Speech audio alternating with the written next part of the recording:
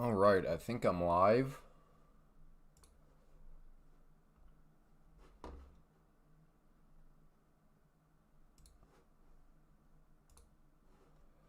All right, if you can hear me, if I sound all right, hit that number 1, please, if you don't mind.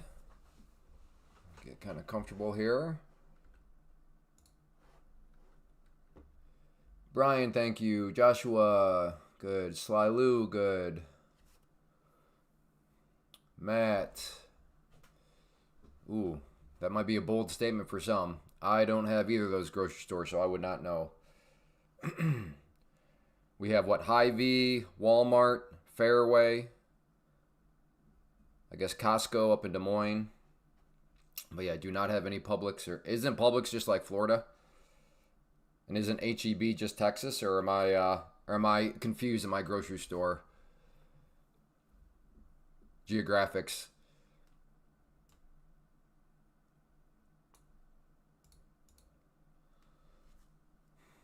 NVDA. Okay.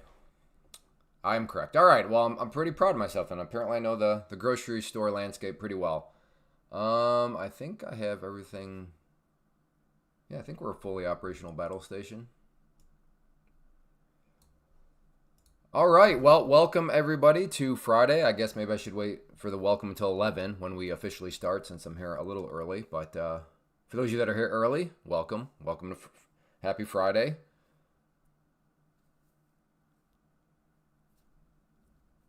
Yes, Thomas, you did miss it. You did miss it. It happened earlier on.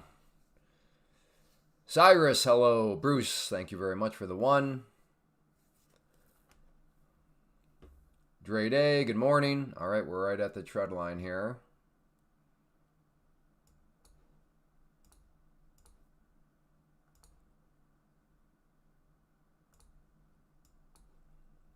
I'm just going to observe right now. Not going to take that trade quite yet. I'm not sure if I really trust it, but looks like I should have. Yeah, I should have trusted it. Duh. Well,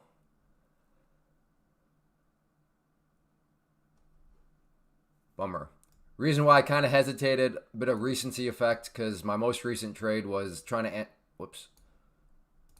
anticipate the break of that same trend line down around here. But I did not wait for confirmation, and it came up. Now, I will pat myself on the back a little bit. I did stop out. I cut the loss before this big old spike here happened. So that loss would have been way more painful. So before that trade, that number was at plus 48. So yeah, basically a couple $100 loss on that one. But a couple $100 loss compared to, getting stubborn or what have you, and then having that spike. I mean, that could have been an account roasting move right there. Hey, John. So that is, again, recency effect is not good because I was letting that previous trade convolute taking the trend line again. And that time it worked out actually very, very nicely.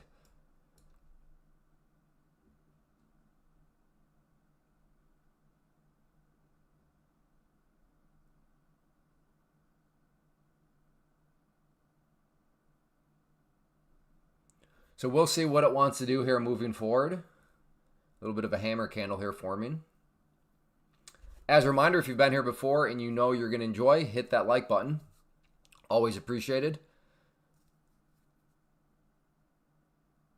Now, if you've never been here before, welcome. It is fantastic to have you. No need to hit the like button because I understand you have no idea if you're going to like. But if you have been here before and you know you will, then I appreciate you hitting that like button. All right, well, we'll see. Man, what a way to start off the stream. The recency effect. It's a very real thing, and it just ate my lunch there. Or Benito, good morning. Barry, good morning.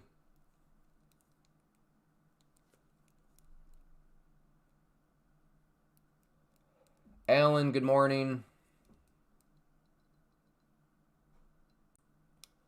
Now the question becomes, do I try a back test here on the short?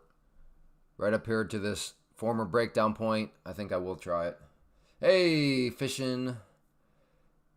Filipino Mike.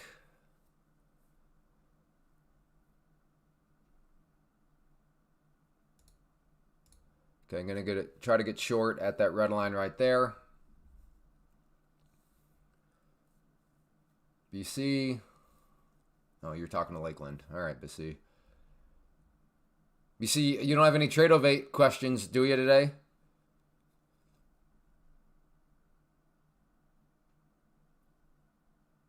Because remember, I'm on salary now, BC. I'm on salary.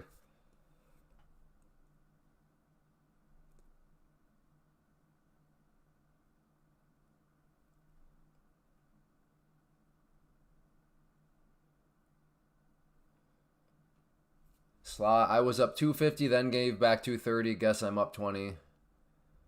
Yeah, sometimes gains given back.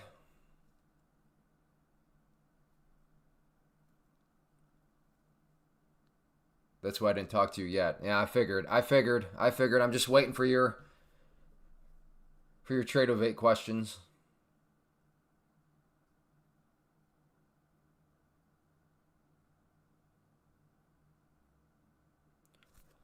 All right, I'm going to go ahead and cancel that order out. I was looking for the back test to happen relatively soon after I put the order out there. Now, if it does drop back down, I'm interested in maybe getting long. So if this does want to come back down, might try a long down there.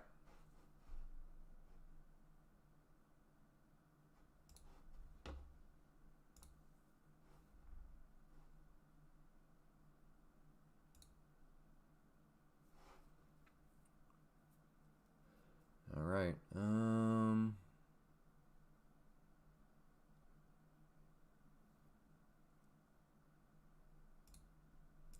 Okay, gonna try a buy right there at the green line.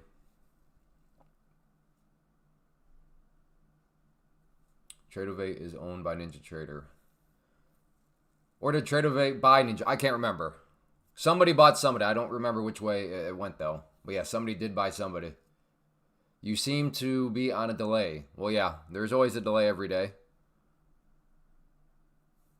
I think it's usually, like a 3-second delay or so?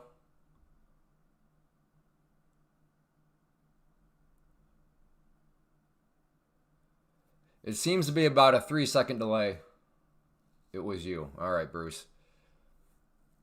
Hey, good morning, Cal.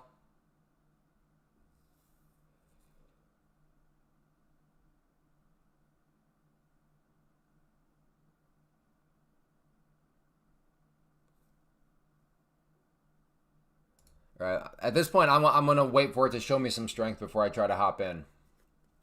So we'll see if it wants to come down and then maybe bounce back up. And then at that point, I'll look to try to go long. Oh, the bot attacker is here. My flight to Texas got canceled, so I'm stuck in New Jersey for a day. Well, I've never been to New Jersey. Maybe you can go explore if you've never been in New Jersey. See what New Jersey has to offer.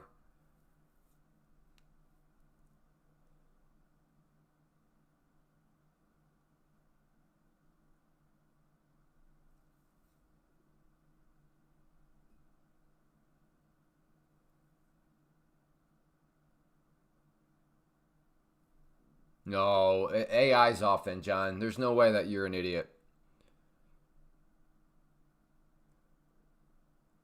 Yeah, he did get up early. Yeah.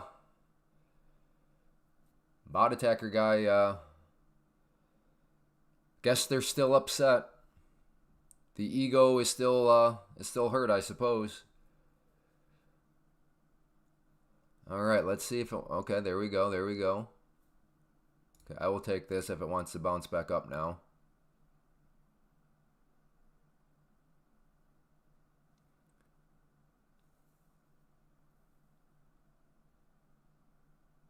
Oh, that's nice. Danny's even saying good morning to the bot guy.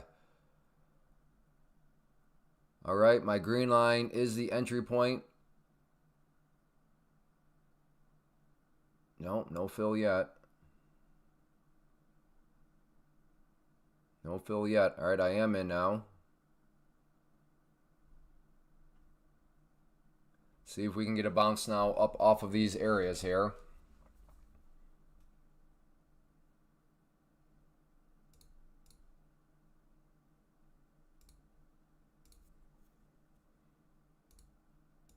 Put out a couple profit target areas.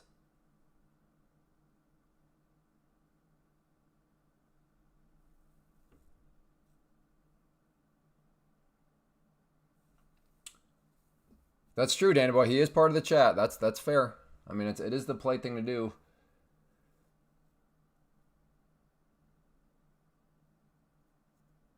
Blue line is my entry. I am long. Red lines are a couple of my profit targets.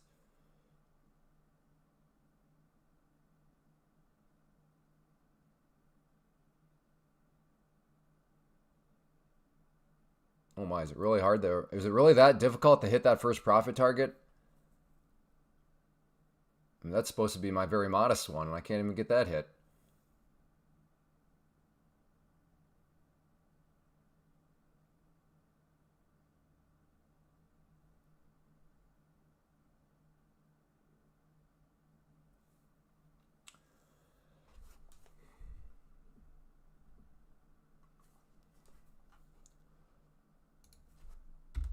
I might look to add some more in down here at the support. I did add in some more. Blue line is my average price now.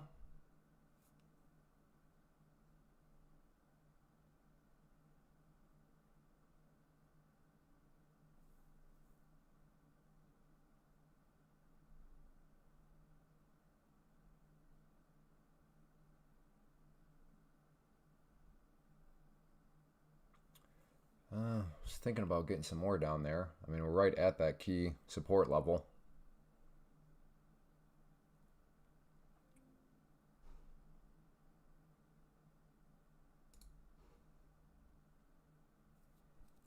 Took my first loss on the week this morning on the new.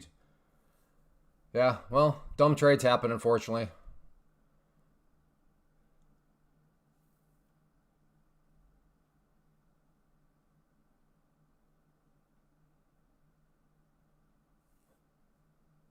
Again, blue line is my average price. Just waiting to see if this thing does indeed want to bounce. Give me another nice little hammer candle here.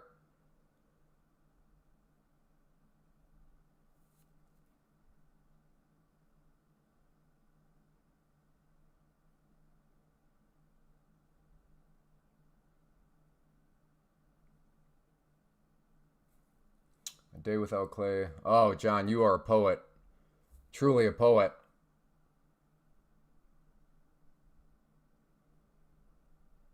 We'll see if the market likes your poetry or not.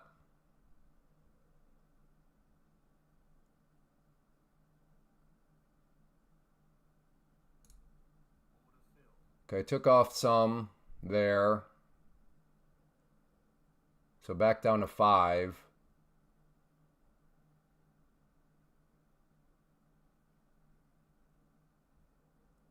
Still have those targets up there at the red lines. Okay, got that one out. I'm down to 4 now. So let's get my stop in green territory. And we'll see if we can get this bounce to keep on bouncing. If not, then actually let me move that profit target down a little bit right there. There we go. So again, that red line is my next profit target. Red line down here is my stop. It's above the blue line though, so this will be a winning trade. Just now, how big of a winning trade? Because got to try to figure it out how much it wants to bounce. So I'm in a very good spot because I have no idea how much money I'm going to make because I have no idea how high this is going to go. I do know I'm going to make money. I just don't know how much, and that is a sweet spot of trading. That's where you want to be. My only stress right now is how much money am I going to make? Because again, nobody knows how high this is going to bounce. If it doesn't bounce and it rolls back over, that's all right. I'm still making money. Nothing better than being in the sweet spot of trading. Come on, a little bit more. Hit that next profit target. Come on, brother. There we go. So let's change this to 3 and also move up my stop a little bit more now. And I will also throw out another one right there, another profit target right there. So if it wants to keep bouncing, I'll keep scaling out.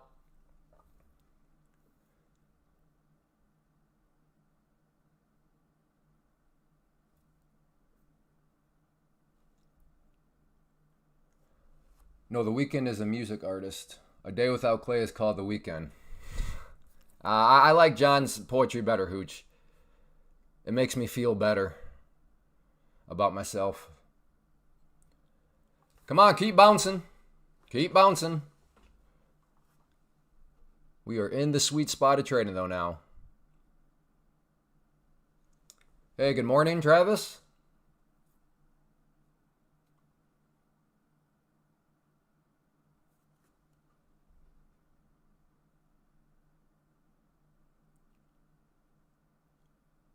All right, at this point, I'm going to move my stop just under the lows right there. So the green trade will just keep on getting greener, even if I get stopped out. But would love to see if this profit target can get hit. That profit target at 75.25. Why? That seems like what's wrong with that profit target point? It's right in an area that could get rejected, right? That's why I want to take a little bit off just in case it does ultimately get up there and get rejected.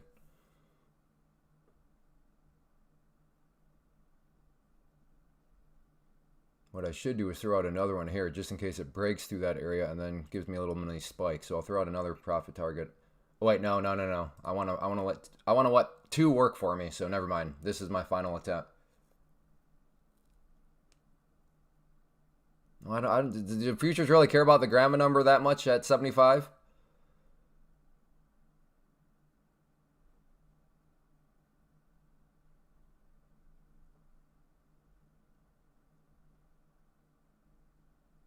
Don't stop me out. Go back up.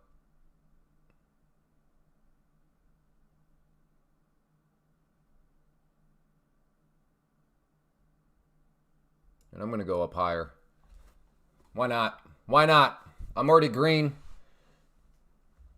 Let's look for some more on this next profit target. Because if it can break that area. All right. So I could have had my profit target hit there. But I'm a little greedy. I'm also going to move my stop up now too. Just below these lows. Come on, push. Push, brother. Push, brother.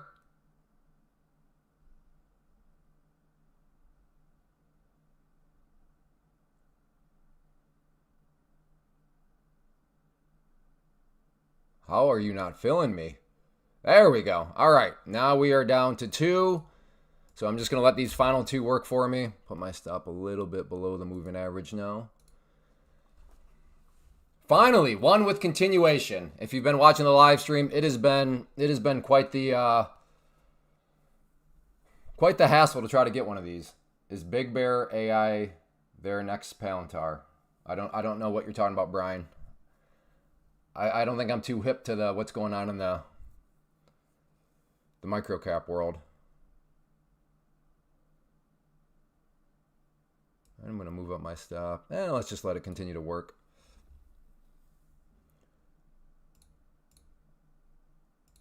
I will take off another up there if it actually wants to push all the way up there.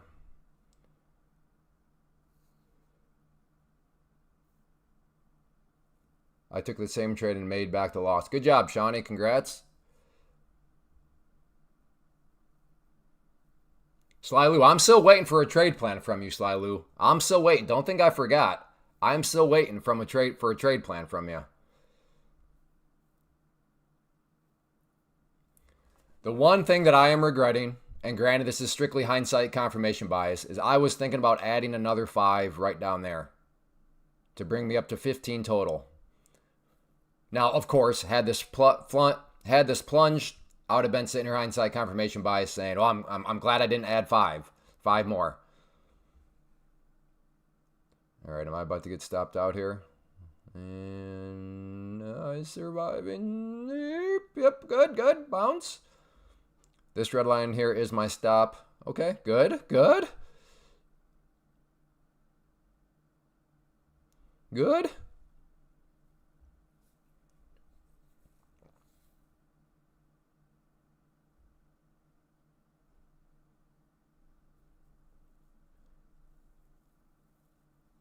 No.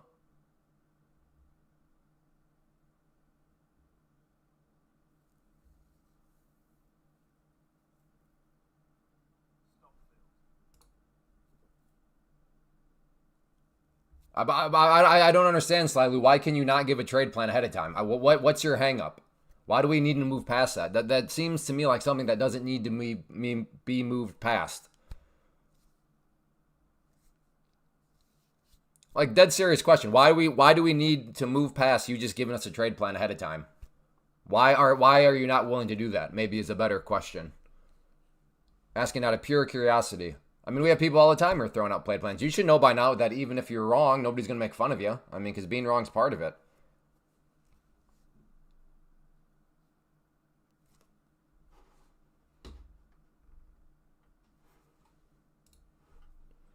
All right, well, that was a nice trade. Well, I can't remember. What was that number at before I took that trade? Was that -1? I don't remember what that... I know it was red. I don't remember how red it was, though. But we are back in the green on the MNQs. For those of you not familiar with how my account works, these right here are my NQ trades. And these one right here are my MNQ trades. So same account, just the different contracts. Oh, it's down 140?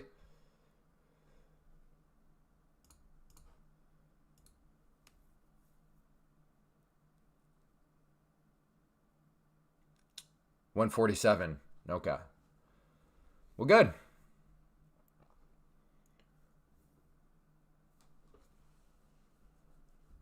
Good way to start the live stream.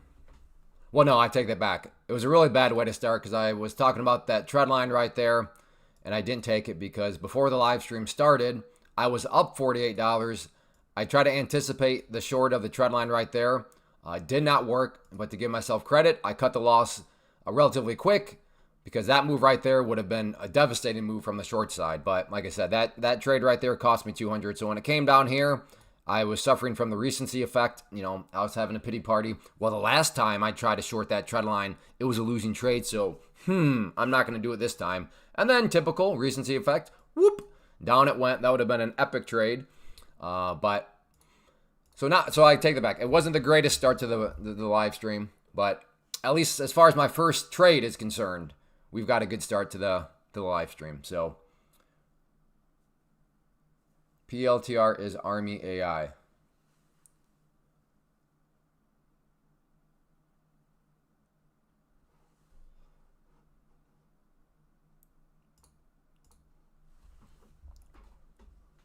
See, Slylu, this is my hang up. You asked me a question earlier, which I can answer.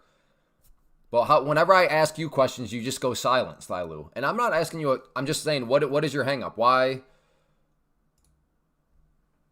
What's your hang up from just throwing out a trade plan ahead of time? How come you get to ask me questions, but I don't get to ask you any questions? My feelings are hurt.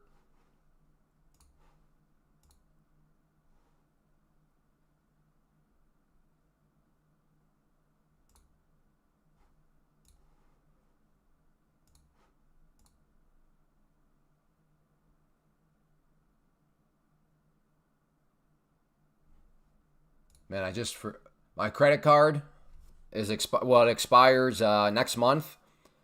So now I got to go through and figure out, all right, what is my business credit card tied to?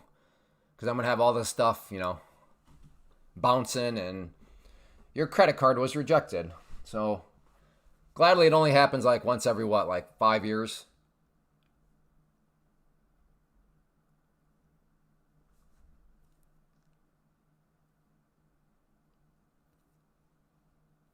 No, you offer more than compliments, Slylu. You've done some armchair quarterbacking. That's why I'd like a trade plan from you.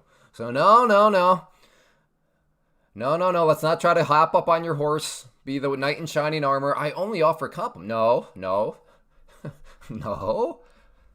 That's why I'm asking for a trade plan.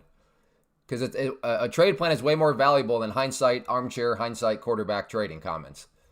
But if you give me something ahead of time, I can look at it, try to see what you're seeing.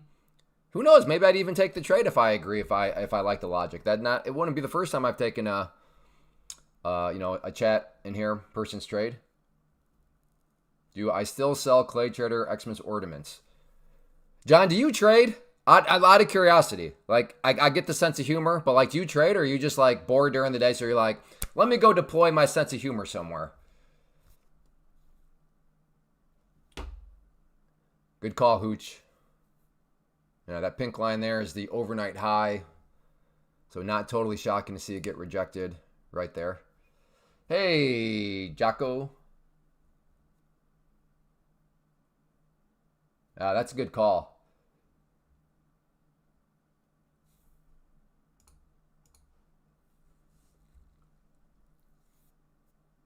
I'm not doing anything to you. Okay, now Sly Lou, you're playing like victim cards. I'm not doing. I asked you, can you please give us a trade plan? And yet you continue to avoid. Why? Why do you? Why will you hindsight quarterback trade, but not actually offer up a trade plan? That's what I'm confused by. This is okay. So, like I said yesterday, from a live streamer's perspective, um, you've got to be specific. So Kevin says this is pathetic. I don't know what this is. You've got it. This, that, they, it, bad terms. Because now I do understand from your point of view. You hear me say something, so you start to reply.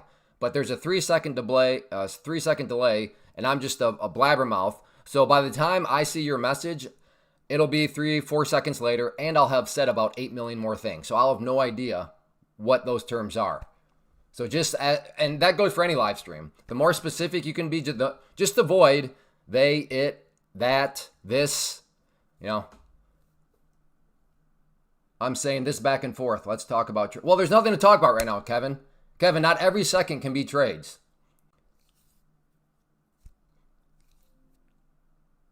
What would you like me to say right now? I already took a trade, Kevin. It was a nice trade. I bought here. I rode it all the way up here. And now we're just waiting to see something else happens. But Kevin, there's no way I can live stream for 4 hours, which is the normal, if we're just sitting here talking about trades, because when there's nothing happening. Right now, it's just consolidating. What else would you like me to say, Kevin?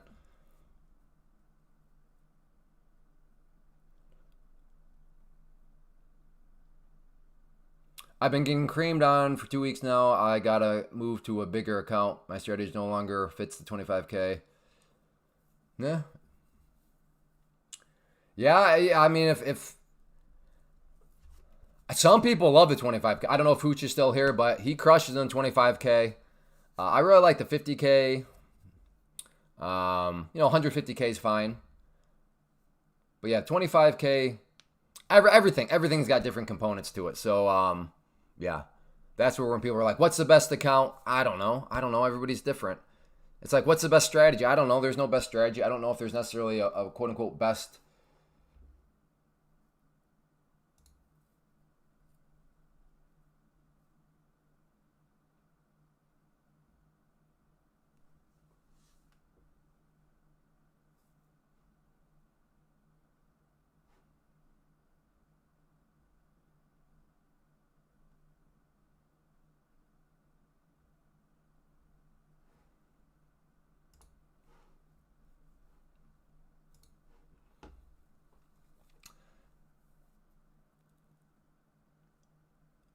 Took a long at 750, sold at 800, done for the day.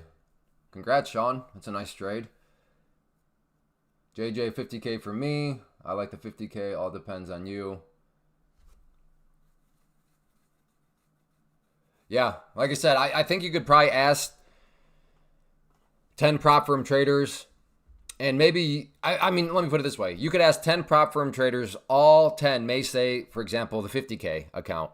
But then you might get 10 different reasons on why they chose the 50K account. So it's definitely one of those things you gotta figure out what fits best for you. Did you see the China deal? No. That stuff is Trader Revolution. That is baked in. That is old news. That is all old news. That has no bearing on the action right now. It certainly had a bearing when it was first announced, but in the world of day trading, news from 20 minutes ago is like old. It's like, okay, yeah, that was 20 minutes ago. Oh, exactly, Evil Shadox. That makes perfect sense. Yeah, that makes perfect sense. If you want to up your risk a little bit more, then yeah, you're going to need a little bit more wiggle room.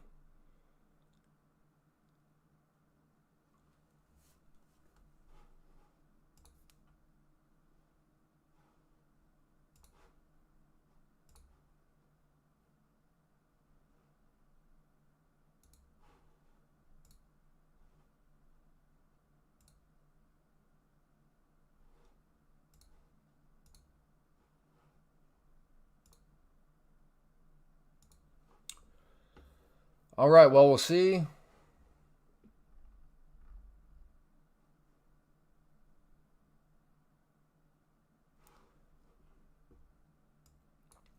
We'll see what she wants to do here.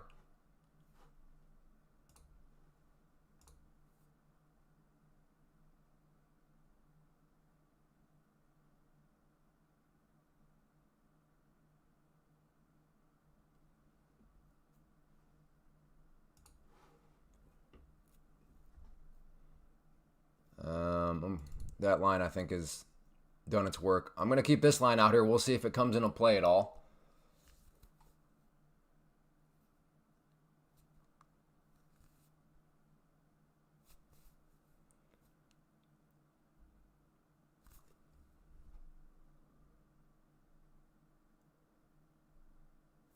I think I am. I think I will be interested in try another long down here, so I can get myself a tight little stop. But want to see the price come down some more before I would take another long.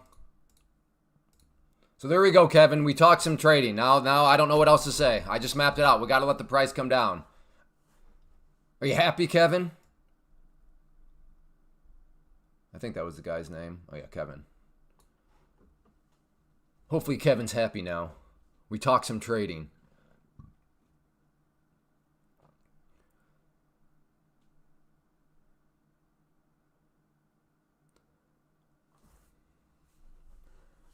Maybe, just maybe, we are in just a sideways channel now. Top of the channel being the overnight high, that pink line. Bottom of the channel basically being the double whammy here. We have the pink line, which is a 200 period moving average. We have the dotted yellow, which is the VWAP. So I don't know. Is this going to be some sort of sideways channel here where we're gonna got to just sit back and wait? Could be. Could be.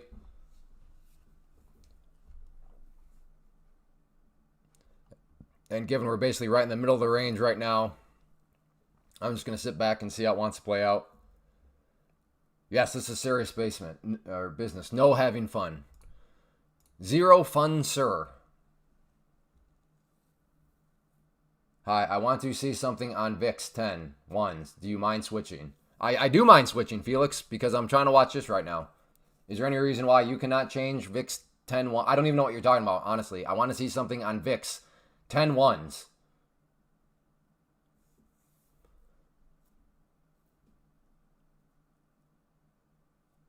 Yeah, Stu sure agreed. Don't sleep on the flexibility you can get with the micros, even on the smaller accounts. Agreed. All right, we are approaching the top part. I mean, no guarantees, but you got to think there's a good chance that if this top part of the channel is broken, it at least goes and retests the trend line. Again, there's no guarantees, but I don't think that's a very crazy thought on my part.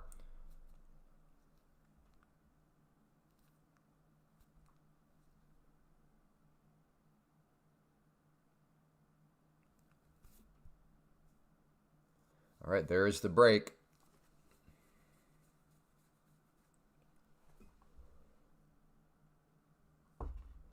The higher low is a good sign that it'll break above. Well, so far we are above indeed. Now will we get continuation? That is the question. Does anybody know the movie that's from? Zero Fun, Sir. Can anybody name that movie? This will be a good one. Like, if you know this, I'd say you got a pretty vast movie knowledge of depth.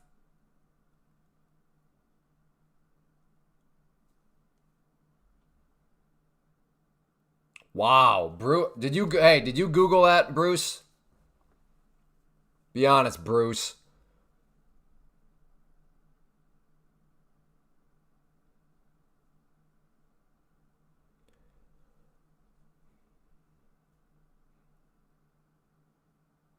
It is a good movie. It is a good movie. Well done. That's impressive. I did not think anybody would have been able to pull that off, but you did, sir. You did.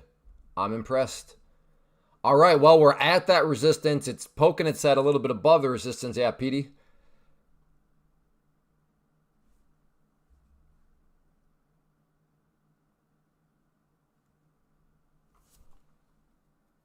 I just couldn't do it. That seemed like too much of a chase.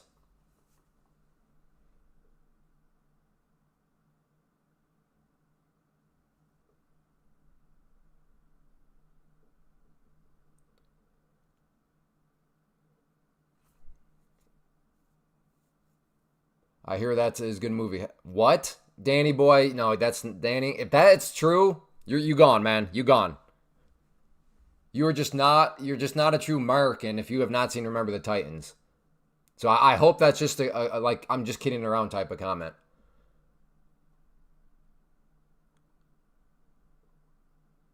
If it is true, then you that's what you're watching tonight. I don't know if you're married. I don't know what's going on, but you're either watching it with your wife, you're watching it by yourself, you're watching it with friends, you're watching it with your pet goldfish, but you're watching that movie tonight. Okay? I don't want to hear any excuses. That's what you're watching tonight. I just helped you find your Friday night plans. Remember the Titans.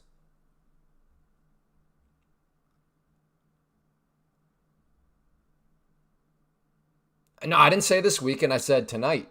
Tonight. And I expect a full write-up on Monday with your review.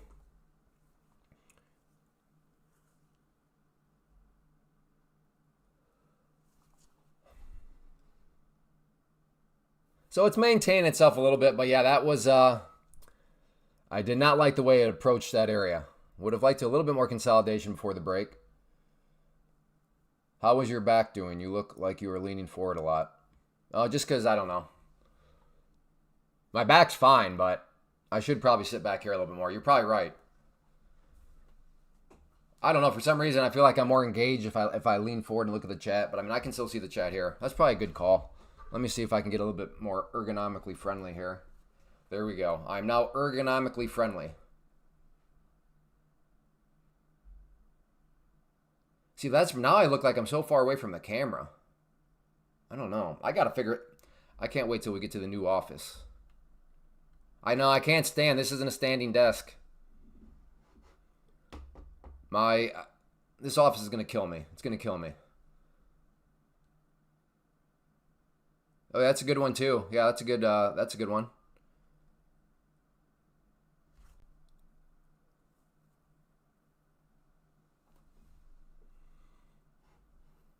I don't know. Yeah, I am. You're right. I am always kind of hunched over. I don't think my back. It doesn't necessarily. I don't think it feels too terrible after these are over. But yeah, I should probably get up every hour and do some stretching. Hey, Demetrius. Yeah, market is did have a good morning. Right now we're in a bit of a pullback.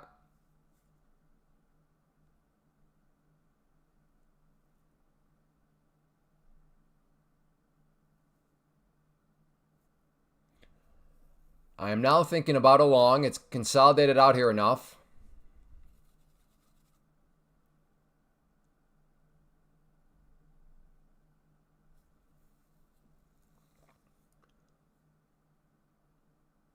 We'll see how it wants to.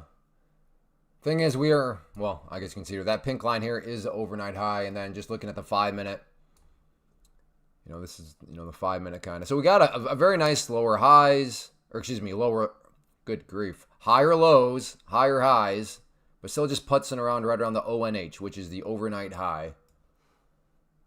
So that's what's got me a little skeptical. Do I really want to buy at that level? Oh my goodness, yeah. Well, we know Hooch is a dad. That was a total dad joke there. Let's keep those to a minimum, Hooch. Keep them to a minimum.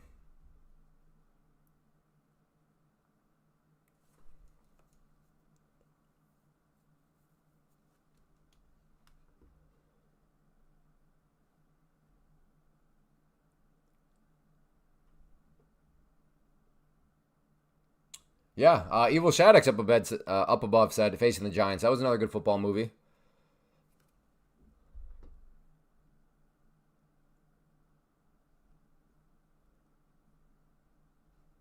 I think they're both kid friendly. I know Facing the Giants is. I'm trying to think.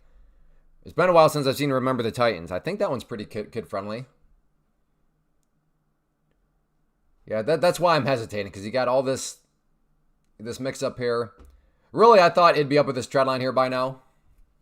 It still may get up there. It's not like it's done anything nasty. So even if you bought the breakout right here, I would assume you haven't been stopped out. Yeah, it's pulled back a little bit, but I can't see any of these pullbacks justifying a stop out. But Little Giants. Oh, yes, Little Giants.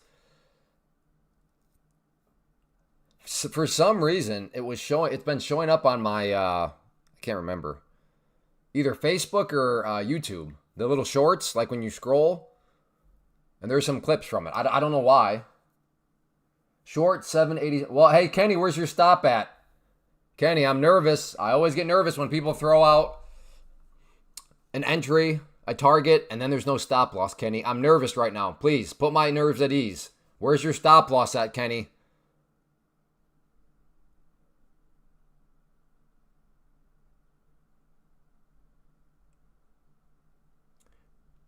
Oh, Kenny just deleted his message. Uh-oh. Uh-oh, Kenny. You don't have to delete that. All you had to do was clarify your stop. That's all. Resistance telling the market, I don't want them to gain. Haha. I like it. That's the cool thing about charts is if you look at charts and you just look at it for what it is, price action, then yeah, you can apply all sorts of analogies and stories to it. Bulldog into tread line. He screwed. All right. See, now if we could carry the analogy, that should be bulldog into like electric fence. That would probably fit a little bit better. Maybe. All right. We are finally getting up to that tread line, which I said I thought had a very good chance of happening. Did I think it'd take that long? No. But like I said, it's not like it ever did anything crazy. So if you did originally buy that first breakout, congratulations on the patience here. I don't really get football. That's all right. Well, what is it? We got to call what? Football Americano? Oh, wait, no. Football Americano. Wait. Yeah, football Americano is football. But we have to say that because other countries call soccer football. Welcome to the English language. All right, knocking on the door. Congrats again. Congrats to anybody that bought that breakout there. Stop loss 10 points. Well, you deleted your... I think you may be getting stopped out here, Kenny. But I don't remember exactly where your entry point was. What nuts is my trade of 8 tread line on 1 minute doesn't match my 5 minute?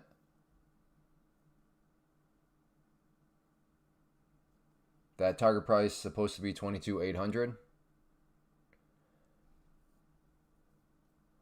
Well, there we go. Congrats to anybody that took it. Well done.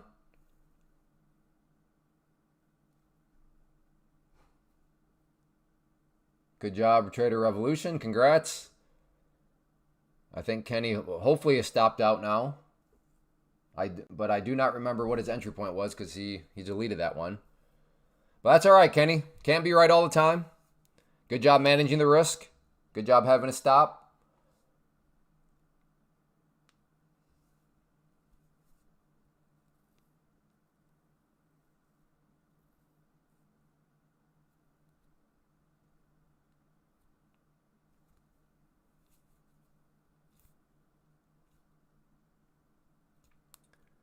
I see you're using 2 minute. You think candlestick? No, I'm using many time frames. I'm just tracking it on the 2 minute. But when I look over here, I see other time frames. The other time frame that I've dragged over quite a bit right here is the 5 minute. But no, I am not only using the 2 minute. You got to use multiple time frame analysis, in my opinion. Multiple time frames make sure. Sometimes things look better than they actually are. Because then when you look at other time frames, you're like, oh, okay, yeah, that's probably not as good of a set. And we've had several instances of that over the course of the live stream. Maybe we'll get one today. We'll see. Or sometimes maybe it looks like a really good short on the 2 minute, but then you look on the 5 minute and you're like, wait a second. If I short right now on the 5 minute, like I'm literally shorting right at, let's just say the VWAP or the 200 period moving average, which isn't going to be the best place to do that.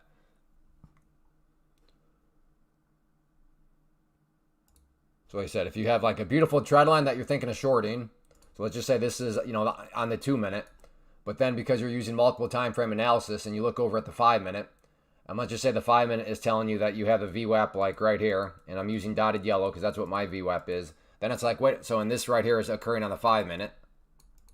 Then it's like, okay, well, this doesn't look so good now to short on the 2 minute, because if it shorts on the 2 minutes, it could very well come down here and then boop, and then be like, oh, well, look at that fake breakdown. It's like, well, no, it wasn't really a fake breakdown. You just essentially shorted right above a very key level on the 5 minute. So that is kind of why the multiple time frame analysis ES is making new highs. Let's check out the ES here. Yeah. Wow.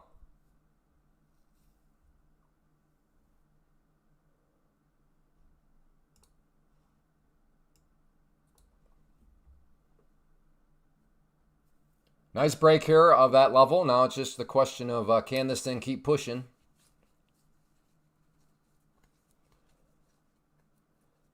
Hey Clay, plan on joining your Discord starting next week. Do you show your trades like the? Yeah. Well, I don't show them, but I like map them out. So like this morning, like this is right here. So this morning in the Discord, talked about the bear pennant, and I had that yellow line mapped out right there. So then this morning, oh yeah, okay. So here's that trend line from this morning, and you can see that yeah, it did come down.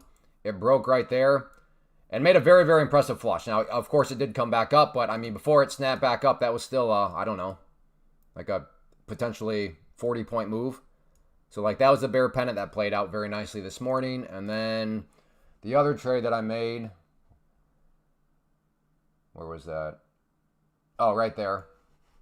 And then I mentioned right here that the NQ had the key resistance at 7:30, and I made that alert at 9:37 a.m. So where's 7:30 at?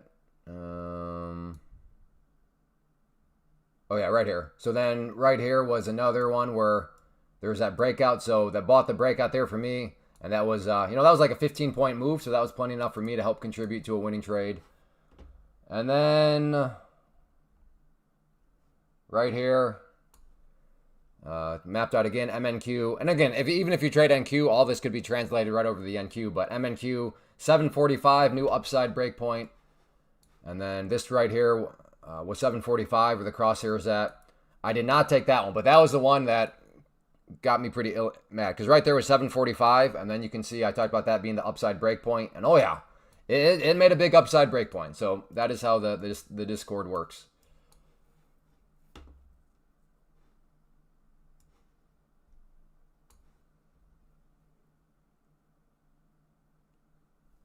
Awesome. Definitely sounds worth the $33 a month. I would like to think it's worth $33 a month. Or if you break that down even further, it's worth $8.25 a week. I would like to think that you'll get at least $8.25 of value every week. I would hope so.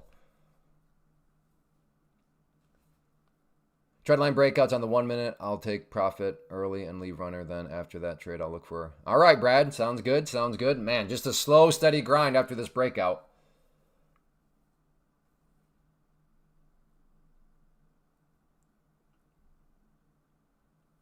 Or Venito, you got to tell us that beforehand. You can't tell us now. Where were you, or did you give us that trade plan ahead of time?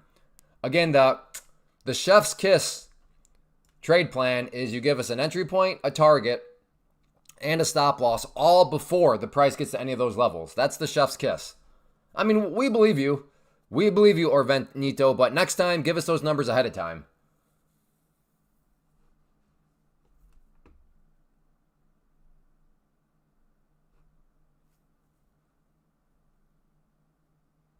Historically, is price act? I don't know. I don't have enough data to. That's a hard data point, right? Because the price is not at all-time highs very often.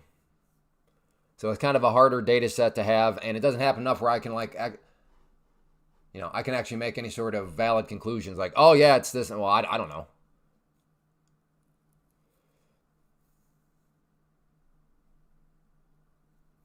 It really, I don't think so.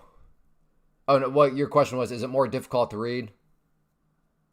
I don't know. I don't think so. I guess I don't really factor that much in.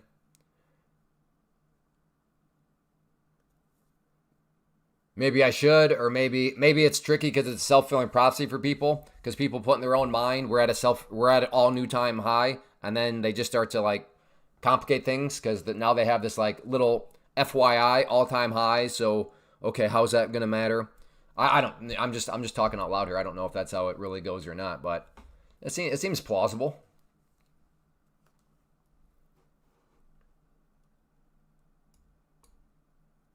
I really want to go long here, but that seems like a total FOMO. Hey, Ace. Good to see you. Good to see you.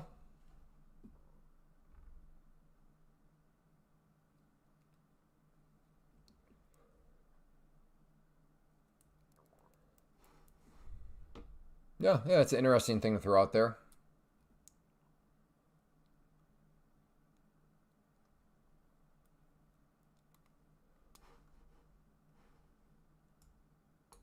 I mean, at this point, is it just going to go up there and revisit the highs just because, hey, why not? Which, if you're new, that's what the white line is representing. That is just an indicator that I have on where it just tells me where the highs are at. So if the price were to go up there and go above that white line, the white line is just going to adjust upwards itself. In other words, it's impossible for the price to get above the white line because the white line is documenting the high itself. Remember, it's Friday. I'd rather go into the weekend with a small pile of green than risk being red for 3 days. Yeah, you got to be careful if you get up in the green. Not saying you have to stop trading, but at least factor that in. Make sure you don't send yourself red.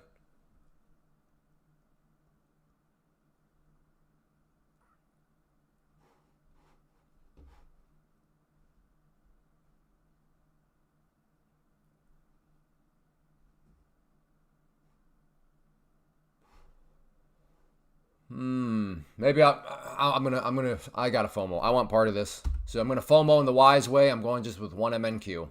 There we go. So this is a nice thing about prop firms is you can FOMO, but you can FOMO wisely. How is this wise? Well, 3 layers. Layer number 1, I'm in a prop firm account, so I have very minimal risk. Way number 2, I'm doing an MNQ contract. And then layer number 3, I'm doing 1 MNQ contract. There we go. Come on, keep coming up. So I think that is a big benefit of the prop firms is how it allows you to, if you need to, FOMO wisely. Yeah, I like that. FOMO wisely. My aunt's having a very frustrating session. Yeah, NASDAQ. Well, anything can be, yeah, just trading in general. You can have those brutal days. That is unfortunately a fact. Do you trade live on YouTube? Is this a trick question? Kershid, like your trading style. Well, thank you. Young Saquon. You may be like 18 layers of thinking above me. Do you trade live on YouTube? I don't think I understood what you're actually asking, given the context. So I'm going to err maybe on the side of I'm misunderstanding what you're asking.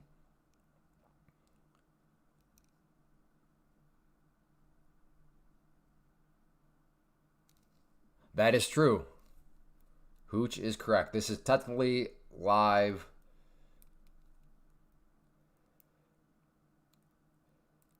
It is technically not live because we're on a 3-second delay. Fair point.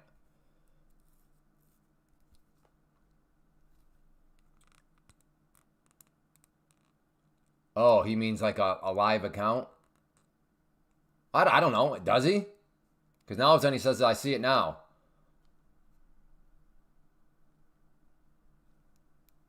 News will be out very shortly. What news? Am I missing a news release? What news are you talking about, Sly?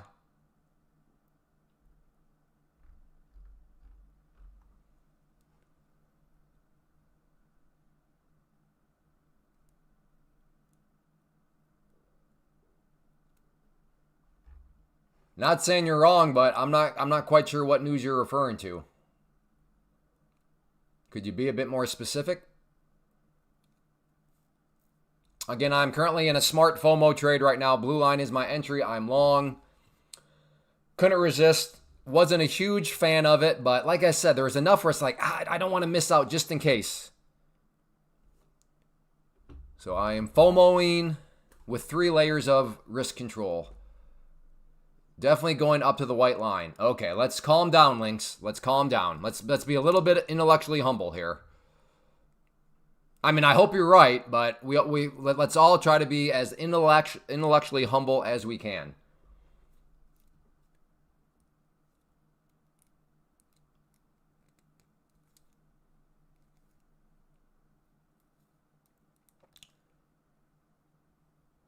I know, we might have to do the liar line for links. Put the line up here, and if it does not hit that level, Lynx has got to be banned because he is a liar.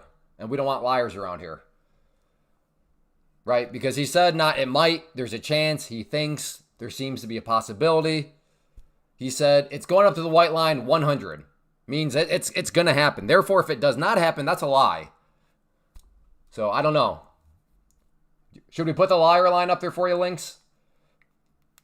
Do you want the liar line or do you want to rephrase your statement?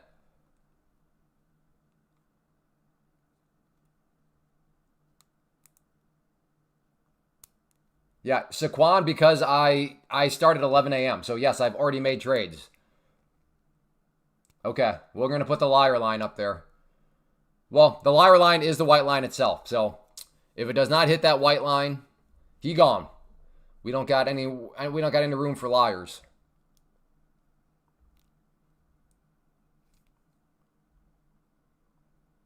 Now, when is it going to hit the white line? Can you specify that?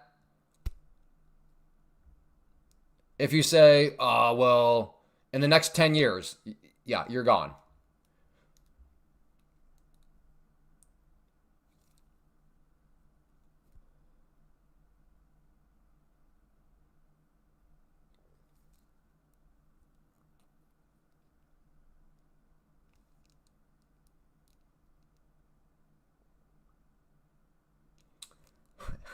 In a way, I almost want a losing trade now. Just so we can serve up Lynx some humble pie.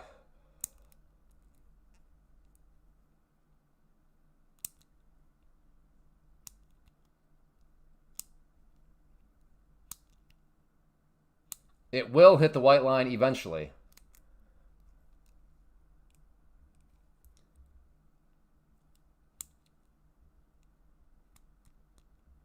It'll be in the next 10 minutes in case pullback. Okay.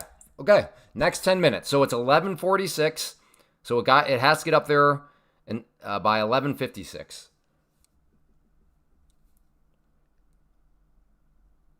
In fact, I'll put my profit target right up there. And we'll have a party. He won't be getting banned. I'll be getting a nice little profit. So there we go. So we got 10 minutes.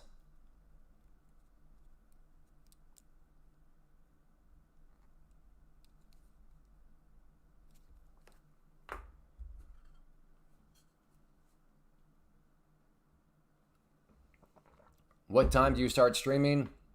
11 a.m. Eastern at the very latest.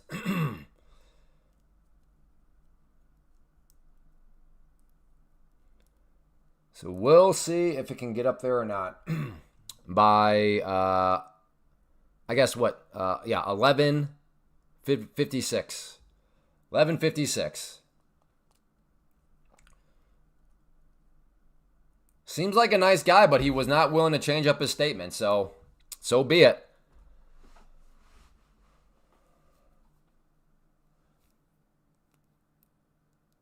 Yeah, Stusher, I guess they're still upset.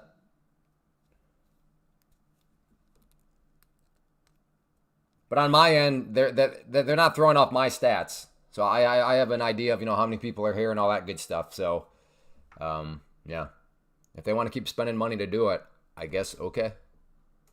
That's a crazy part, is all that bot stuff. Like, you have to spend money to buy the likes and to buy the views. So they're so upset, they're so jaded, their ego was so damaged that they're like, I'm going to just spend money to cause likes and views to go up on this person. It's crazy. It's crazy. Yeah, no, that's I mean, you can hit the like button, Ace, but that is right. There's can't say it does much good. Yeah. It has been climbing. Slow and steady. What was it? June 19th? We hit the record, I think 330 concurrent. Yeah, right now we're usually right around 185-ish to 215-ish.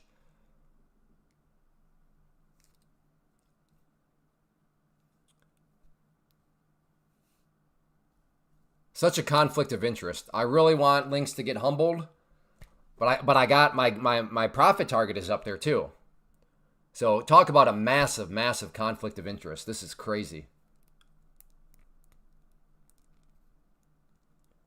Probably could have purchased a 50K test. Oh, yeah, I would think so, Stucher. Several of them. I don't know. Yeah, as a hooch, I have that software open where you're supposed to be able to stream on Twitch and YouTube at the same time.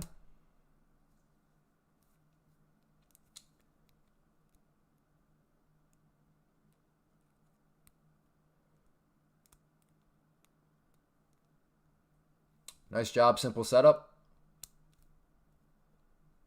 Oh no, Lynx. Oh no. Uh-oh, Lynx. You got 6 minutes. If you want to change up your statement, go ahead. But if your ego is that delusional where you think you can make guaranteed statements, then yeah, you deserve every bit of the ban. But I'll say, if you want to reframe, if you want to reword what you said,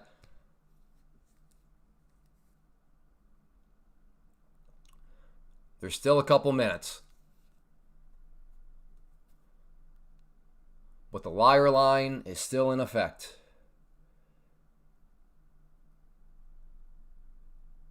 Seemed like a nice guy. So hopefully you decide to maybe inject a little intellectual humility. All right, it sounds like he doesn't have any room for intellectual humility.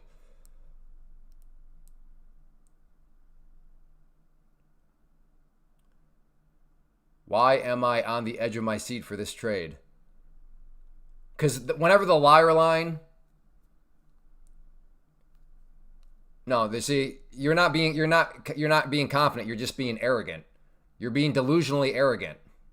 Don't confuse confidence with pure arrogance.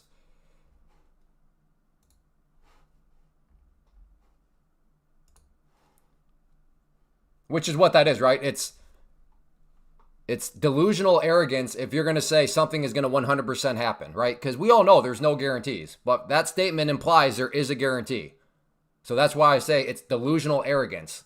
Huge difference between confidence and delusional arrogance.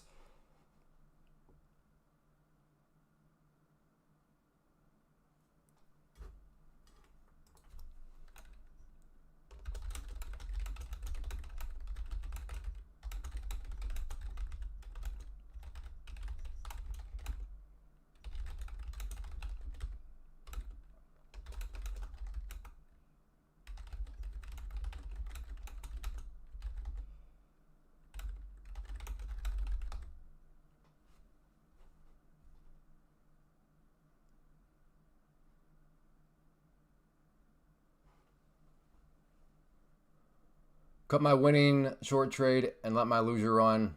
Bummer, sniper. It happens. The moment you can take a payout in a prop firm, you 100% should instead of having a bad day.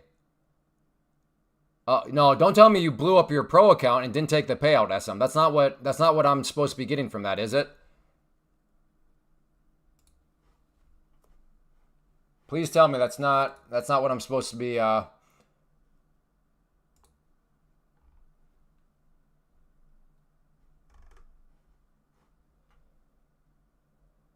All right, we're running out of time, Linked.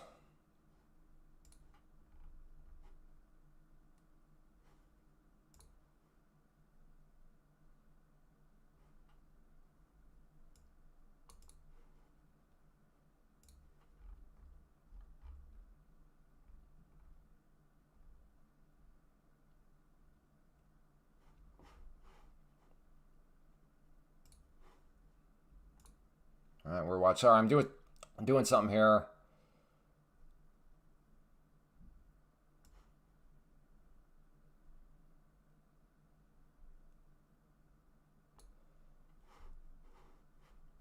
Doing something here over here. That was.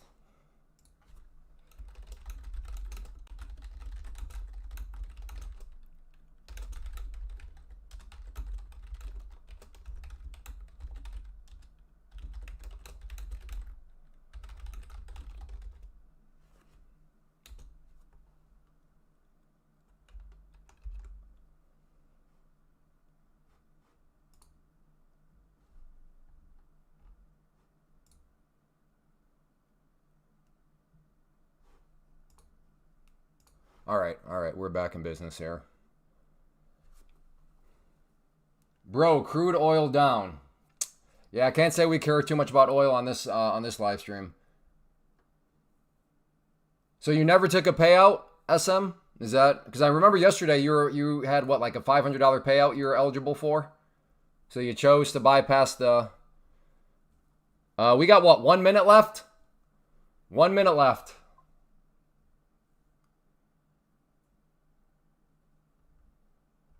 It's a shame. Link seems like a nice guy, but he's delusionally arrogant. Delusionally arrogant. It's a shame. I care because if crude goes down 10%, the fuel might drop. Exactly. And he's talking in pips. Does this guy even trade? Okay. Either a Forex trader or a farmer. He doesn't even understand that pips don't exist in futures.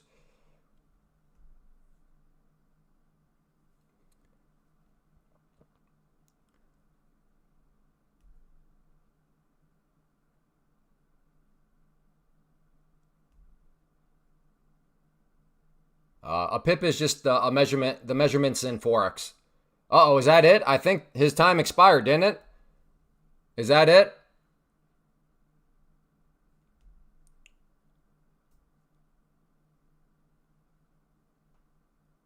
I can't remember. Or does he get one more candle? You're a market specialist, huh?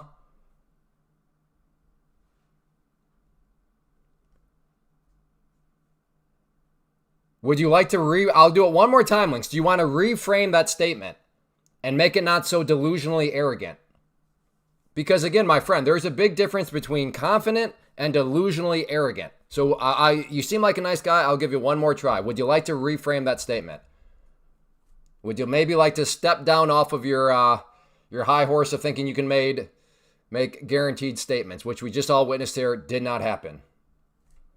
So technically you lied to us, you know?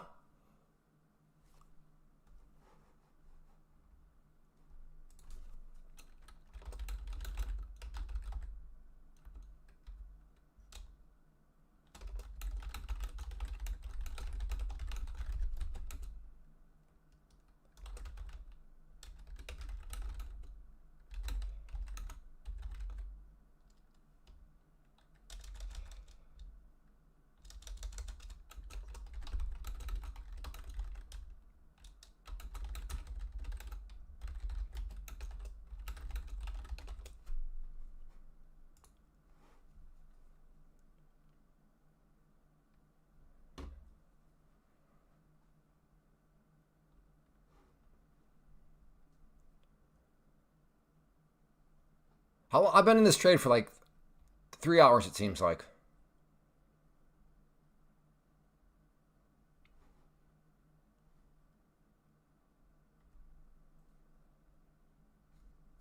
All right, Lynx does not seem like he wants to change his tune. I'll give him a couple more moments. That way, nobody can accuse me of not being gracious or fair or whatever.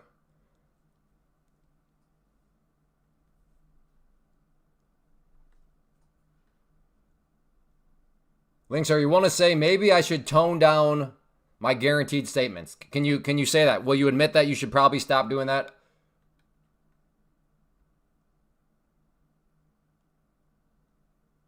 Okay.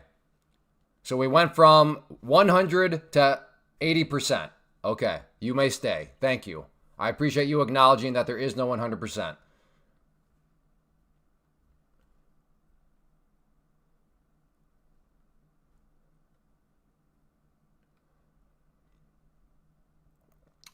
I took that trade and I lost, Link. Alan now lives under a bridge.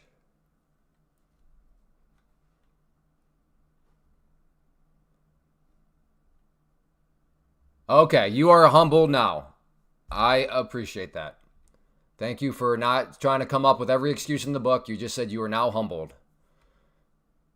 That is fair. Onwards and upwards. I'm upside down on my short, trying to exhibit patience, but it's eating away at me. Well, at least Lance, on the bright side, at least you're not day trading options, and you have theta eating away at your position. So it could be worse. It could be worse.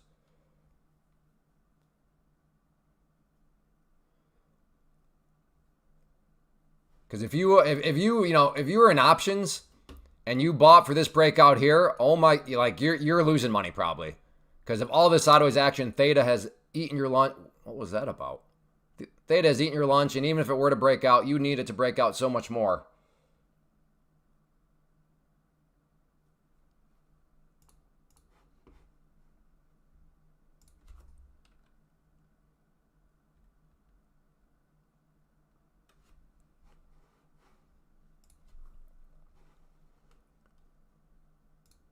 All right, out of that one. Broke to the bottom part of this channel.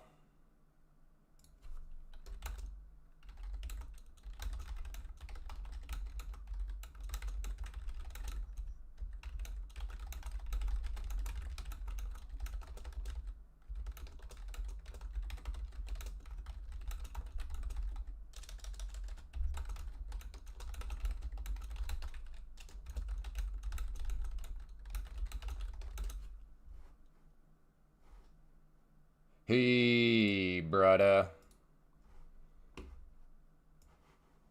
Sorry, doing some website maintenance right now.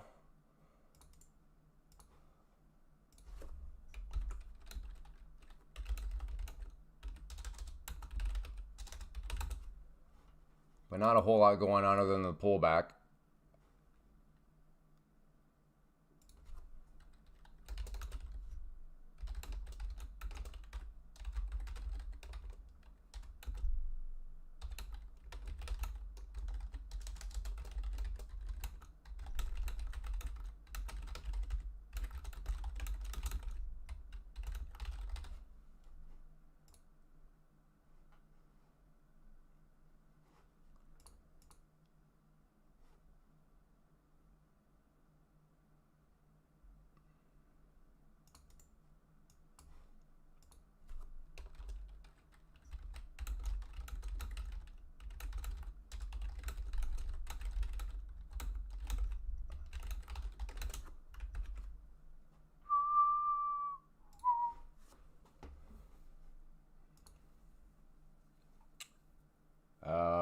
Yes, I can see this.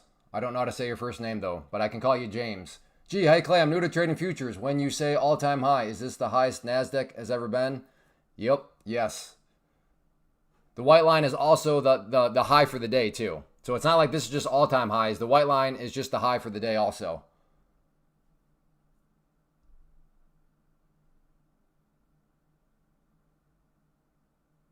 Have a good one, SM. Good lesson learned. Good lesson learned.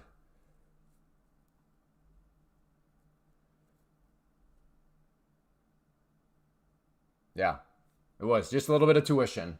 And I will say way less tuition than others are paying when they do something really stupid and their tuition costs them like $2,000-$3,000. $2,000-$3,000 of your own money versus a couple $100 from the prop firm. I'd rather pay a couple $100 for the same exact lesson.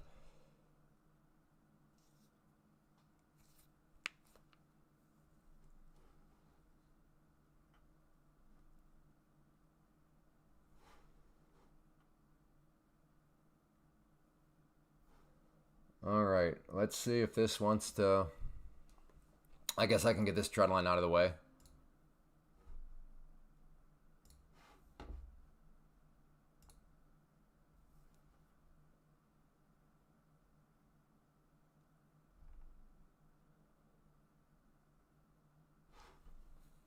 Someone in the chat.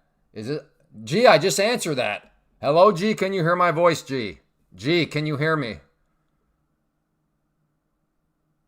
Can't believe how stubborn I was about Yeah, I hear you, Lance. I was probably a little bit more... I mean, to be fair to both of us, I think we were right to be pretty leery.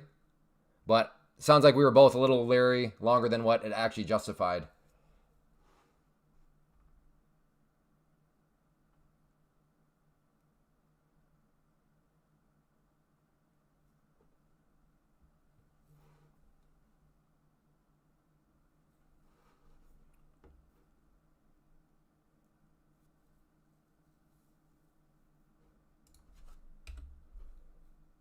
Interested in potentially buying down around here, but I want to see if it wants to show me some strength first. So I'm not going to just buy. Want to see if it wants to show some strength. Show that it actually maybe wants to find some support down there.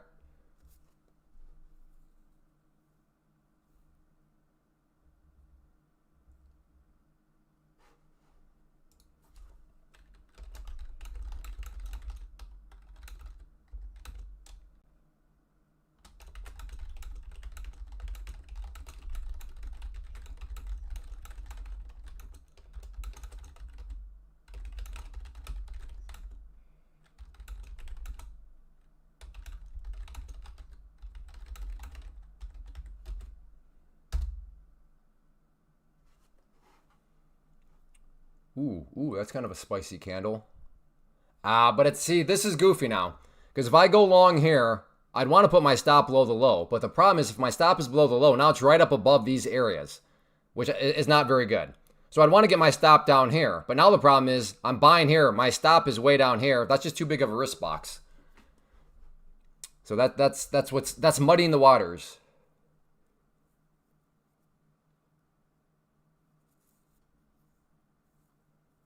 So it's if these levels were not down here, then I'd have no problem, having bought up here, stop down below there.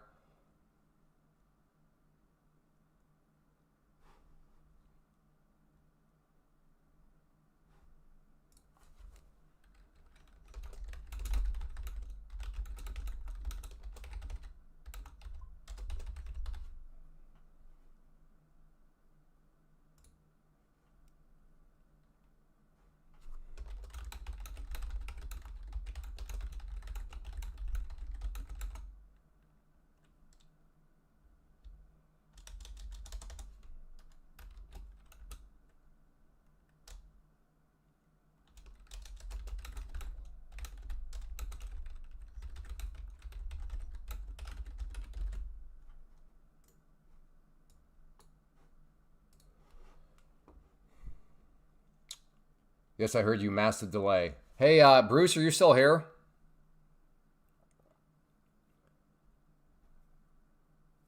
I wonder why some people have a longer delay than others. Although Bruce said there was a big delay, but then he was like, hey, that was just on me. So I guess, question to anybody, have you ever had a bigger delay and then you were able to fix it? What was the fix? Oh yeah, gee, and no worries. Yeah, you definitely don't sound stupid at all. No, those are good, fair questions. Refresh? Okay, G, you might want to try refreshing.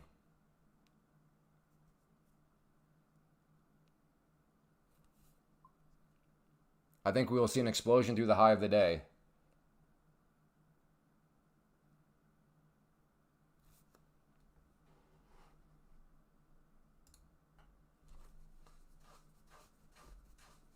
Oh man, is that getting picked up on camera? Let's see. Oh yeah, you can totally see me scratch my armpit. My armpit is itchy for some reason. Hey, doctors in the room, why is my armpit itchy? This ought to be good. Put it on 2x. It removes the delay.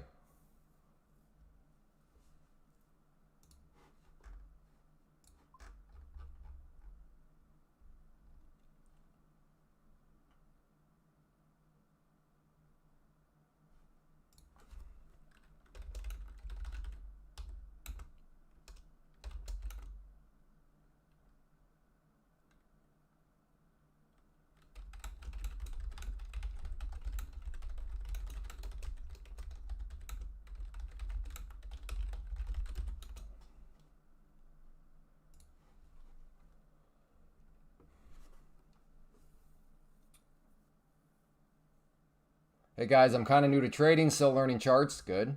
I'm looking out for a breakthrough of resistance level.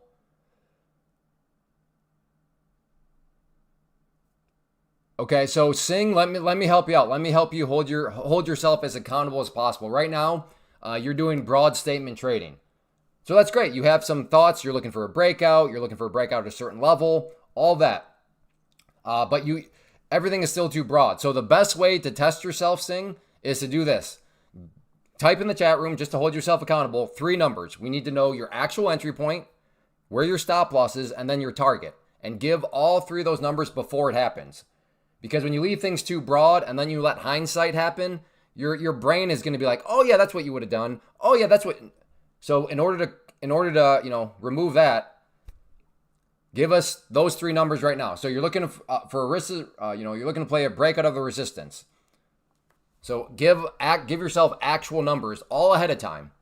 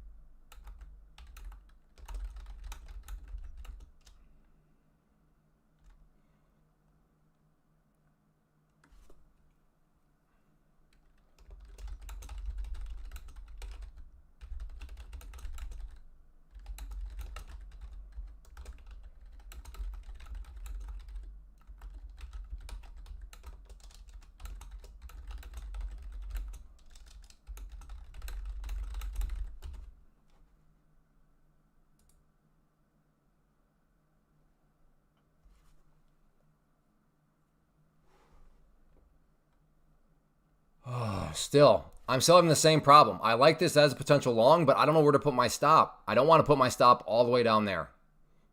So I guess if it wants to come down, that'd be fine. Hey, G, did refreshing, did that help with the delay? Sometimes you look down at the timeline, you can see timeline is behind a refresher drag. Thank you, Ramjet.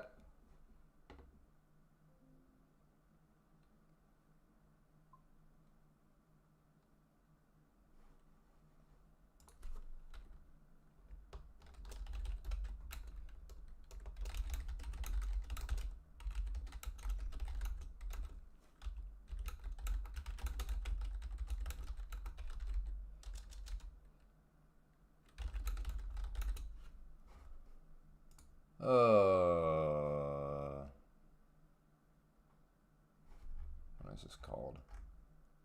Okay.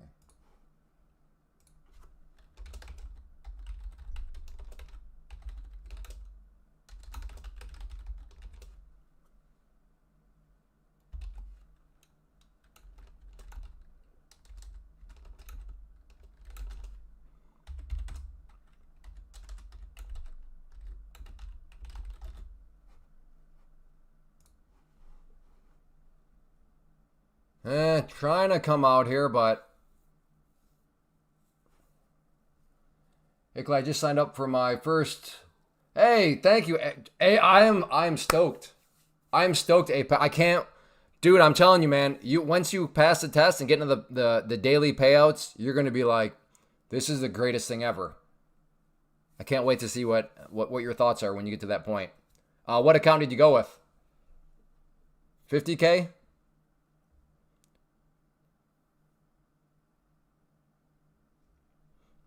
Is Trump talking or is Trump about to talk? Can anybody confirm that?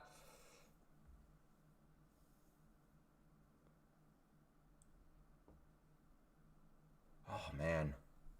I really like this setup.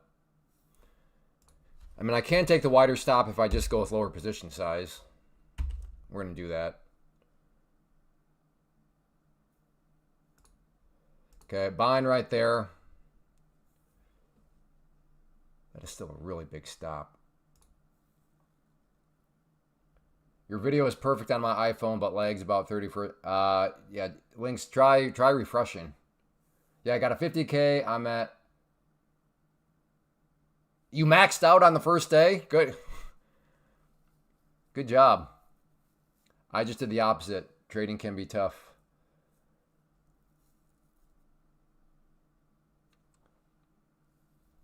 What percentage you say you had red days? Oh, I have no idea. I don't know. Red days not too often. But it's different though. It's weird. It's different in the prop firm world because in theory, I'm talking about in theory, you could you could blow up. So I don't know. Let's just say you blow up 5 accounts. So if you bought 5 of these prop firm accounts, so 119 times 5. So you blow all those up. So technically that seems like a lot of red. That's 5 accounts gone. You would have lost $10,000 because in order to blow one of those up, if you lose 2,000, it's gone. Now that's not your money, but theoretically, just numbers wise, it's $10,000. That what was collective loss. Now out of your pocket, it's $595. But then if you have a pro account, and I don't know, you just have a really good trade on your pro account, and you make $1,000, well, pretty much 1 out of your 6 accounts made money. But if you made $1,000 on the pro account, and the pro account is where once you make money, you can get payouts. Well, you made $1,000, but then on those other accounts, you lost $595. You're still actually green on the day. So that's what I mean. It's kind of a weird percentage where you could totally have way more red within the world of prop firms, but still actually be making money, assuming you're being smart and the good trades, the controlled trades are coming from the pro accounts.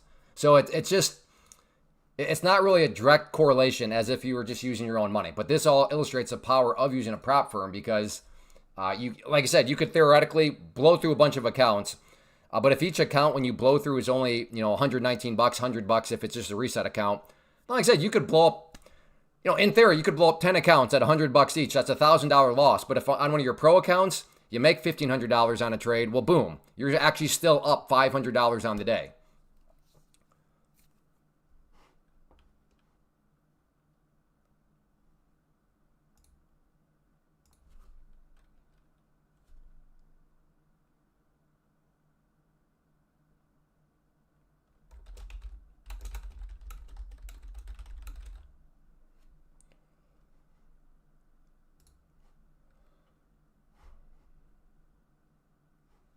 Well, there is, that's also the benefit of waiting for confirmation. Wanted to see some sort of breakout, never did, and now it's coming back down. So actually weakness has shown up.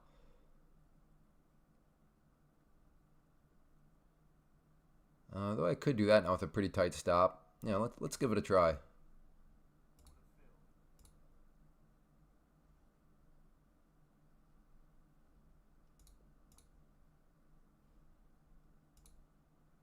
Took one off.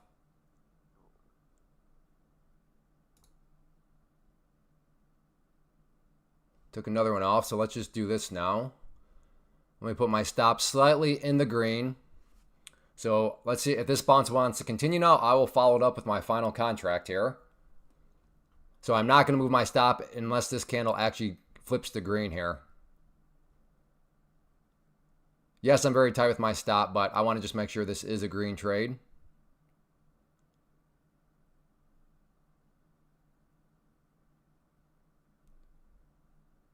There we go. Yeah, bounce. Nope. All right. Stopped out there. So quick little trade there. Like I said, I'm trying to do stuff with my website, talk to you, trade all at the same time. And here, I only thought women could multitask. The key thing here being, I am multitasking. Am I doing it wisely? Well, that's another discussion. Okay, could you explain the difference between a pro account versus a pro plus? All that's on their website, DB Thomas. If you go and look at that chart, there's columns. It's all right there for you. Usually I would, but like I said, I'm trying to multitask with several things right now. Where's my wallet at?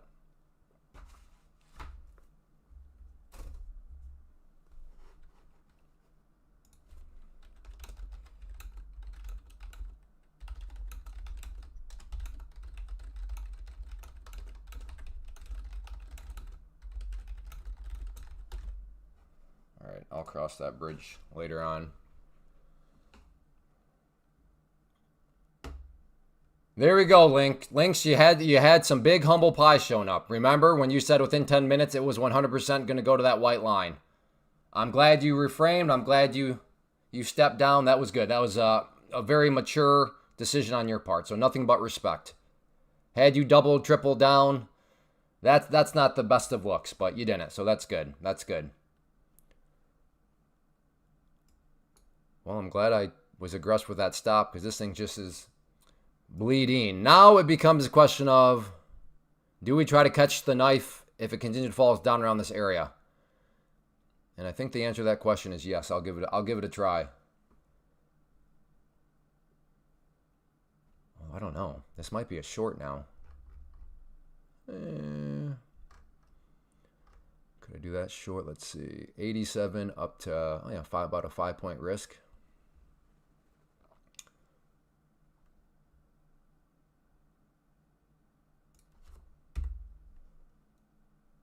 I mean, I got plenty of green on the day, so. All right, I'll look to try to play a short back test if it wants to come back up and do some back testing here.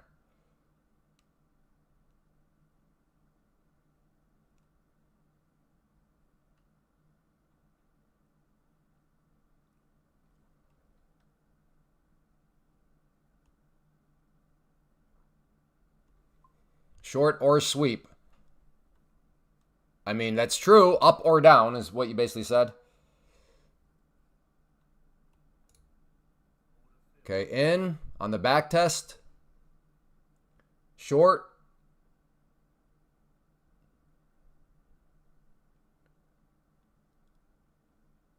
How many NQs were you trading this AM? I'd have to go back, Matt. I don't remember.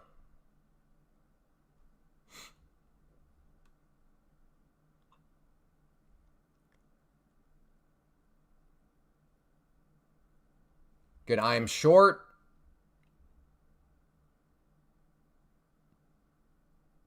Looking to see if this bleeding wants to continue. I didn't want to chase and short down here, so try to let it come up a little bit.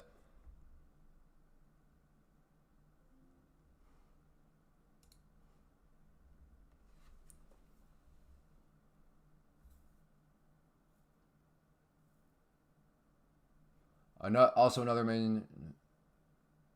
What's your take on ES and NQ at different levels?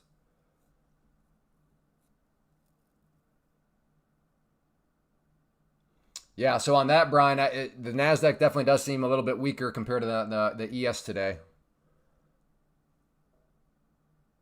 So in other words, if the ES starts to show some weakness, then I would definitely expect the NQ to really start to show weakness that much more. Since it's at all-time high, is it safe to say that everyone should go short? No, it's not safe to say that everyone should go short.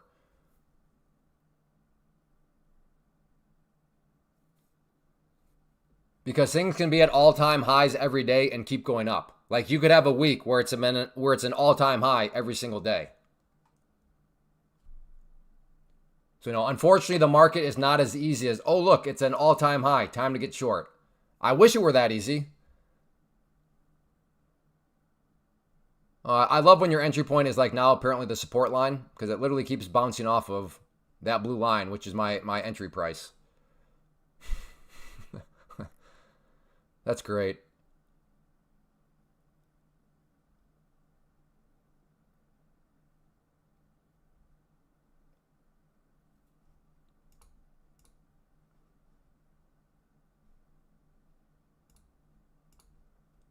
There's my first profit target.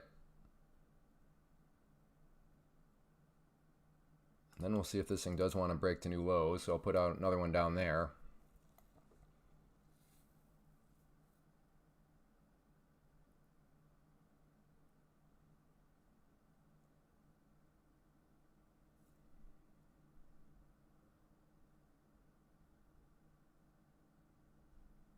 Oh, so close to my first target, yet oh so far away.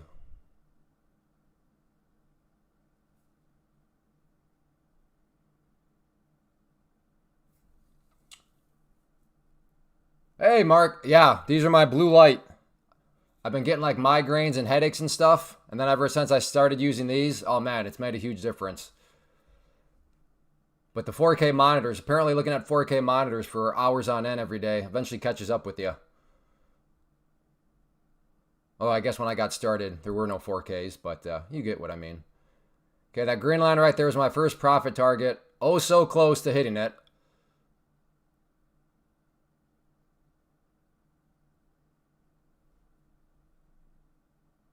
Oh, come on. All right, I'm going to move it down a little bit now.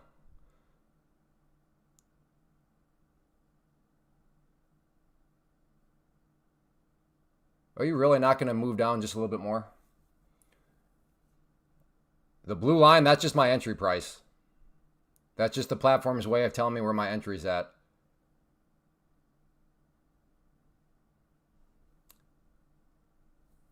This will be a very irritating trade if this turns out to be a loser. After I sat in the green for that long and took nothing.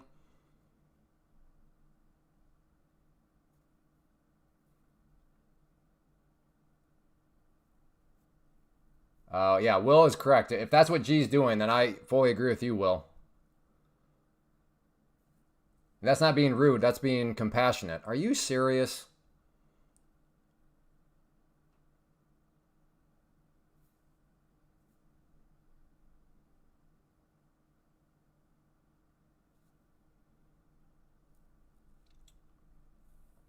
Could bounce up. Well, COD. COD Seabass. If you play the could game, you're never going to leave your house. And you're definitely never going to make a trade. Because if you leave your house, you could get hit by a pizza truck. But then again, if you stay at home, a plane could fall out of the sky and crash into your living room. So, I mean, you can't play the could or might game in trading. You will literally never, ever, ever make a trade. You'll be terrified the whole time to ever make a trade. Because you're right. I mean, it could bounce. It could also flush. It could also come all the way down here.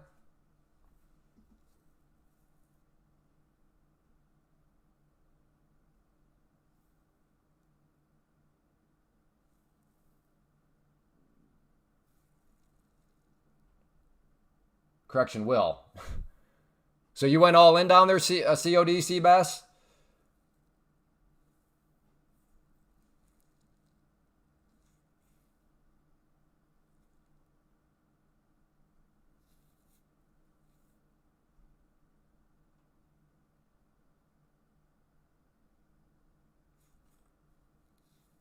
Mohammed, next time please show up before I go short and tell me don't go short.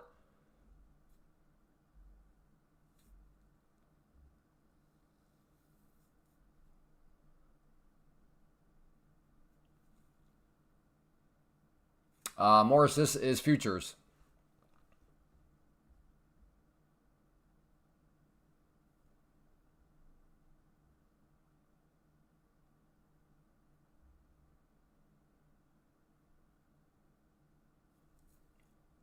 Thanks for the insight. I'm just asking questions because I don't know what I'm doing. No, that's good. That's good.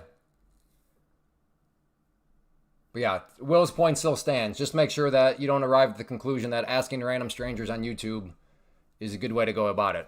What I've learned is a lot of people on the YouTube, especially these live trades, they show up after things happen and then they start to give advice and give comments. Where they are before anything happens, they're never to be found. But they gladly will chime in after they have hindsight in their favor. So you got to be very careful.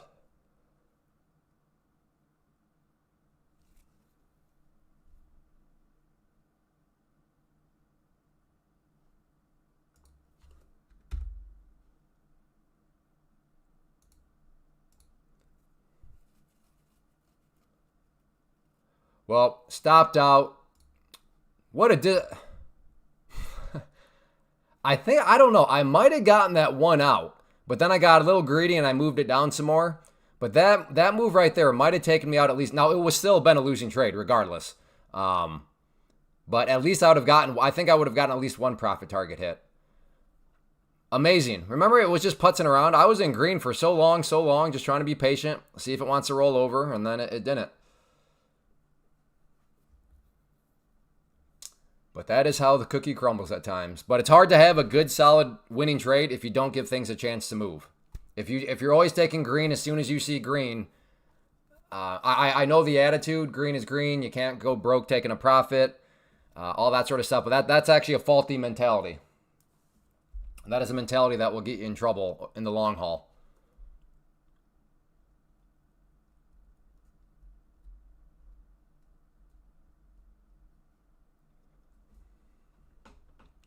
But You got to be willing to go through those trades, as frustrating as they are, or else you're never going to have any sort of bigger winning trades.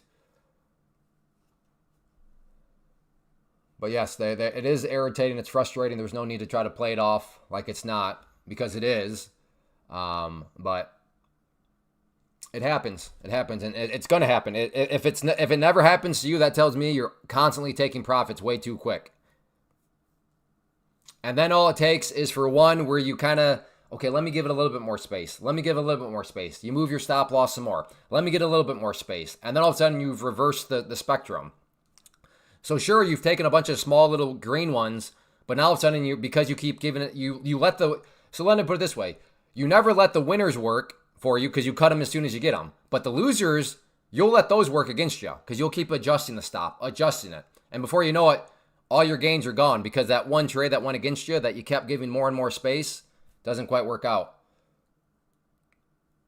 Commissions will eat you up. I've paid, I don't know. Then you are, I would say you're probably really, I don't know, Max. I've never had commissions eat me up. So I think our styles must be pretty different. Granted, I don't know what you're paying in commissions. So yes, commissions I guess could eat you up, but I mean, I can't say that I've ever looked at my results and been like, oh man, commissions just wrecked my day.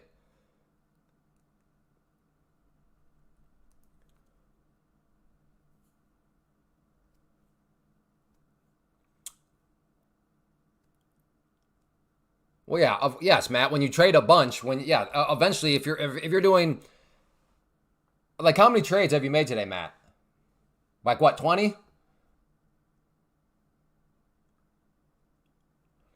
I'm beginning to implant this idea into my mind that I have to be a good loser to be successful at trading. Need to practice taking.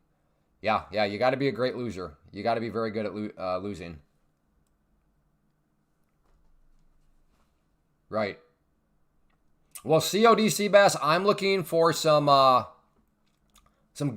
trade plans from you before it happens, because you use the word will. It will bounce. So the next, we want a trade plan where we know what will happen before it happens, because we all want to make money. So COD Bass, we need a trade plan from you with your entry, your target, and your stop, but we need it before the price gets to any of those levels. Okay? Can you do that? Can we agree to that, COD Bass?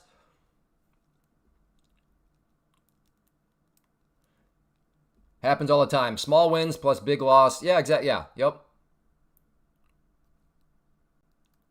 Best Loser.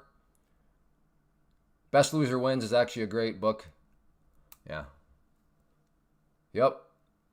But back to my point. This trade that you all witnessed, if you never have that happen to you, then that's a sign that you're constantly cutting your winners too quick. It's a sign that you're not giving your trades enough time to work out. But that is the downside. When you do give your trades enough to work out, you can score some big winners. But there's always a trade-off. The trade-off is sometimes you have these very frustrating trades where you're in the green, it's looking great, and then all of a sudden, boop, and then it's trade over, you just took a loss. That happens too. But you got to just realize that when you do score one of those big winners, because you let it work and it keeps working and it keeps working, overall it works out in your favor. Much easier said than done. Because yes, I'll admit, very frustrating. Those trades are never fun.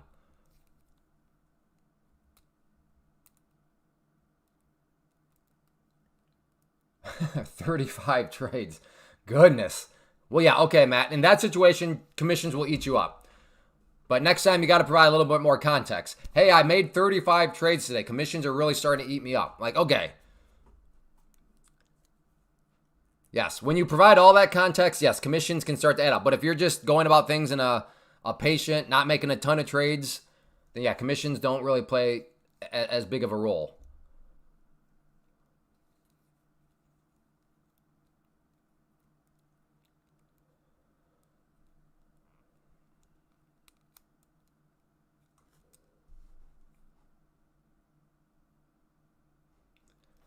All right, well, we'll see how this continues to play out here.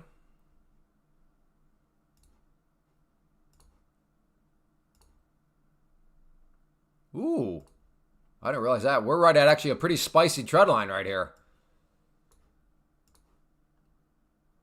That is interesting.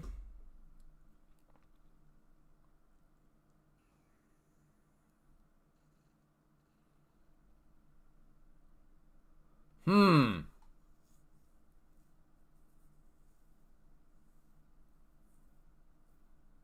CODC Bass, what are we doing here? What's your trade plan? Let's go. Hear it. Come on. Wes, the CEO.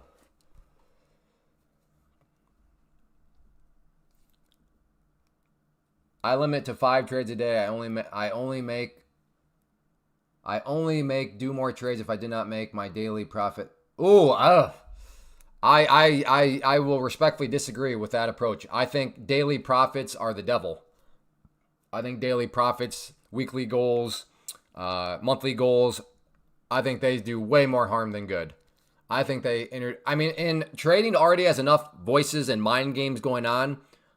In my opinion, any sort of daily profit or weekly profit goal or monthly profit goal, I think that just introduces way too many extra voices into the equation. Cool.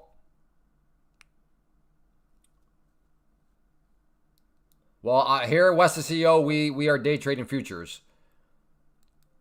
So I don't know if those stock positions are day trades.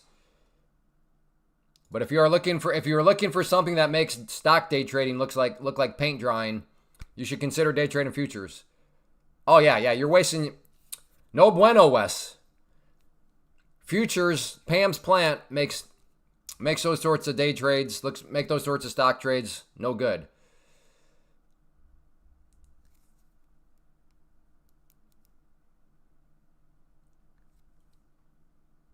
Good. I'm glad you're open to it. All right, no break on the trend line here. Now coming down.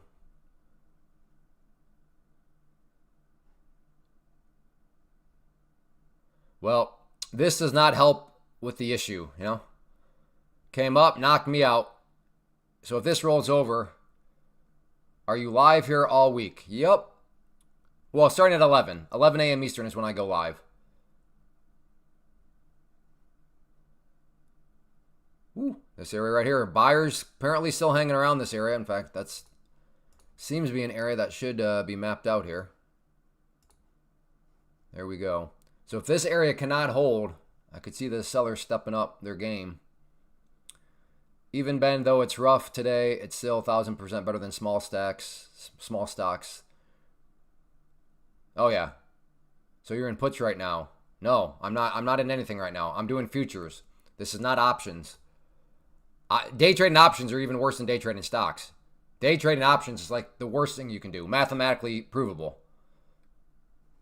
Like you are literally working harder, not smarter. So if we have any options day traders here and they're curious what I mean by that, I'd be happy to show you the math. It takes all of about 30 seconds to show you how day trading options is very inefficient. Again, I'm not saying you can't make money day trading options. I'm just saying it's inefficient. You're working harder, not smarter. There are more efficient ways you could go about your day trading ambitions. Because there's always someone that shows up, well, I made this amount. I'm up this amount. No, nobody said you can't make money. We're talking about efficiency here, though. Okay, question on trading multiple prop accounts. Let's say if you have 3 accounts, do you advise trading one day or switching? I don't do any copy trading. I like to just take one account at a time.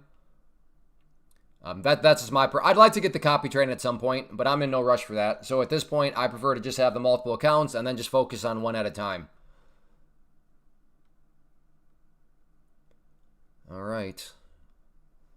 This is definitely, in my opinion, at least a pretty key area on the chart. Is this going to hold? If it doesn't, I think that could bring in the sellers quite a bit.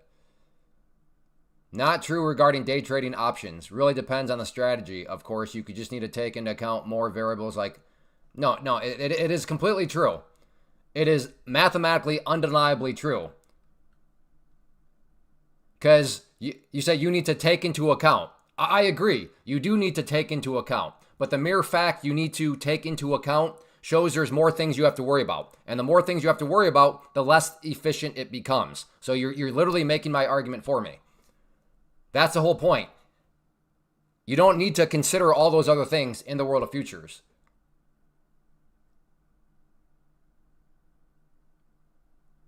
No, agree. Okay. This is how Audrey is completely wrong. Mathematical. So I'm going to let the math do the speaking. So when you buy an option, the obvious way to make money is if it goes up. Okay, you make money. Obvious way you lose money is if it goes down, right? That's pretty common sense. You buy something, you want to make money, and then it goes down. But what happens if it goes sideways, right? Anything you buy, a real estate, a stock, an option, anything can go sideways, right? That's what a value does. A value, a price can either go up, it can go down, or it can go sideways. So the rational person can say, well, if it goes sideways, that's neutral. That's neutral. That's true, but not in options. In options, you also lose money. Why? Well, because there is this thing called theta. So think about it. Of the three things an option can do, two of those three will cause you to lose money, meaning you have a 67% chance of losing money every time you buy an option. Now, you may be saying, but Clay, I make money day trading options. That's amazing. I'm very impressed by that. My question, my point to you would be, can you imagine how much money you would have made, you would be making if you did not have to deal with theta, if theta was not around? And that's what we have here with futures. Futures, you get to say goodbye to theta. So sure, they are contracts. Now, not to mention futures move way better than options anyways, but just for argument's sake, let's say that options and futures, they move the same. Again, not true, but let's just say that it does. You still have theta to deal with in options. So why would you ever choose to have to deal with theta when you don't have to? So right there, I mean, why? Why work harder, not smarter? It just does not make any sense. And there's the math behind it.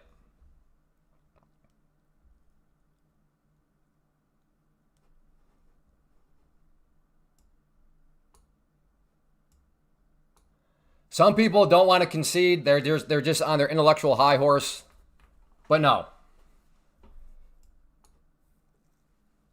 Again, efficiency. It's an argument of efficiency. Yes, if you want to make and have some sort of complex, understand all these Greek mathematical equations, okay. But like, again, it's an argument of efficiency. But you're proving my point when you're like, well, you can have theta, but then you have gamma, and then you got to think about delta, but you got to know what strike price to play. What? Or how about you just trade something that doesn't have any Greeks and moves better than options anyways?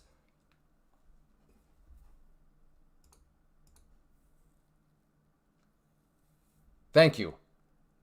Again, yes, you can deconstruct anything if you pick outlier situations like you're doing, Audrey K. It's like this. This is the logic that Audrey, he's pulling on an outlier, something that's not really, I mean, it's true, but it's a super outlier. It's like, well, we should not have vehicles, and no country in the world should have vehicles because people die in vehicles. There have been people that drive vehicles into crowds. They can use a vehicle as a weapon. They've driven into crowds. Therefore, we're not going to have vehicles. It's like, okay, I mean, all that is true, but hopefully you can all see the logic that that is a massive outlier. So yes, if you want to become some sort of PhD, understanding all the tons of variables and options, and you have big capital, then sure, maybe options might maybe make sense. I still don't think they do because the prop firm still beats options. Because with options trading, what he's describing, you're taking on a lot of risk. Especially when you start selling options, you do naked options. I know that sounds bad, but it makes sense to any options trader that sells premium. Any honest options trader is going to be like, yeah, you can structure high win rates with options and stuff, but if things go wrong, they can go really wrong. So when do futures traders make money? The same as anything. A future is a contract. If this right here is futures, if it goes up, you make money. If this continues to go down, if you're short, you're going to make money.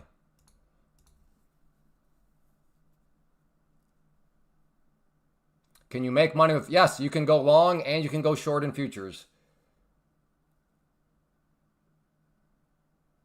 Efficiency aside, well, that's kind of, I would say the most lucrative environment is the most efficient environment. So that's kind of almost like a contradiction. What do you mean efficiency aside? Don't you want to be efficient? Oh, okay. If you're looking, Big D, if you're looking to just be a degenerate gambler, go do options, figure out when there's going to be earnings, buy some way out of the call options, and then there you go. I mean, you're going to get destroyed, but you know what? If you happen to hit that, that lottery ticket, then yeah, you could do very well. So if you're just looking to be an well, I don't know. You can be a big degen with prop firms too. In fact, I think I would argue prop firms still make it the most way to, to be a degen, because you can load up, and if something works out, great. If it doesn't, it'll be a couple $100 at most. Do you have no? There's no theta, Wes. There's no theta. So calls and puts, same thing. No, it's not the same thing. There's no theta. There's no Greeks. You don't have to choose a strike price. None of that stuff. That's the beautiful thing about futures. You get to say goodbye to all this stuff, right? You get to say goodbye to theta. You don't have to worry about, what strike price should I choose? What's the delta here? You don't have to worry about any of that stuff. So, which also is a form of this too, how you get, like, for stocks and like crypto, well, I got to scan for the hot stock today. Got to look for the cryptos. You don't have to do any of that. You just pick the same thing every day and trade the same thing every day. Not to mention the same thing every day moves way better than anything that you're trading. And that includes the small caps, the low floats, the short squeezes. We've had a couple people past few days where, they show up as small cap traders, and I say, hey, give me your best small cap trade ever. And it's kind of big numbers. But then when I equate it with Pam's plant and how if you're doing futures through a prop firm, the numbers all of a sudden that the other person was doing look very inefficient. They look kind of crazy.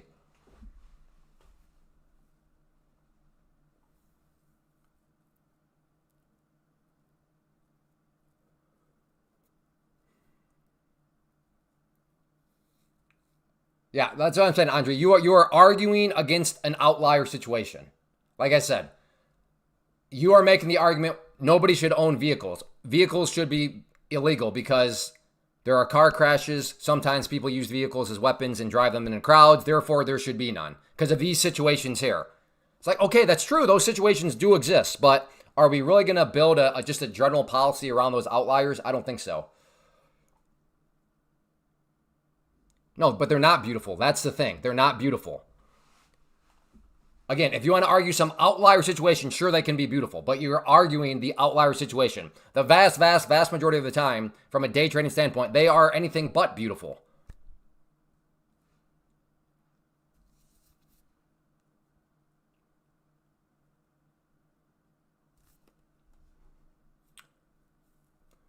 All right. Yeah, I don't know if this thing's kind of, is this just turning into a slow bleed here? Maybe. So I'm going to try to take it.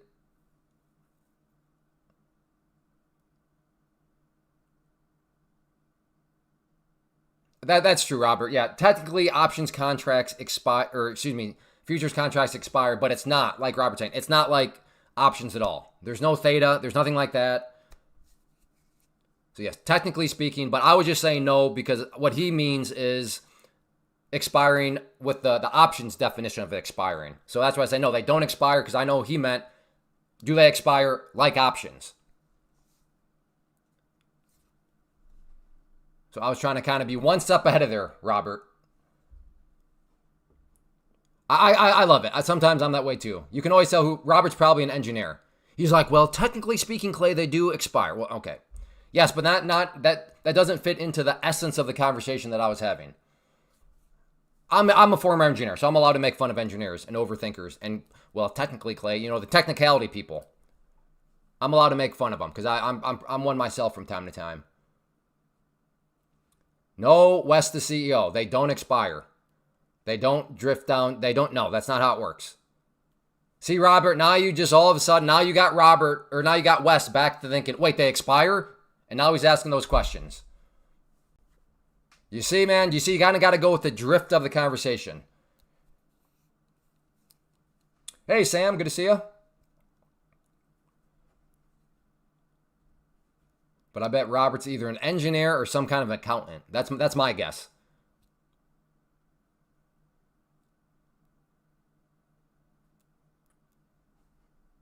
Ooh, all right. I might try a knife.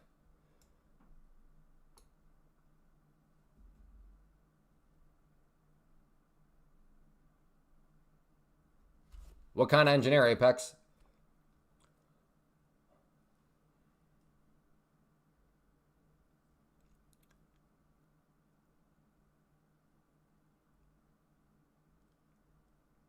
No, it's with your commissions factored in, Giannis.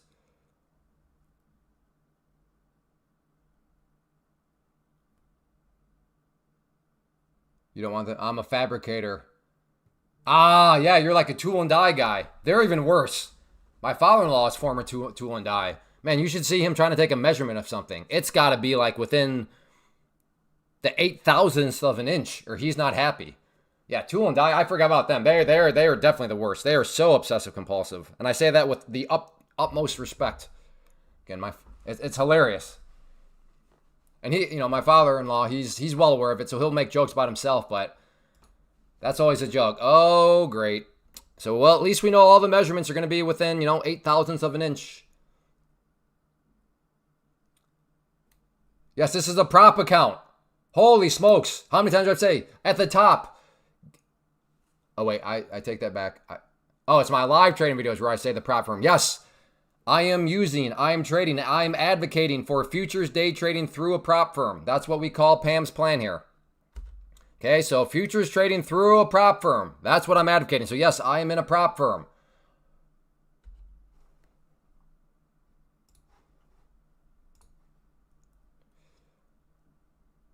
No, big D. There's two S's. Only one M. Only one M.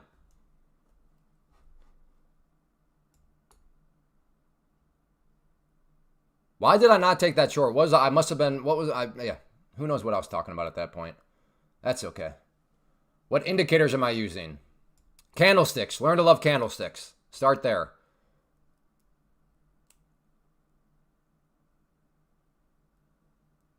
There we go. That's it. Pam's plant. Exactly.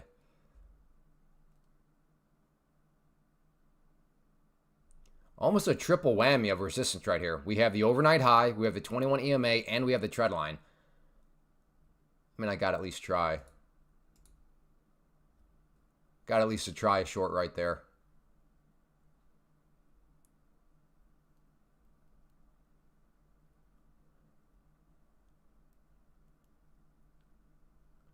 I know, Joshua. I know, because I know in all actuality you trade orange juice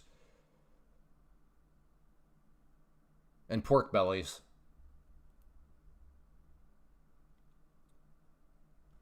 All right, I'm going to cancel that out. And now let's see if it wants to come up here and then get weak.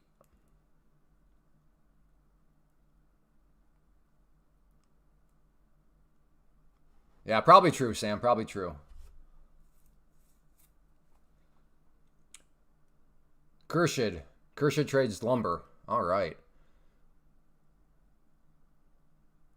All right, we were right at that level. Like I said, basically a triple whammy of resistance. Let's see if it wants to... No. If you're going to move into futures, start with either MNQ or MES. I would say MNQ, but if you were to start with MES, I don't think, whatever. One of those. Those are going to be the most liquid. They're the most smooth moving. They're the most efficient markets out there. So that's where you're going to want to start in futures.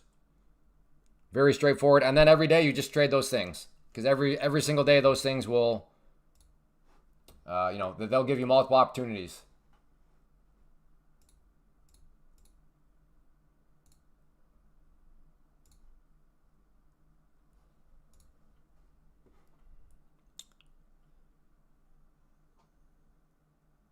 I think I gotta. Yeah, let's just do 3. In short, let's see if it does indeed want to get rejected back down.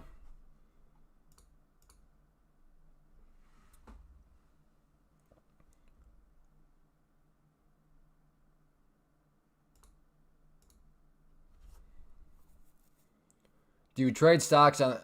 No. Day trading stocks is truly garbage. And this comes from somebody that's day traded stocks and options for many years. So I can say futures day trading truly does make stocks and options look like paint drying. And then you factor in the prop firms and the numbers just make so much sense.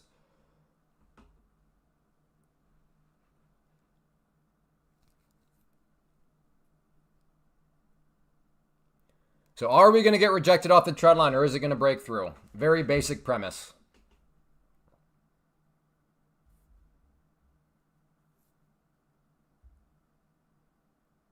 Uh-oh. Got close to my stop. Not looking so good, though. And out. All right. One of those trades where you got to take it at least with small size. I mean, you did. You had so much congestion at that area.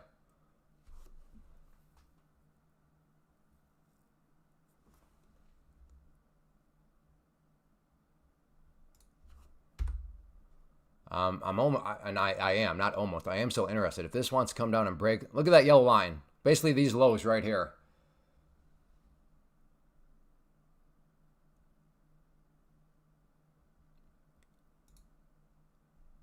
And given I'm plenty of green on this account, I don't mind getting more aggressive. But the price has got to come back down if I'm gonna take that trade. Got to come back down.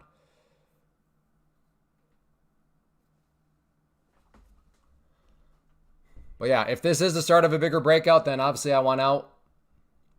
The commission cost is 25 cents to buy, 25 cents to sell. And then on the minis, so like NQES, it's $2.50 to buy, $2.50 to sell per contract. I can see how prop firms make a lot of money. People pay to use a simulator numerous. No, they're not paying to use a simulator. They're paying to pass the test so they can get to their pro account. The test just happens to be in a simulator because they're smart. But no, you're not paying to use a simulator. You're paying so that you can eventually get to the pro account and start to get paid.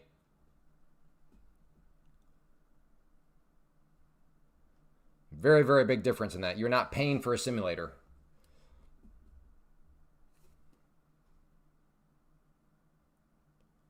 Because strictly a simulator, there's never any upside potential. I mean, sure, well, you can fine-tune your strategy. Okay, that's not... What I mean by upside potential is, if you do very well in a simulator, well, then okay, whatever. Nothing's really happening. But if you do really well in the prop firm test that happens to be in a simulator, well, then you pass the test, and all of a sudden you're in a pro account. And then you can start to make, and you get those payouts. Well, that's why you got to honor those stops.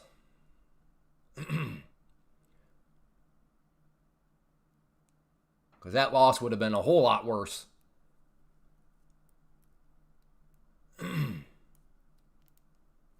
So hopefully that makes sense to people about, because I think that's what some people don't actually realize about a prop. They're like, well, it's just a simulator.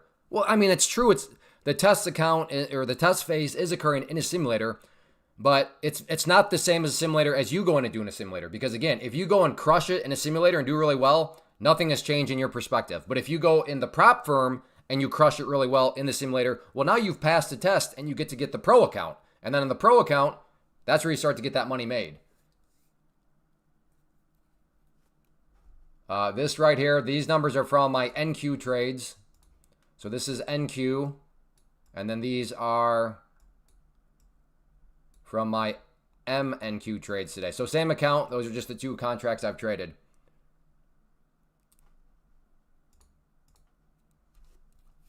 Well, I would say even if you're not new, I mean, especially in this Trump environment where Trump can tweet anything, but beginner or non-beginner, like because of the movement of futures, that's why I would say it's a prop firm is a must-have.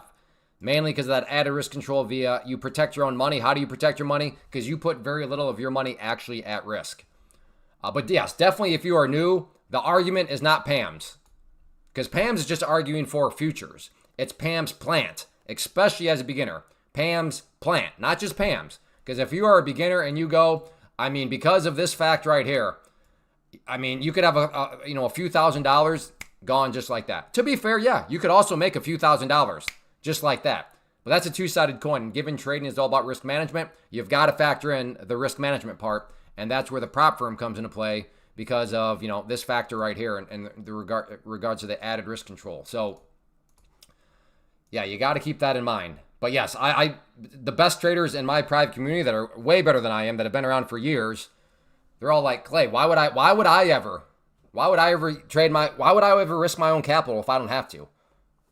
Now I know there's a group of people out there that walk around with the ego of, you trade a prop firm, loser. I trade with my own money. I trade a live account. It's like, well, I could do that. A lot of people in my community could do that, but like, That doesn't make any sense mathematically speaking. So the people that walk around and brag about, well, I trade my own money. Okay, they're just bragging that they don't understand math, right? Their ego has overtaken the math, because why risk somebody else's, or why risk your own capital when you don't actually need to? But yes, it always, oh, you're a prop firm trader, huh? Loser. Like, okay, tell me you don't understand math without telling me you don't understand math. Tell me your ego is taken over as opposed to kind of the geeky side. And we want the geeky side to take over, right? We want to do some number crunching. We want to look at the numbers and be like, wait a second. Why risk, having a bad day? And I've had really bad days. Have you ever had a bad day? How many thousands has your bad day cost? A bad day in prop firms doesn't cost you thousands of dollars. It costs you a couple $100 at most, because you'll lose the account. But the cost of the account is just a couple $100 at most. I missed watching your trade, and prop firms make money off emotional newbie gambling. Well, no, prop firms make money because trading is hard. And what some people say is I failed because of the prop firm rules. It's like, no, the prop firm rules aren't the problem. Those rules are actually good because they're forcing you to manage risk. The reason why people struggle with prop firms is the same reason they struggle using their own money. Trading is hard.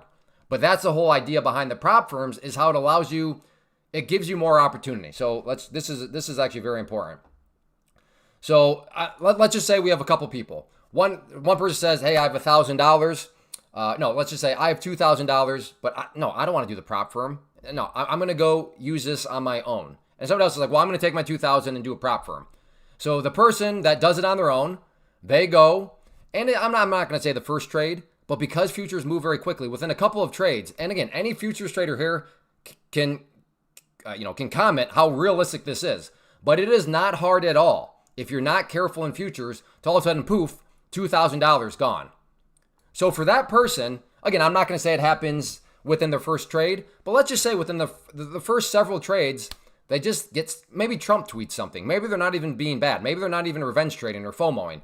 They just get caught in a Trump tweet, and boom, $2,000 is gone. So what does that tell that person? Their journey's over, because their $2,000 is now gone. But let's contrast that with somebody that goes the Pam's Plant route. They're going to use a prop firm. Well, if they have $2,000, so they have $2,000, what they're going to do is they're going to go and they got to buy an account for $119. Okay. So subtract out $119. So they still have $1,881 of their money left.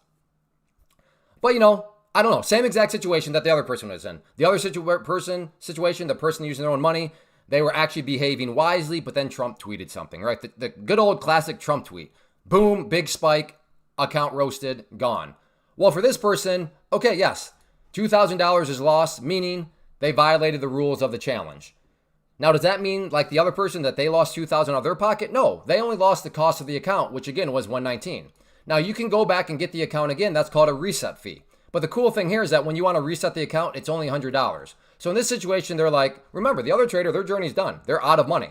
But this person still has $1,081 or $1,881 to work with. But they're going to go reset the account for $100. So let's minus 100. So they go out there, trade. And remember, each time you're doing this, you're learning, you're fine tuning, you're learning about yourself. You're doing all sorts of good stuff. So then again, I'm not missing out on anything. I can see the 5-minute. There's nothing really going on that much right now. This is way more important lesson anyways. So again, they're behaving, they're fine-tuning, they're learning. But again, then they have one of those bad days, right? We have a bad day. They revenge trade, they FOMO, something happens. So okay, they blow up that account. Again, they lost $2,000, which caused them to lose the challenge. But did they lose $2,000? No. They only lost what they put in. But now they want to try again. So let's subtract out 100 so they can reset the account. They go out there and then, okay, FOMO got them. All right, well, let's try again, minus 100. They go out there again.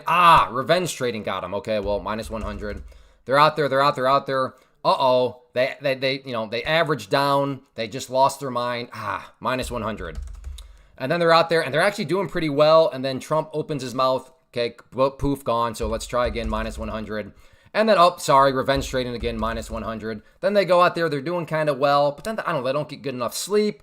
The next day, they're wanting to make a trade. They're not quite seeing something. So then they force a trade. And then that gets them all upset. And then they kind of lose their minds. All right, well, that's minus 100.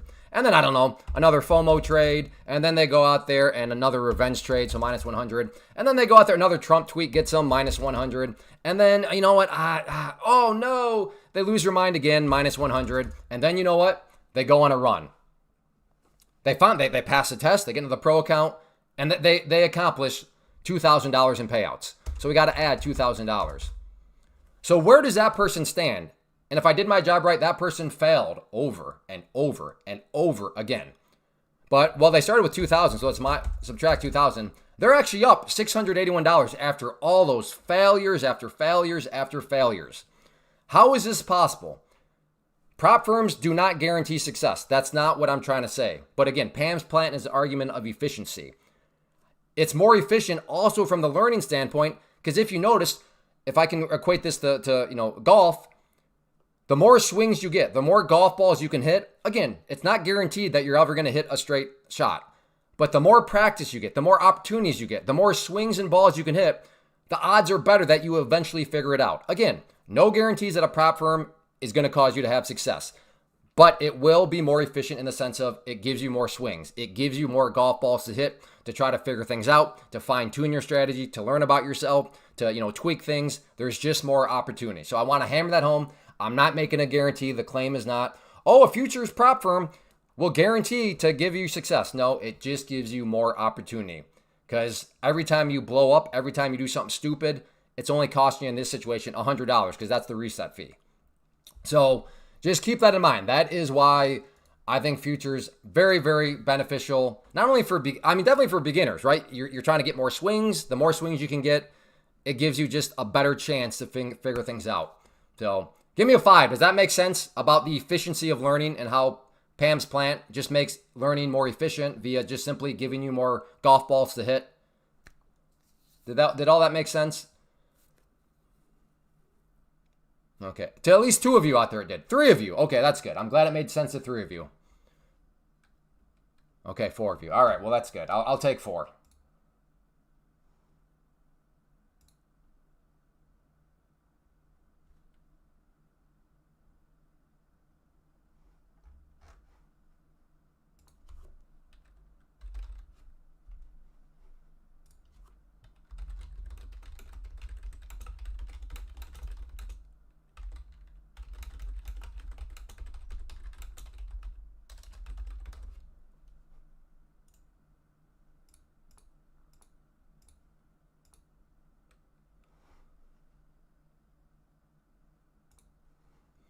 All right, good. A couple more 5s came in. That's encouraging. All right. And if you do want to do prop firms to use the one that I'm using, then you can see the link at the top. And if you want to help support the channel, if you want to get the discounts, the 30% off, no activation, then you can use code Clay. But you don't get, oh no, come on. Dude, we've been through this with you.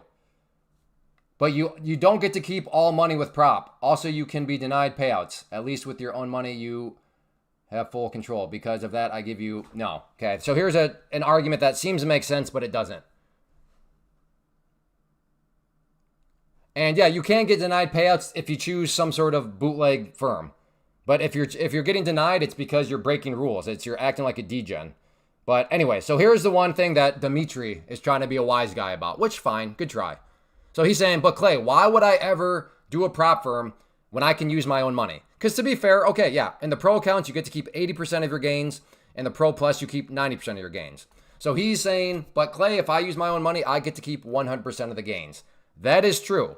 But my question to everybody, and I know a lot of you already know this question, but you also get to keep 100% of something else. So yes, you do get to keep 100% of your gains, but you get to keep 100% of something else. What is this something else? Can anybody think about what this something else you get to keep 100% of is?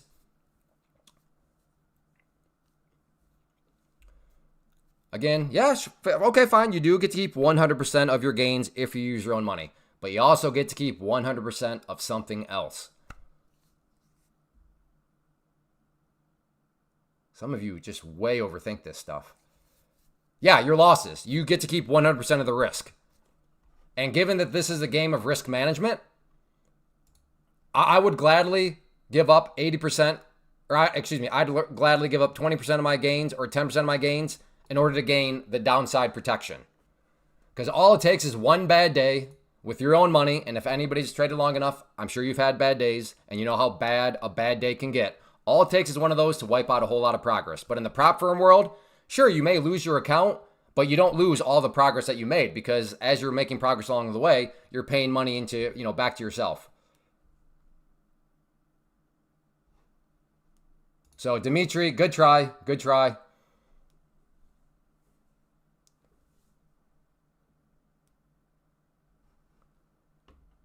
Big D, I don't know what he means by pride.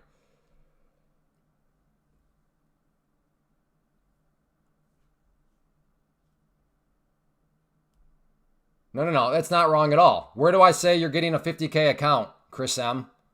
You are wrong. What do you know what buying power is? You're getting 50K in buying power. I didn't say you get 50K to risk.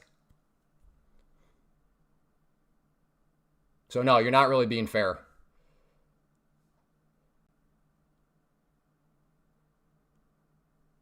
You're getting 50K of buying power, which is totally true. Now, if that said, get a 50K account for 119, I hear you. But I chose buying power very carefully. Again, I would concede you are right. If I said get a $50,000 account for 119, then I can see how people are saying, oh, my account size is 50,000. Therefore, I don't say that. I said, but buying power.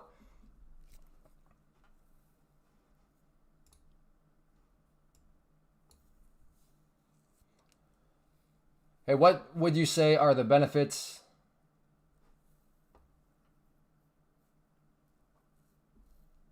Saul, I think I've answered this all for you already, buddy. That's all my courses, my training, my mentorship. I don't try not to talk about it too much here because I don't want. Oh, this guy's just trying to sell. No, so Saul, I think I've told you that stuff already, man. Check out my courses. No, but that's the nice thing about the prop firms. You don't have to worry about the margin because it's just all for you right there.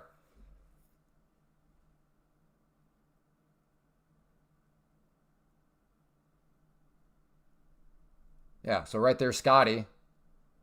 He's got $2,000. So Scotty right there in the chat. He's paid $200. So his total risk is $200. He's gotten 4,500 this week cashing out. So and he's cashed out so far in total 9,500. So that seems like a pretty good ROI. Again, his risk was $200. He's now up to 9,500 in payouts. I mean, I don't know. That sounds like a scam.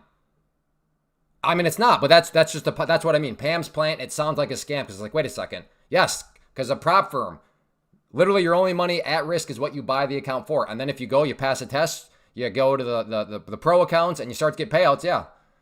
I mean, we'll have to assume Scotty's being honest with us, but I will say this, Mark, who's a mod and who's in my private Discord so I know for sure he's being honest because he's posted screenshots and stuff getting payouts. But yeah, I forget what his was. His was he spent $1,500 on the accounts.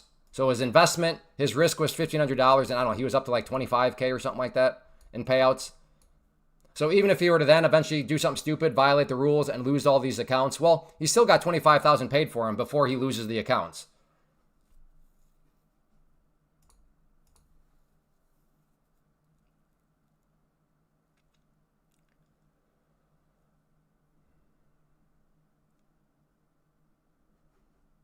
Clay, do you have? Yeah, yep. Again, I have day trading stocks, garbage.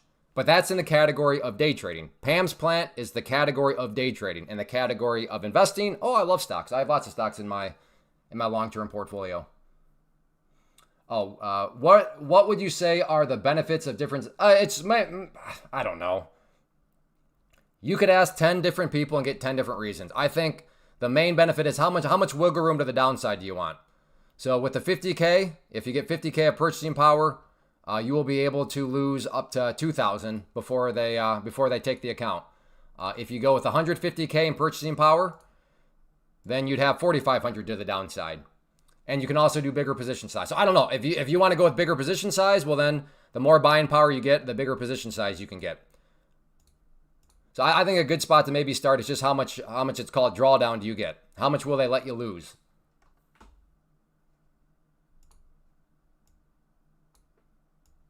Good questions, good questions.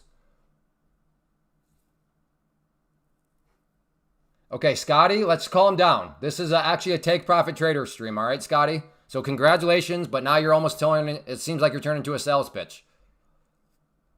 If you don't have 30K in profits, but then break a rule, you still can have 30K payout? No, well, I mean, to quote unquote break a rule in that situation, you'd have to lose like basically $30,000. Because if you never pay yourself, then the amount you're allowed to lose before they would take the account grows and grows and grows. That's called building your buffer. And that's always the big question. Do you pay yourself, pull money out of the account, or do you leave the money in the account and then build your buffer? So in that situation, you would have like a $30,000 buffer. So if you went and lost $30,000, then yes, you would not be able to, you would have broken the rules at that point and lose your account. So personally, I would not let my account build. I mean, you could if you want. I'm just saying, that's the great debate.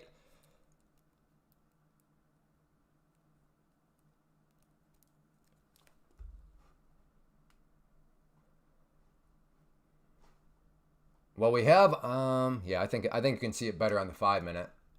Let me bring over the 5 minute. So right now, basically looking at an ascending triangle. We have that trend line up. We have that across the top. So there is the ascending triangle pattern we're looking at. And that's why I'm kind of just talking about this other stuff right now, just kind of shooting the breeze while we watch and see how the price behaves within the ascending triangle. But, you know, that's kind of personally what I'm seeing right now. And just, so right around, I don't know, probably top part of the pattern, right around there, maybe around 22,800 key resistance level that needs to be broken.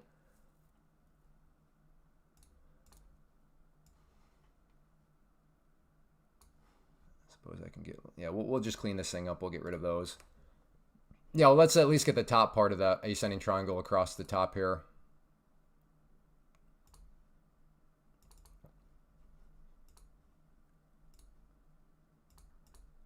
There we go. And then down here, we do have the bottom part of the pattern.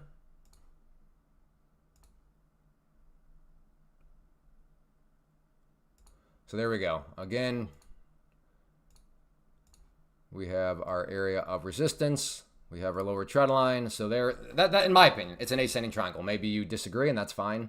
But in my opinion, we're looking right there at the ascending triangle pattern. How many days can I pass? It takes 5 days minimum. But don't be deceived. I know other prop firms are like, you can pass in 1 day. But the question with prop firms is, how many days is it until I could, you know, in the best case scenario, how many days is it before I could start to have money sent to me? How I could, in prop firm lingo, get payouts.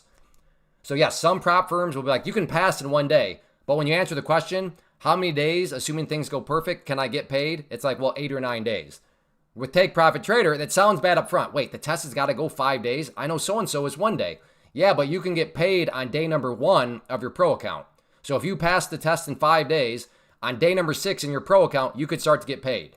So in all actuality, Take Profit Trader, you have a very quick route to start to get paid.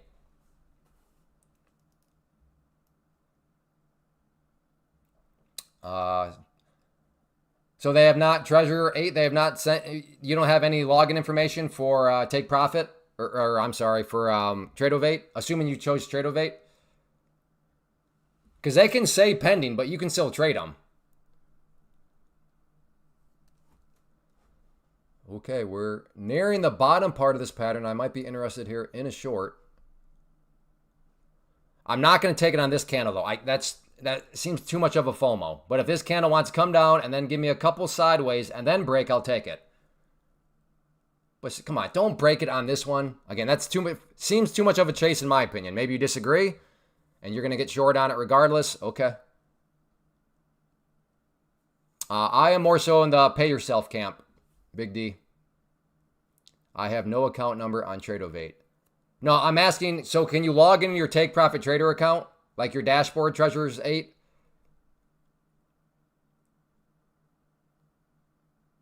Right, Deanna, correct. And if you do that, you get paid on your first day. I'm not sure how that's relevant. Again, on the 6th day, you are eligible for payments, assuming you do what needs to be done. Okay, so on your dashboard, you don't see anything that tells you your login information for Tradeovate? Have you checked your spam folder to confirm your email address and everything?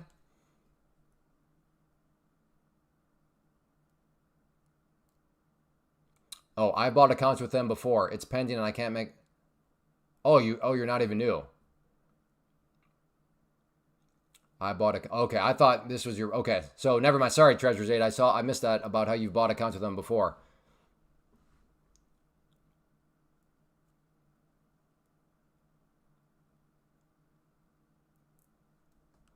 All right, yeah, Scotty, Big D are offering a couple thoughts.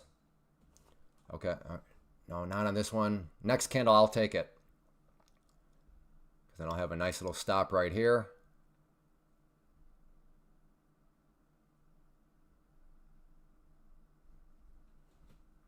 I don't know. I'm not going to wait. Okay. Bit of a rule break here. I didn't want to wait. Let's see if we can get some... See if this costs me, but like I said, that was... I FOMO'd. Didn't really wait for any confirmation.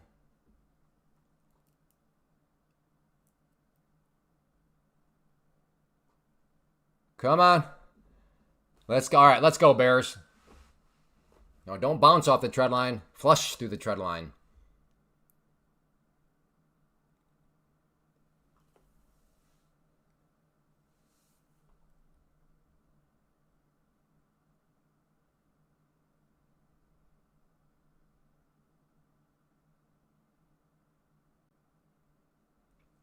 If you bought before, your Tradeovate login will be the same as before inside. Well, I appreciate everybody in here trying to help out. That's great. That's awesome.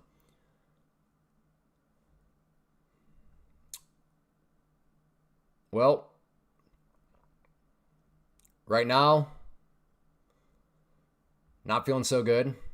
We'll see if it wants to come back down.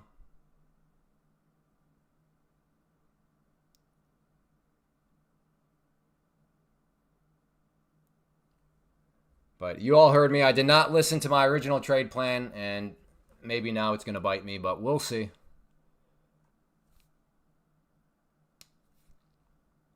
You tell me why you thought I took 5 contracts, Christian. You tell me. Why do you think I took 5 contracts?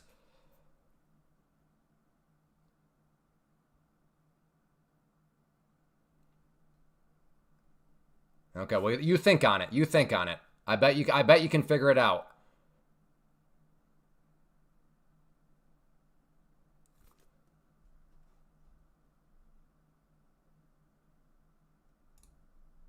Put another one just in case there's a spike down. That green line is my there. Oh, look at the spike. And how did that fail me? How does that spike not fail me? What in the world? Okay, this will be a winning trade now. My stop is in green territory. But seriously, how does a spike like that not actually fill you?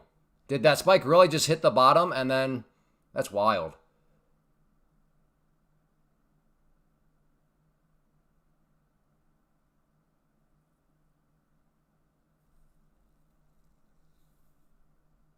There we go. Got that. Do one more right there. Put my stop right there. So this is a green trade. It's just a question of how big does this thing want to get, because I don't know how far down this wants to go. It could bounce at that pink line. That's why I'm trying to take off another one right there at the potential bounce point. Oh, come on. There we go.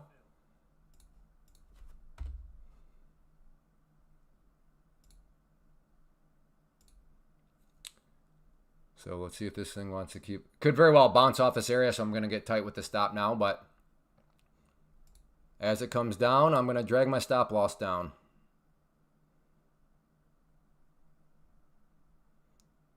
All right, out there. Hey, back in the green, back in the green, back in the green. There we go.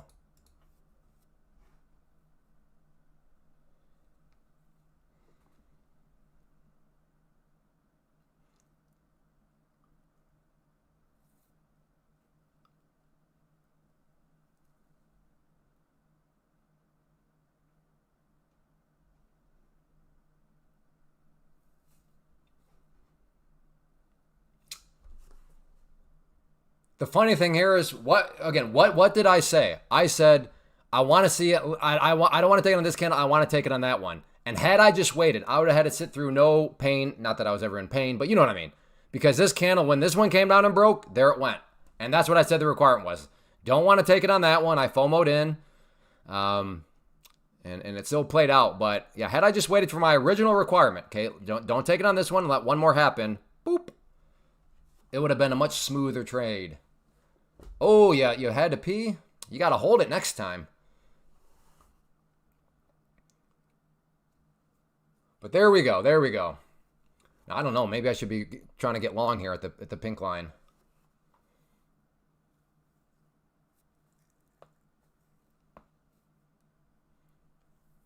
But I like the green.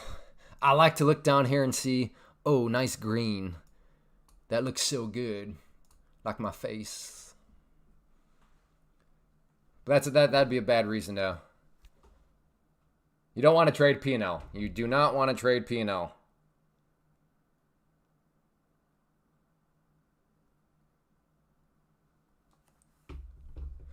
You'll raise me up. Clay, does TBT have a rule for not trading a number of days? Not officially, but if you're going to be gone for like a month, you might want to give them a heads up. Pro accounts, that is. I don't know if they have like an official position. Oh, brother.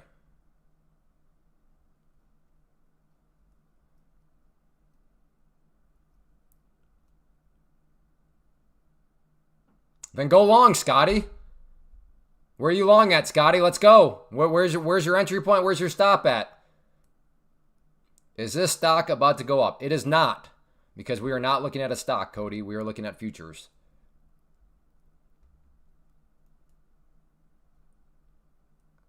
Come on, Scotty. Where's your trade plan?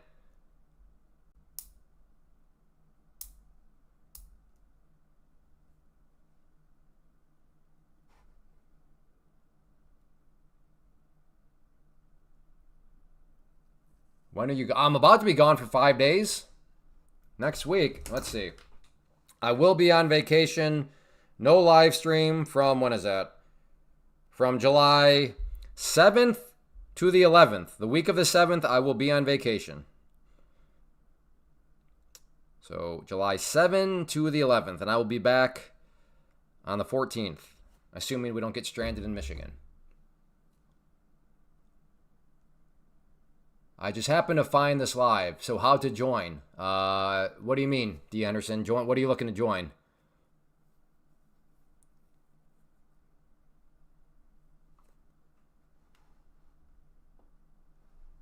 Well, where's your stop at, Scotty? You're in at 277, okay? Uh-oh.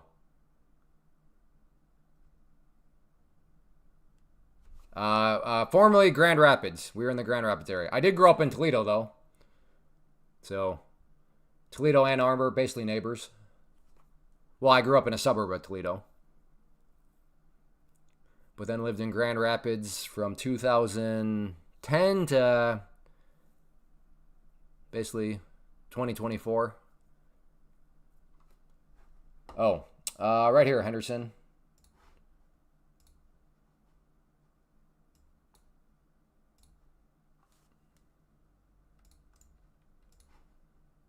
Let's see, D. There you go. All right, if you want to learn more about sign up, you can go right there, D. Henderson.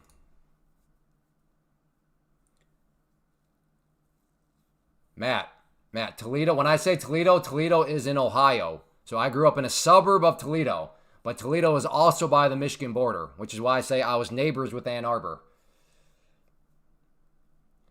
Come on, Matt. You got to learn your geography of Michigan and Ohio. Oh, Case Western. Nice. That's over by Cleveland, if I remember right. How much money do you make a day doing? Enough to make it worth my time, Cody. Enough to make it worth my time. Enough to keep food on the table for my 6 kids. Enough to keep a roof over my head.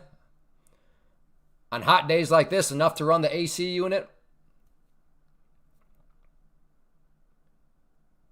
Well, this is not options. This is futures, Cody. Specifically, I am day trading futures through a prop firm. So, Cody, you could do this, unlimited day trades. That's a nice thing about futures. There's no pattern day trading rule. But you could do this. You get yourself $25K in purchasing power for $105, which would put you into day trading futures through a prop firm. So if you're interested in that, Cody, you can just check out the link up above. Where do you get the information from to make a decision on futures contracts? I don't know. I'm not sure what you mean by that, Steven. Fort Wayne over in Indiana. Yep.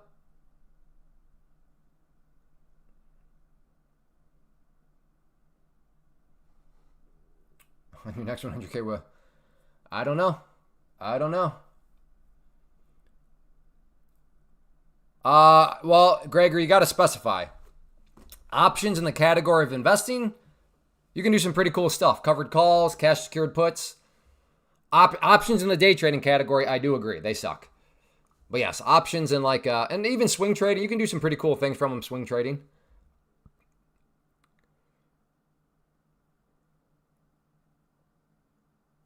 Well, shame on me for just noticing it now, but on the 5-minute, we also have the brown dotted line down here that is the pivot point.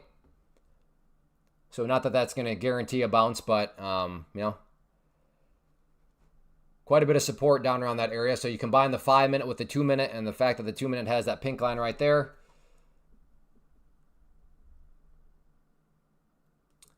Clay must ask, have you taught your wife to trade? No, she has zero interest. The funny story here, so you only trade, oh yeah, I used to day trade stocks and options, Cody, but they're garbage. They are pure and utter garbage compared to day trading futures. Futures make stocks and options and Forex and crypto look like paint drying. How do I make a buy line or a stop line? Here, you go to this chart settings.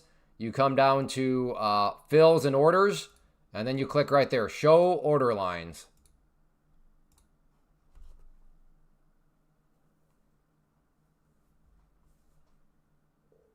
Okay, this is the same account. Good. Do people not have this set up to understand how it works? This is the same account. That is my NQ trades. That is the MNQ trades. Same account, just tell me how I've done on each contract. Again, these are my NQ trades for the day on this account. These are my MNQ. What do I think about JEPI? I own some JEPI in my investment accounts. So I guess you could say I like it.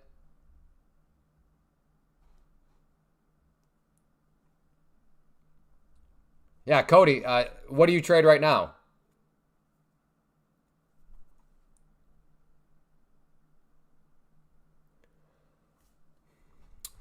I should probably get long down here. I can have myself such a tight stop. Just stocks and Robinhood. Yeah, I'm assuming you don't have $25,000, so you don't. You have to. I'm assuming you have to worry about that pattern day trader rule.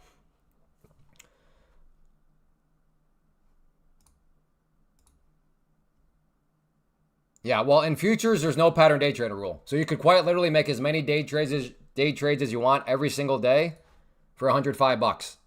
Because $105 gets you a 25K purchasing power. And then, you can make as many day trades. You have unlimited day trades every single day because, again, there is no pattern day trader rule. Yeah, that's the first part of Pam's plant, which is the argument of why you should day trade futures through a prop firm. And that's why the first thing is right here. Pattern day trader rule, there is none. You can trade as much as you want, as much as you want.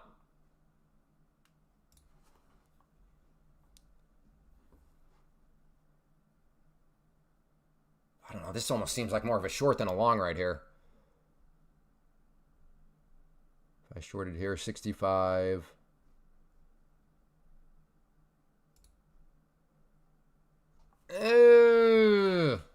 I got to be honest. I'll be fully transparent with my mind. The ego is the live stream ego is wrecking me because I don't want to see this go red, which is bad because I'm totally trading the P&L and I'm letting the live stream ego voice get to me right now. I am trading scared for the dumbest reason possible, but I'm just shooting straight. I know, Clay, that's really dumb reasoning. I agree, it's pathetic. That's why that took courage for me to just disclose my thought process right now.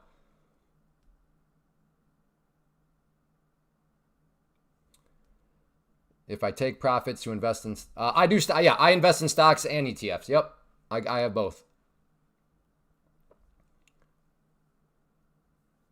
What percentage of? Well, if you do Pam's plant, oh, see, that's what scared trading gets you right there. That's what scared trading gets you right down to VWAP, which was my first target.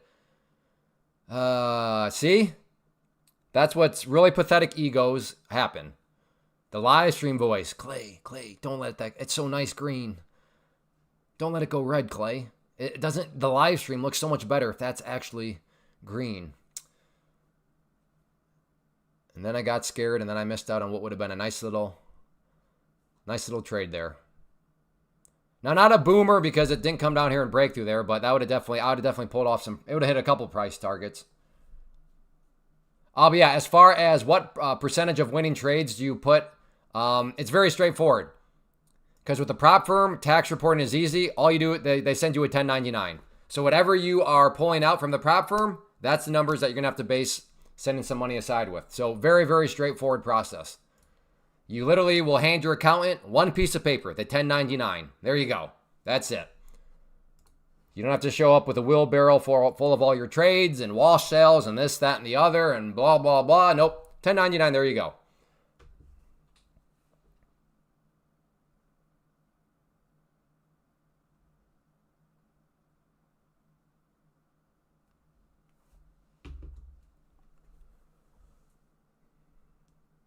Oh, boy. Do we have the fake breakdown? Do we have the fake break? Look at this. Pivot point broke down. The sellers got cocky. Sellers got that cocky. And then right there, the VWAP, the buyers were like, surprise! And then the buyers just started to punch the sellers in the face. So did we have the fake breakdown? Like I said, broke down. Sellers got pretty cocky. They were pushing. They didn't think there were buyers anywhere. The buyers were kind of just hiding, letting the price continue to fall. And then just like that, the bulls were like, hello. Oh, booyah.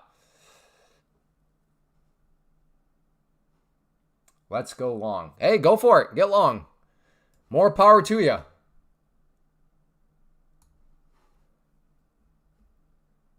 Now, I know, calling that a fake breakdown is not nearly as cool as some of these other terms that I see floating around out there.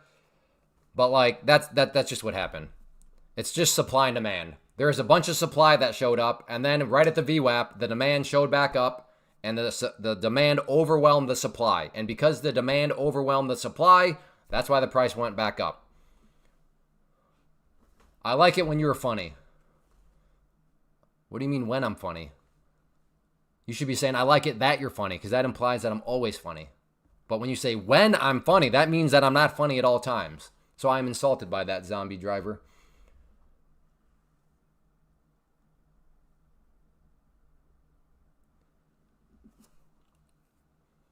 For people that struggle with sarcasm, which we discovered a few days ago, I'm just joking around. I'm joking around.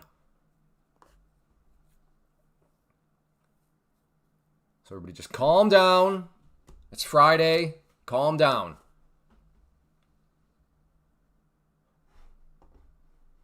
You raise me up. Who remembers that song? Who sang that?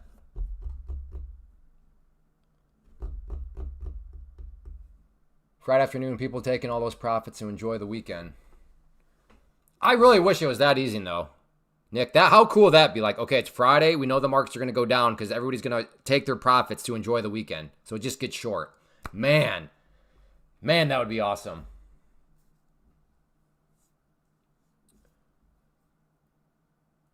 That'd be amazing.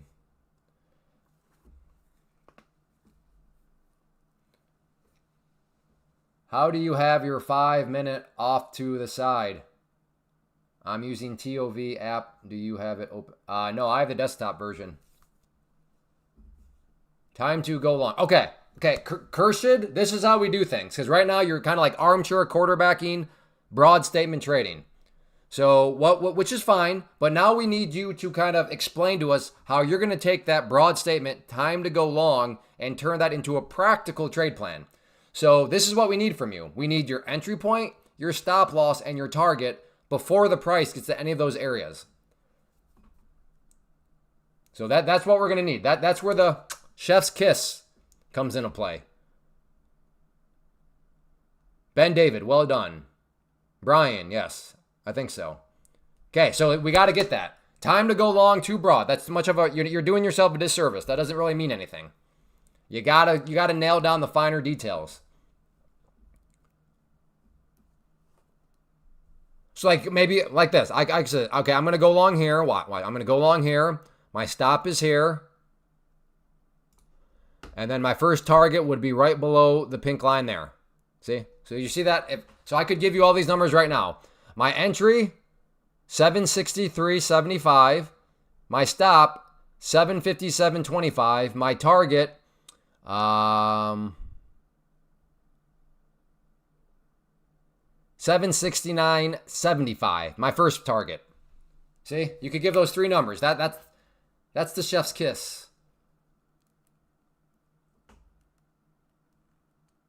All right, Stephanie. All right, I like it. Given the data ahead of time. Whoa, I can't. I guess even if I forgot about these, not the end of the world because I do have a stop in. I actually like that trade plan. I was kind of doing it just to mess around, but maybe come down a little bit more. There we go. All right, there we go. If this wants to come back down, I'll try a little bounce.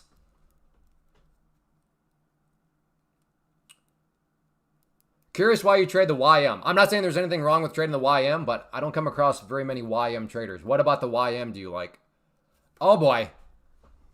Once again, we have one of these like triple whammy points of resistance. We have the trend line back test, we have the overnight high, and we have the purple line.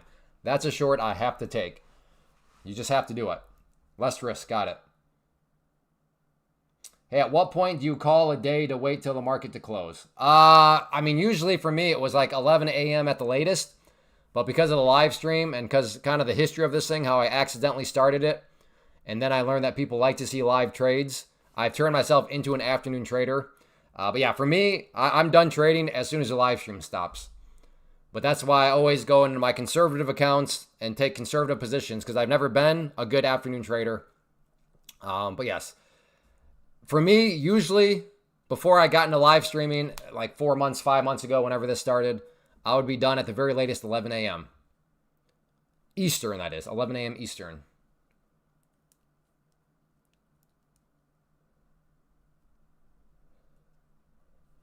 And that was just because I learned that that's kind of when the market changed to the point where like my setups maybe weren't as credible. I will say futures, they definitely do remain better throughout the course of the entire day. Like some stocks and options, like you get like the lunchtime and it is like, are you serious? But futures, sure, they do slow down a bit, but there's still opportunity to make money. Just based off the way they move. The point system and how they function, they're just better. They're just better. Ingredients. Do you know your oldest pro account? Do you have any pro accounts from? No, I don't track how long pro accounts are. So no, to answer your question, I do not know. I just sign. I'm not sure what you mean, Don. What do you mean you just sign? My stop will pay for the commission. All right, so totally free. Totally free trade. Always good.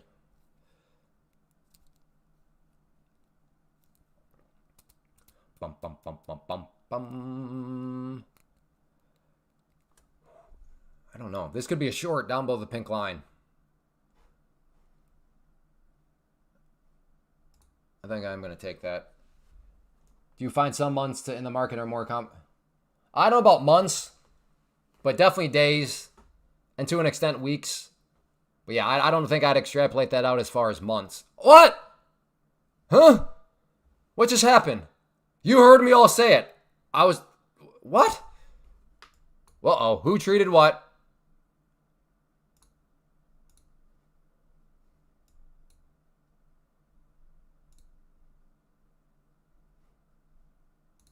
Whoa, somebody said something.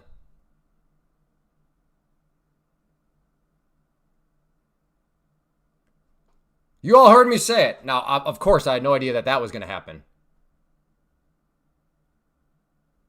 I signed for trade for profit. Oh, nice, Dominic. Very good. Did you use code Clay? That's the most important question here.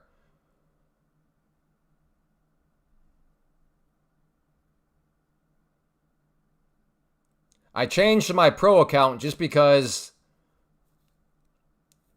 Should I try a trade on my pro account? That was some good action. But I got to be very careful because this is my pro account. So this is like the account that you want to treat like a gold bar.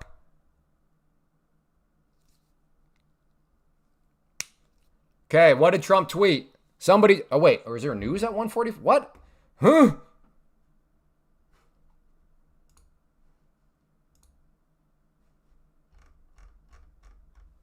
Trying to pull up the calendar here. What time is it? 1:45? I'm seeing nothing. Must have been a Trump tweet or something.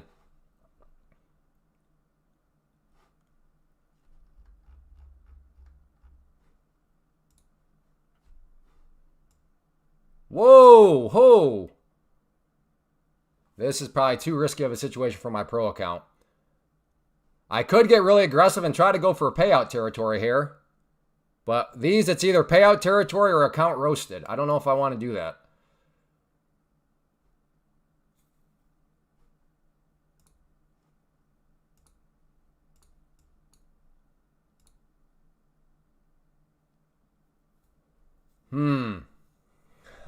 Like I said, pro account, I am very close to putting myself in payout territory. And this is one that could definitely do it. But it's also one where if I'm wrong, account's pretty much roasted.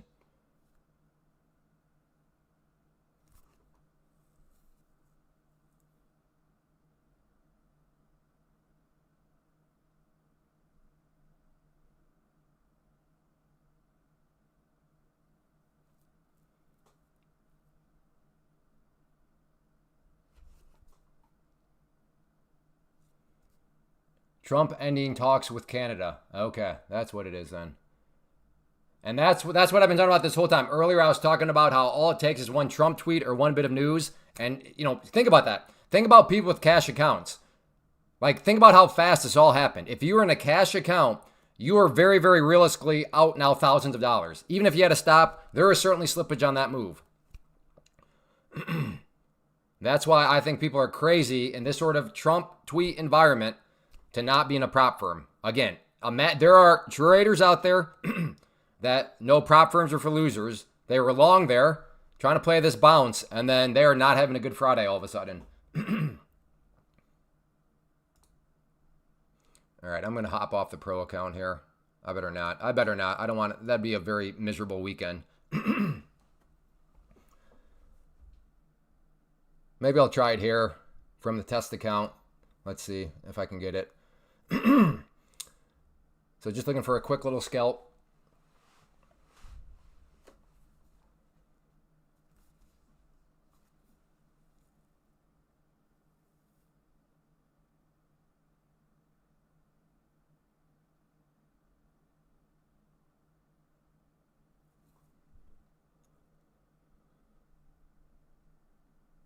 Crazy, crazy drop though.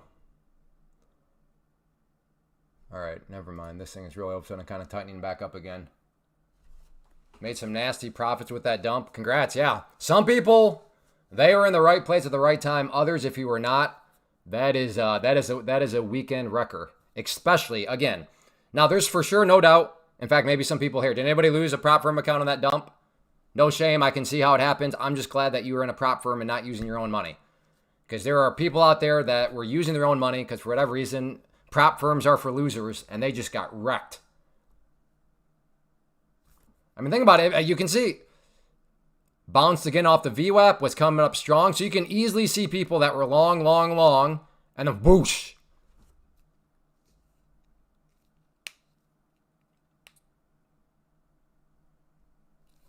So that right here, this is there's no better argument, there's no better reasoning on why Pam's plant is very, very efficient. Because this move showed up in stocks too. So, I mean, for example, let's just look at, I don't know, Tesla, for example. Let's see. So there it is on Tesla. I mean, can you imagine? I mean, the thing about Tesla people, there are probably Tesla people using their own money buying the breakout right there of the 50 period, feeling great about themselves, and then boosh, just like that. Just like that. Let's look at NVIDIA. Same thing, you know? People trying to play this right here, and then poof. So, yeah, that's why for me, I'll take the prop firm. I'll take the prop firm.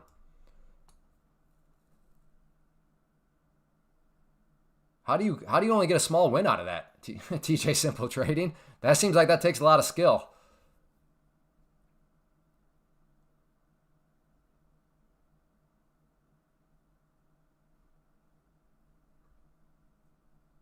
It's still falling. It is indeed still falling. That hammer, ultimately, market did not care about it. So is prop firm just like fake money to... no. Prop firm is fake money in a sense of during the test phase, but once you pass the test and move into pro accounts, it becomes very real money. You can get real money paid to you. But no, it is not practice. It is a some people call it evaluation, some people call it a combine, some people call it a challenge. Did I say evaluation? I can't remember. Some people just call it a test phase. So you prove yourself as a trader, then you move into the pro accounts, and then it's definitely not fake money there. Was in a trade before the dump of the target. Gotcha. Well, I'm glad that it went in your favor, not against you. I'm shocked, though. Maybe people are just scared to admit it. Nobody lost the prop firm account on that one? Do you use dark mode? I don't know what that is. I don't know what you mean by dark mode.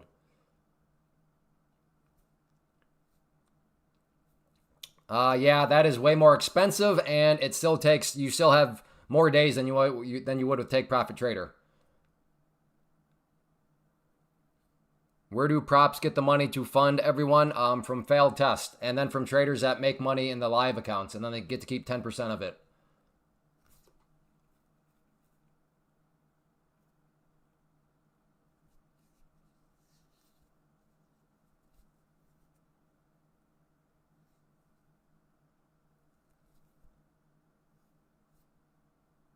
Man, that's hilarious.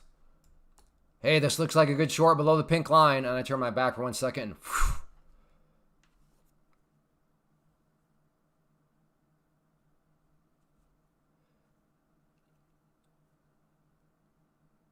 nice job, Nick.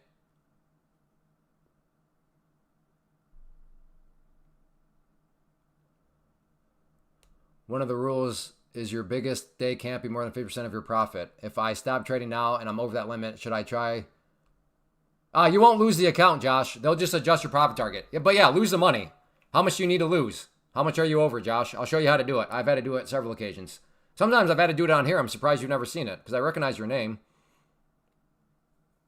Yeah, how much you have to lose? How much are you over the allowed amount?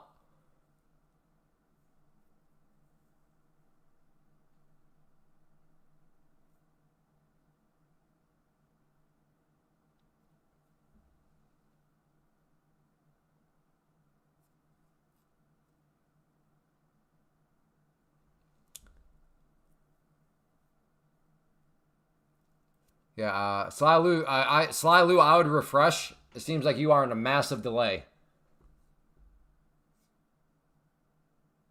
Because yeah, we're aware of the Trump tweeted thing about Canada. I don't know, several minutes ago. So I'd refresh your page. I think you're very far behind.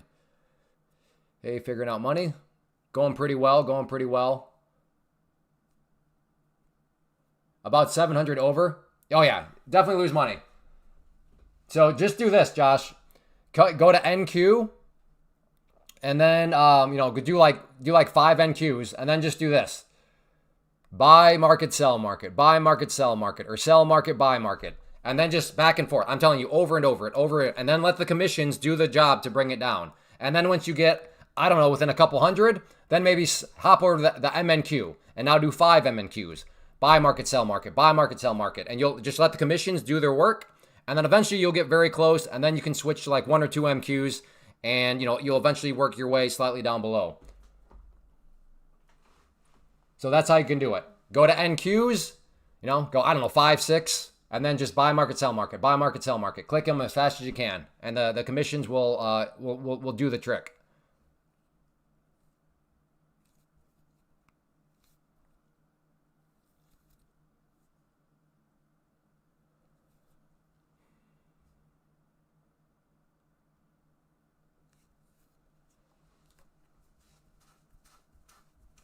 And you'll probably grow. There might be a couple where you actually go up. That's okay. Just continue with it. Continue with it. Continue with it.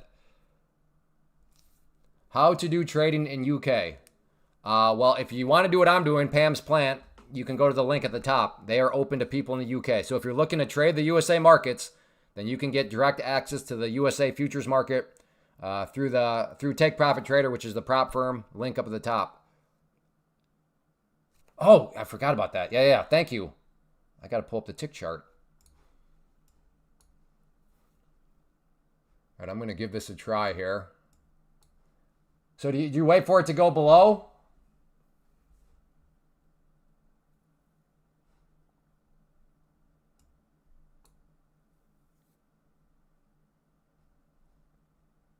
Why tell anyone to lose money even in valuation?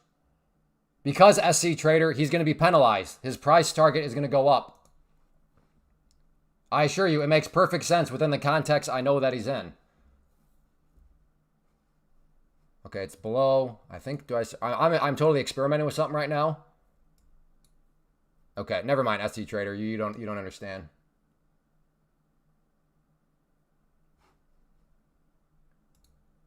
Hey, Josh, are you with, I think you said you were with Take Profit Trader, right? Is that true, Josh?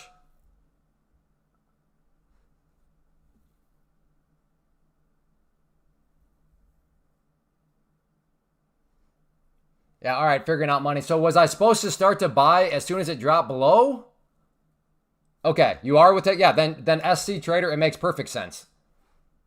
Because he violated the 50% consistency rule. So therefore, they're going to adjust his profit target up, higher than what he would actually want it.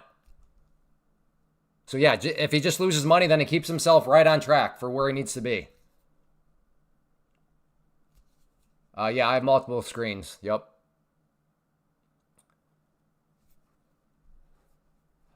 Well, figuring out money, that worked out. Yeah, that worked. I was watching it. I saw it drop below, but I wasn't quite sure when I was supposed to buy. The audio cut out.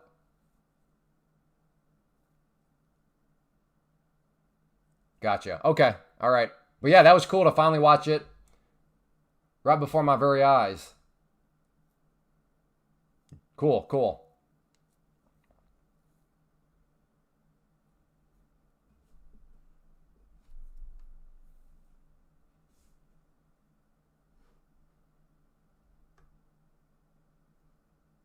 Yeah, so Josh, just hit up the NQs, buy, sell, and just watch.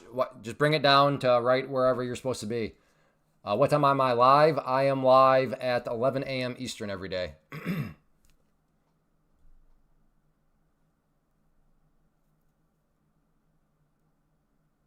A new bear flag in the futures. Could you be a little more specific, Nick? In the futures is kind of like a broad market. So are you talking about MNQ or like NQs, ES, gold, orange juice? Can you open a prop account under a business? Talk to your local tax authority. Angry Sushi.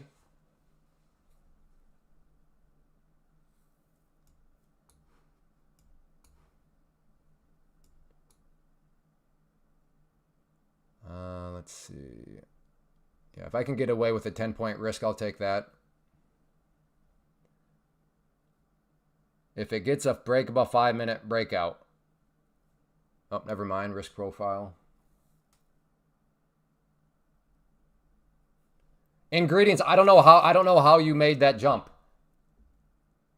He asked, what did he ask? Can you open a prop firm under? And I said, talk to your local tax authority because I'm not here to give tax advice because I'm not qualified.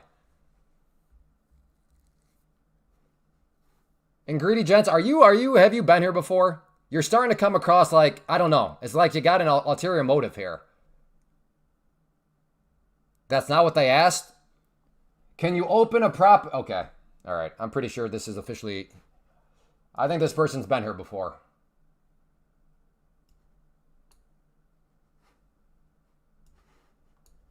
Can you open a prop account under a business? Example, LLC. My reply to that was, talk to your local tax authority. So you said that's not what they asked. No, it's right. That isn't what they asked, ingredients. So how you made the conclusion that I don't do anything, I don't know.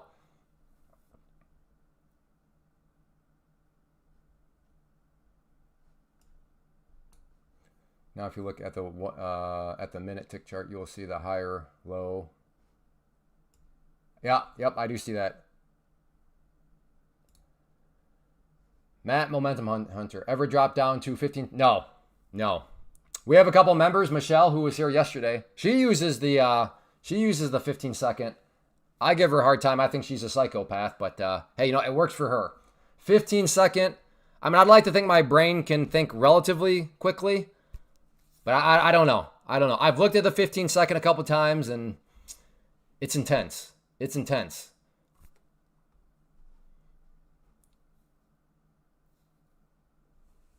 But hey, if it works for you, Matt, go for it, man. Go for it. I'm a little jealous. I'm a little jelly that your brain can think that quickly. I will probably try a long down here just because why not? Because I can get myself a tight stop.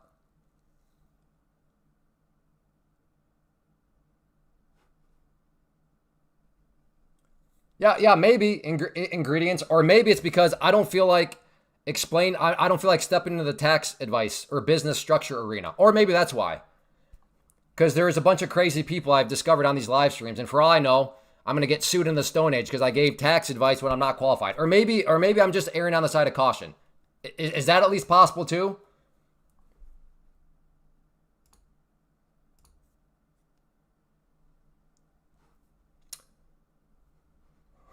I like when there's a very, when they make a point, which to be fair, yeah, that is definitely possible. Their point is possible. But there is an equally, if not greater, other explanation. But they use the word obviously for their explanation. Well, obviously it's this. It's just like, well, obviously, well, no. It could be, yes, I can see that. But I think that the more credible, the more logical is maybe I just don't want to step into the arena of giving people tax advice and how things work when I'm not a CPA, when I'm not a tax attorney. Is that at least a possibility? Or is it obviously what you think it is? I mean, like I said, the live stream, you come across some very interesting people. Although I think a lot of these people are just recycled names. They get banned, and because they have nothing better to do, they decide to come back and create a new name. No, I can't say for sure that, but I mean, for sure there's been some recycled names, which is weird. Which I'm sorry, I just don't get it. What is the point of that? I just don't understand. May I ask if you also trade other? Nope. I stick with the NQ and MNQ.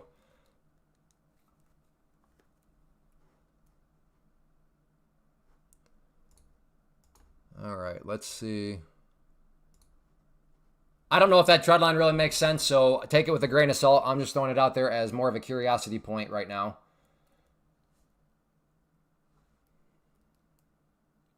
Fazil Trader, entry. Well, where's your target? Where's your stop loss at, Fazil Trader? I'm scared for you, buddy. You did not give a stop loss.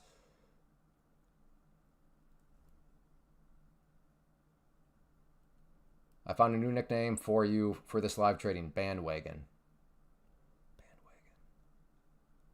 I'm not. I think your humor is too advanced for me, Sam. I don't get it.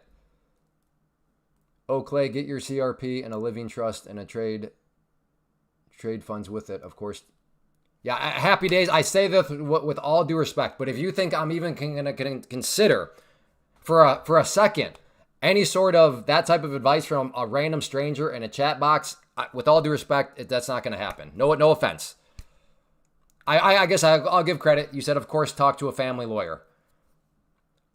I don't know what family lawyers are, though. Do you mean like an estate lawyer? Like an estate planner? I hope no offense was taken there. Happy days. Long. 716. Okay, so he wants to see it come down a bit more. Stop. 693. Okay. Target 738. All right, I appreciate it. Fossil. I'm sorry if I'm mispronouncing your name. Nothing but respect if somebody's willing to throw out their trade plan ahead of time. A little bit more difficult to do that than show up in hindsight or armchair quarterback something. So shout out to you. Shout out to you. I don't know. This trend line. Look at this. Look at the 5 minute. Whoops. Look at the 5 minute. Are we going to get another rejection back down? Potentially. What is the low right there? 28. I am starting to like this trend. I'm not going to take it on this candle. Next candle, though, I will take a short below that trend line. I'm not going to do it on this candle, though. What? No. This is the 5 minute. Right there, 5 minute. This is the 2 minute.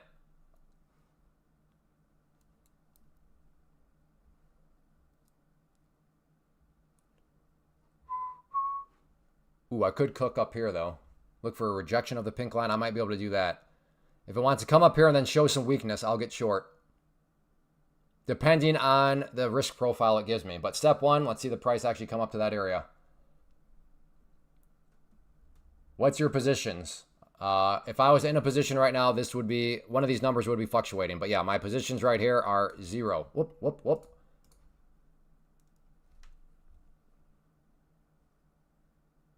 No, it's not band. It's ban. Ban. B-A-N, not band. There we go. Yeah.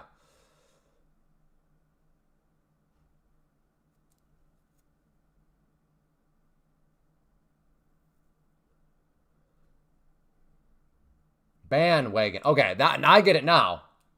I think the first time you said band. Yeah, you did. You said bandwagon. Okay, all right. What would that? 35 up to, yeah, $100. Let's give it a try.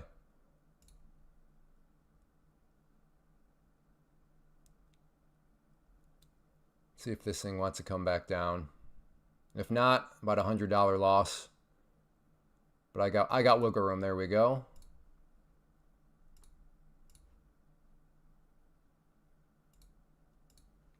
First target, that line right there. Love it right now. Love this candle. Love this setup. It's just a question of, does this candle now want to give me some follow through?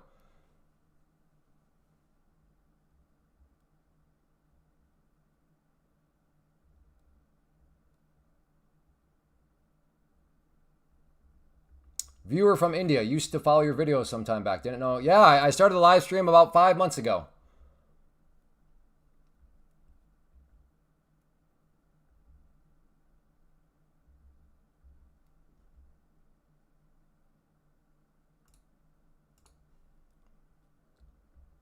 Come on. Oh, come on.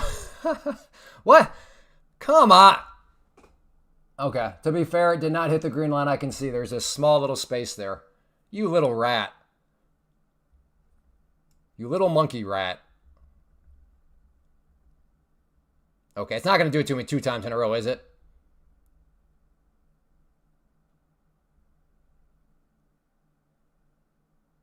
Are you serious? Is it really that hard to just hit that target? Is it really that hard?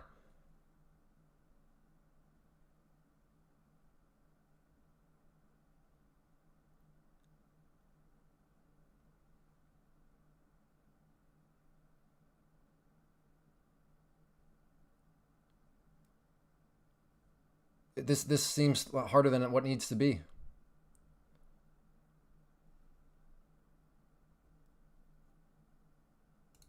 Nope, I'm out. Not going to risk it anymore. I don't even care if it comes back down. I gave that little dirty bugger plenty of time.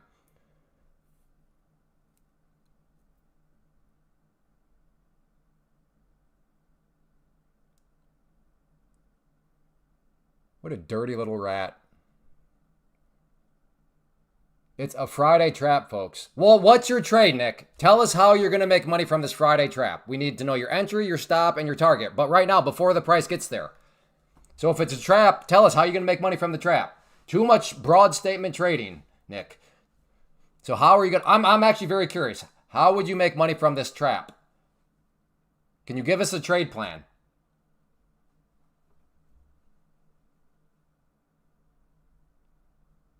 I'm very curious, and I'm not even joking around. Like, it's a Friday trap. Okay, well, how do you make money from one of these trap trades? And the best way to say that or see that is give us your target, your entry, and your stop. But it's got to be before the price gets to those levels.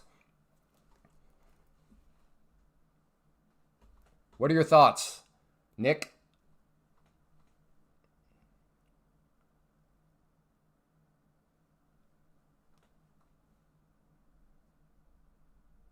I don't know. That trend line's still looking pretty good. I'm going to keep my eye on it. Poor you. Nick, I'm just asking how, and I'm being dead serious from one trade or another. How do you make money from a trap? Like, what is your trade plan? How do you plan to make money from the trap? So not poor you. I'm genuinely asking.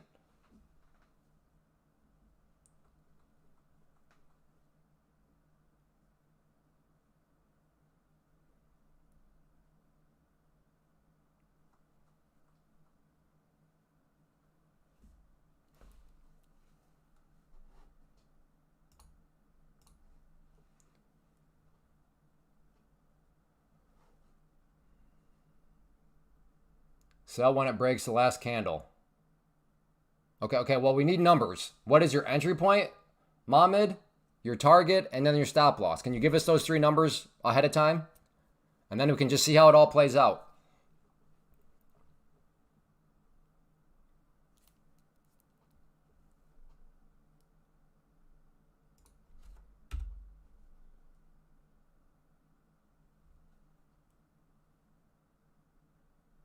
Okay, and where's your stop at, Mohammed? Okay, Mohammed's short right here. Where's your stop at?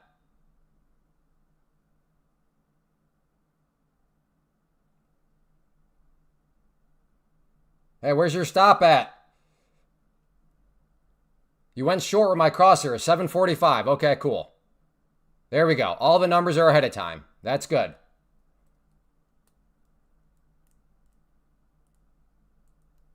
No sell, bro. Well, Mohammed went short.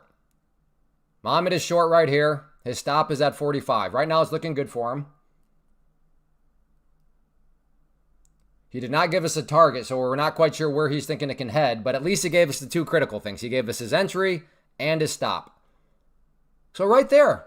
Now we can look at Mohammed and be like, hey man, good call. There is no hindsight trading. There is no armchair quarterbacking where he came back up and supposedly told us he got short there. He called it in real time. Beautiful thing. Well done. Good call. Okay, 700 target. So he's not quite to his target. But that's the power of just giving a trade plan ahead of time. Instead of just saying, something broad. So, well, I guess so far looking so good, Mohammed. Not to your target, but definitely moving in your favor.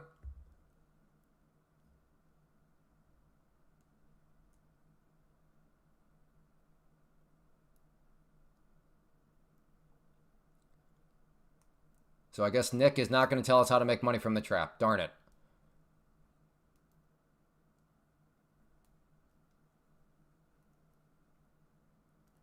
Okay, Mom, and his stop loss is at break even now. Well done, sir. I got to say, I think that's a pretty smart move on your part. See, it's so much better that way when people just give your trade plan ahead of time.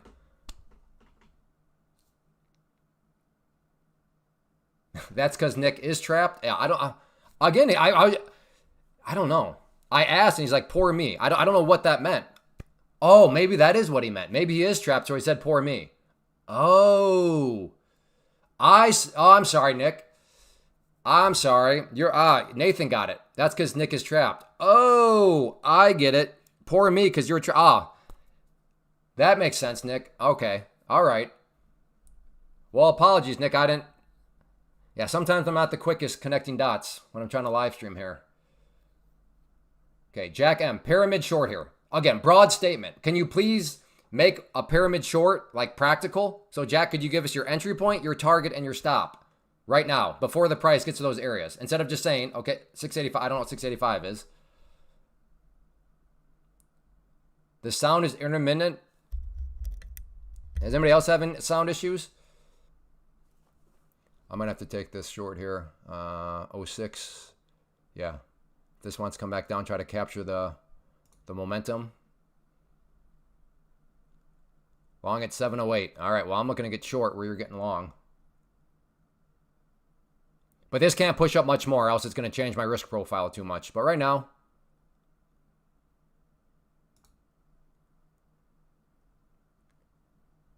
okay, some people are saying go long.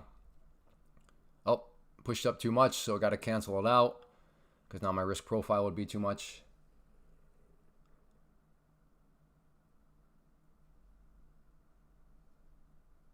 Well, I was, but now pushed up too much, so my risk profile was too high now, so I can't take it anymore.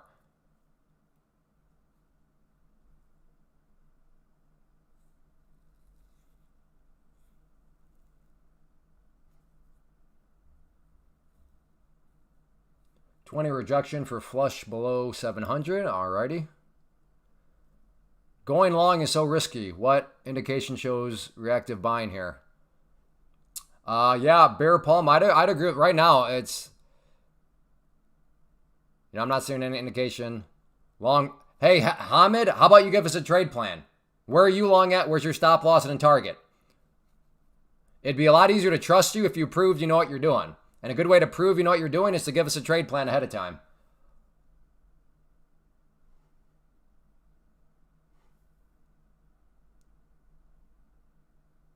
Where are you long at?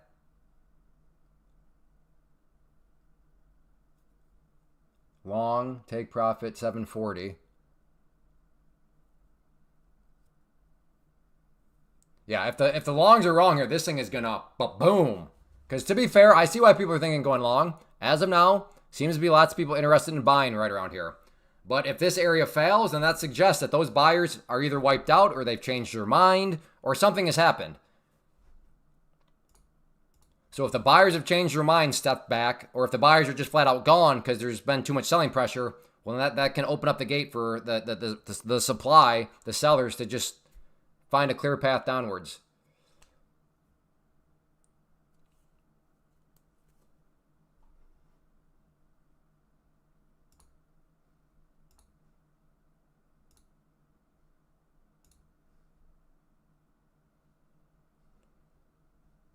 Trump ending trade talks with Canada. Yeah, Pawn, yep. That is what spurred the downwards move. Sharf. I'm not sure what Sharf is. Short brother.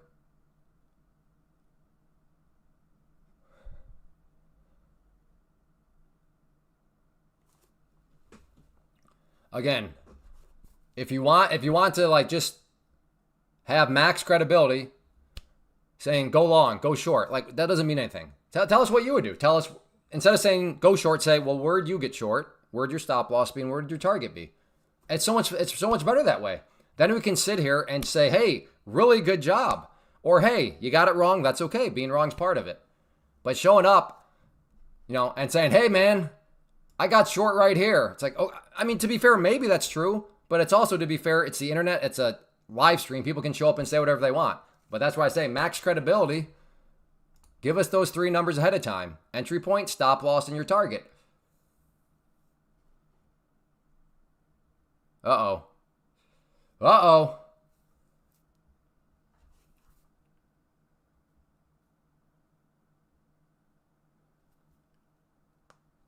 Hamid, I think Hamid's out. Nope, Hamid is in by the skin of his teeth. His stop was like 693. Okay, Hamid, you're out. Good try. Good try, Hamid. See, that's why I like to ask people. Earlier, Hamid saying, long bro, trust me. And I quote, long bro, trust me. Do you see why I like to get to know people a little bit better before I just trust people? Hamid, long bro, and I quote, trust me.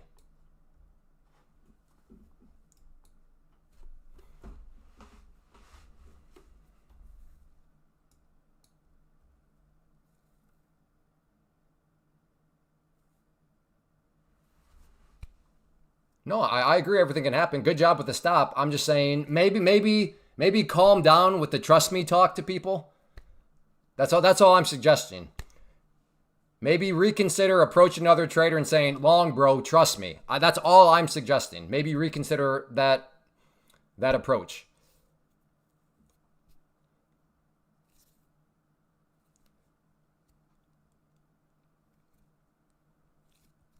Good point, fish sticks. Good point. If anything can happen, then trust me should never be said. Good point.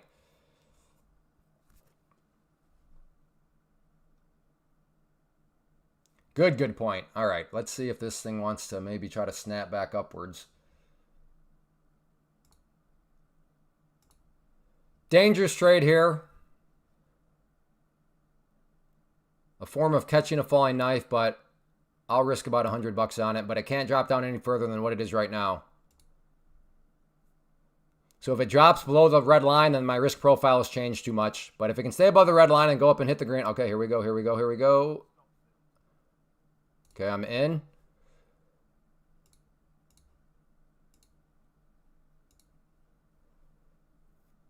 Like I said, dangerous trade.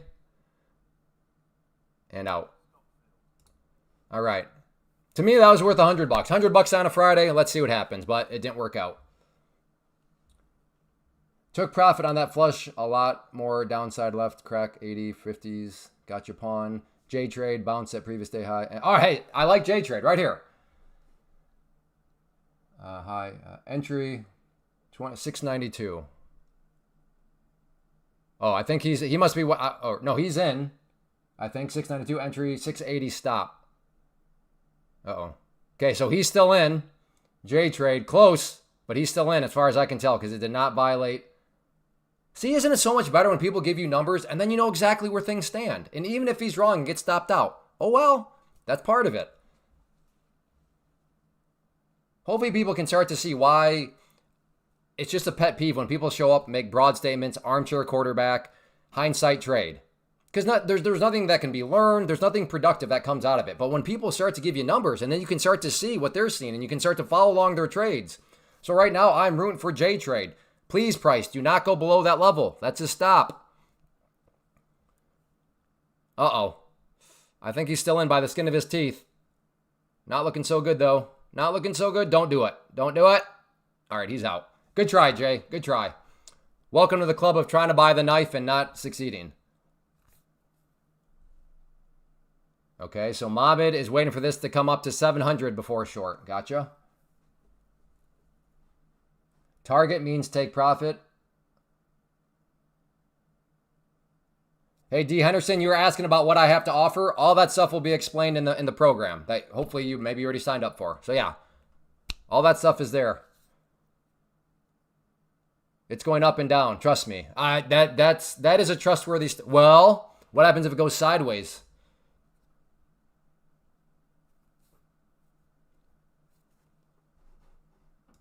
Right off of that orange line, which is yesterday's close or the previous session's close.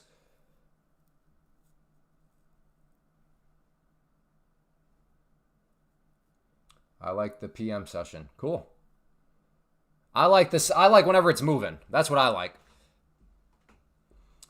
Like that mentioned, would like to see it get up to 7 rejection and then speeding up to the downside.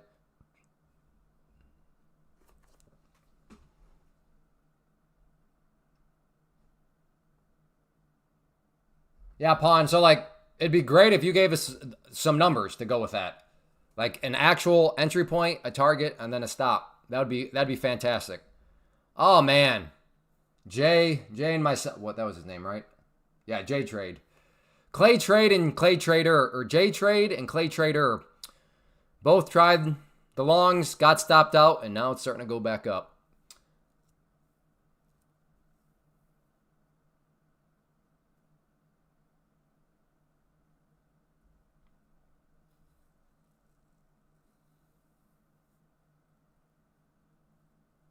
Today I just lose $420, but I put my stop loss to $240. Oh, it sounds like some slippage got you then. Oh yeah, that would make sense. That movement where you were in, yeah, that was probably a big slip. Oh, J Trade, the market did us dirty. Alpha Prime, he's just averaging down. He don't care. I'm averaging down, brother.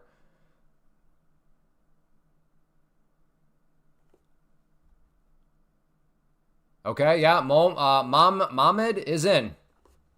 He said he was in at 700, and this is great. He's mapped everything out ahead of time. His stop, I think, was 720. I don't know if he gave us a target.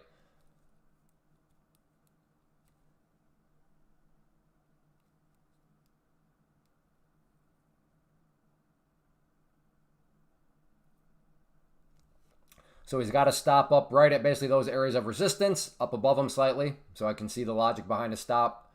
He's hiding behind this perceived area of resistance, so it makes sense to me.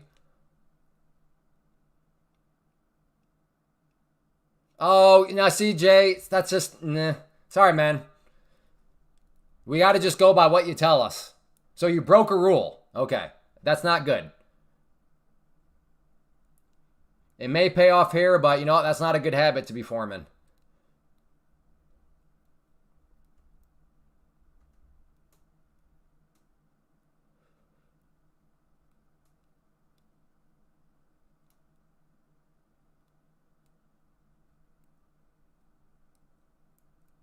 I'm momentum trader, so I look for the pure momentum to get.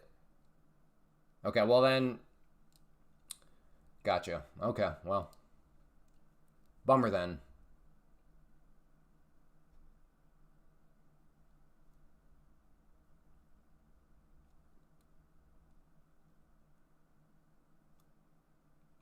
I mean, you're more than welcome. You can do another trade plan. That's fine. Just all I would say next time is just don't say like, "Hey, do this, trust me, bro." Just leave out the trust me. Give us a trade plan and just leave it at that. Let your trade plan speak for itself.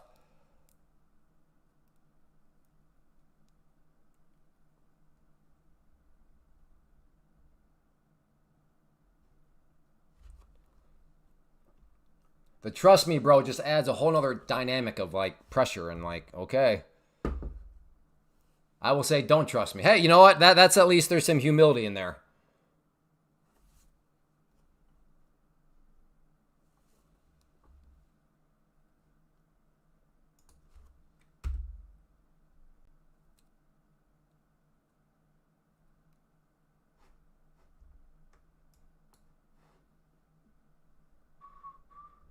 Let's see, 703.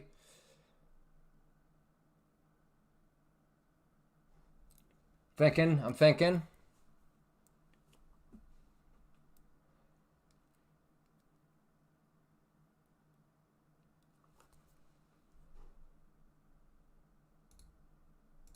I'm gonna buy there.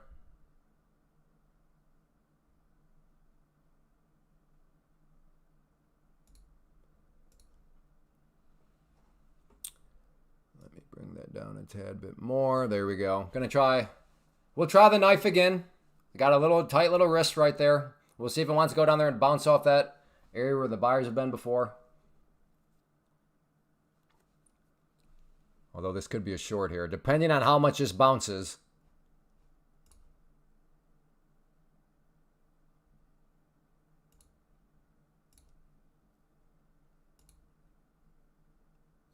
Okay, I'm in. Short. Trying to capture this momentum down. If it can give me some down.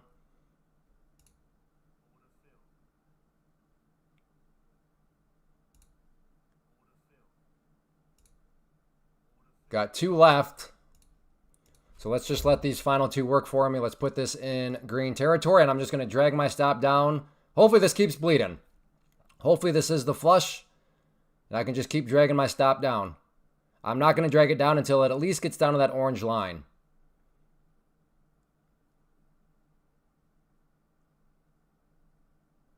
Come on, brother. Come on down.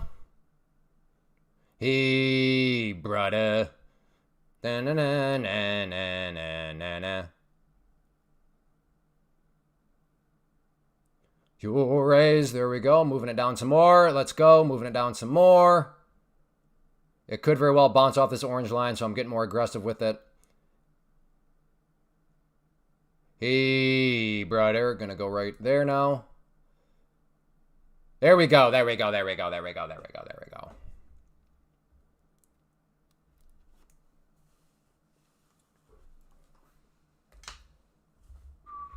Good call, Mohammed. Yep, that hit his target. Me and Mohammed making some money on the short side.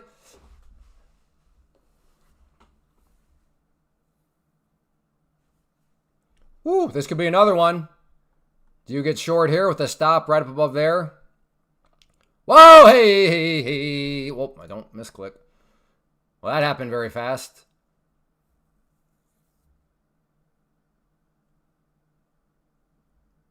I didn't say Mohammed. I think I'm saying Mohammed. Sorry, I'm calling you Mohammed. If that's, or can I, maybe I'll just call you Omar. I know I can say Omar.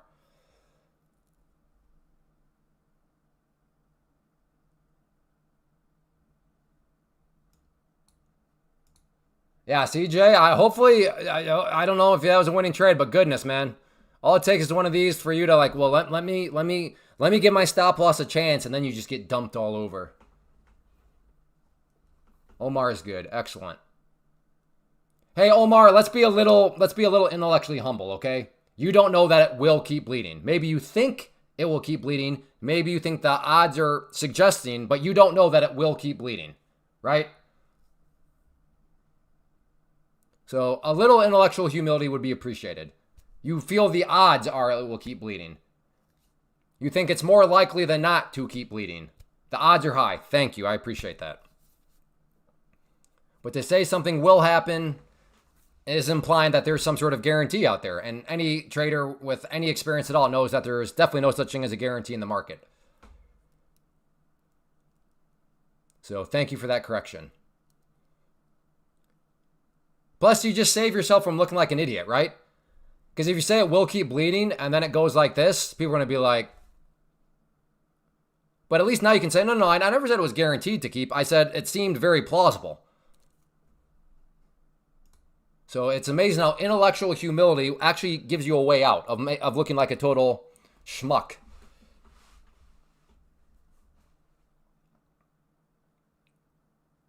We are nearing the overnight low. That is that pink line right there. Oh, I like that. That's right. For sure, risk management runs this profession. Well said. Well said. I'm not sure there's anything that may be the most true thing that's been said.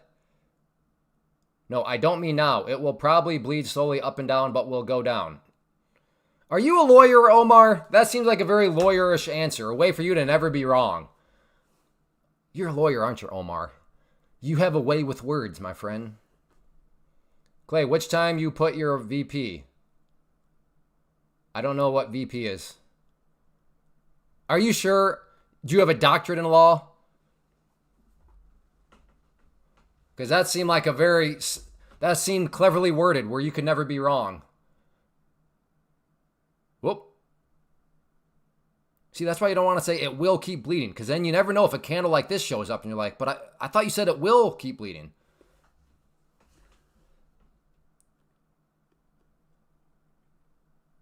Oh, volume profile. Clay, which time you put... Yeah, I'm not sure what you mean by which time. I don't know what you mean by that. Big ups for doing this. Very cool to watch and learn from you, and appreciate your... Well, thank you, Just Viral Videos. It will go up, then down, and down, and... Okay.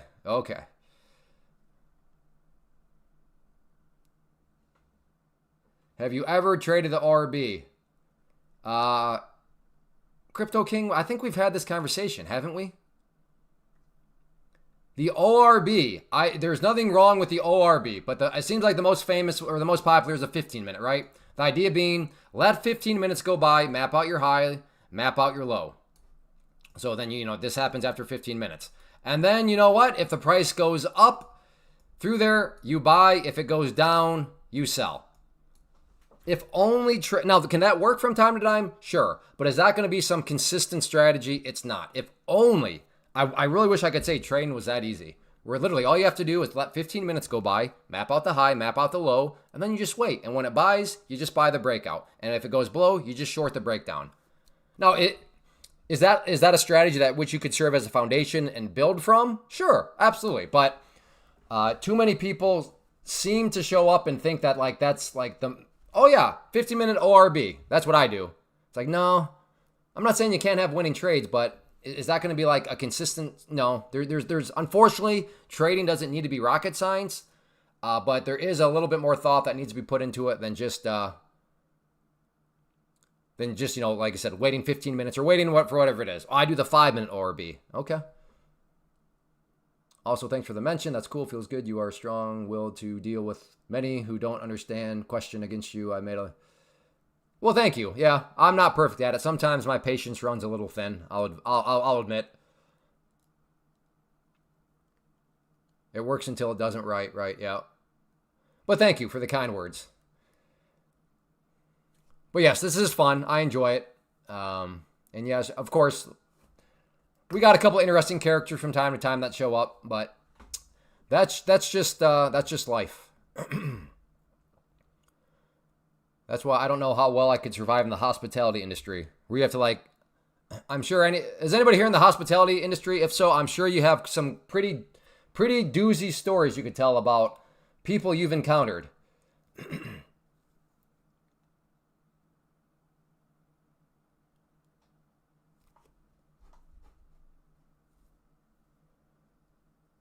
But Clay, just buy low and sell high. You're right.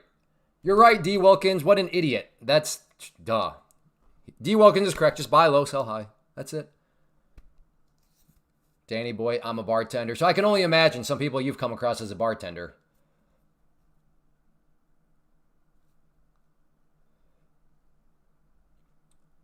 Oh yeah, Jaboni in the business or pizza business. I'm sure you have quite some stories. So yes, what I do here, it can be nothing like you because you are in person. I have the ban button, but I guess you could ban somebody in person. I don't know. It probably would not be by legal means, but I was too many an account. I can only imagine.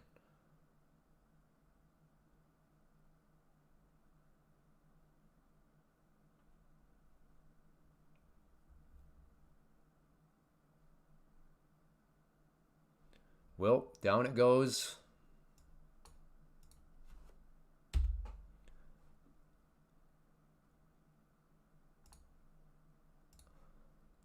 Dangerous trade. I'm just totally anticipating that it might want to bounce. In fact, let's just do a fake break here. There we go. A little bit more than that. This thing is so jumpy. Let's see if it wants to jump down there. Overnight low, so I'm looking for a fake break. Am I waiting for a bounce? No, I'm hoping for a bounce when it comes down here, but I'm not looking for any confirmation. Hence the high risk nature of the trade. Thank you, Just Viral Videos. Well, hey, if you're good at making videos go viral, make the live stream go viral. That'd be great.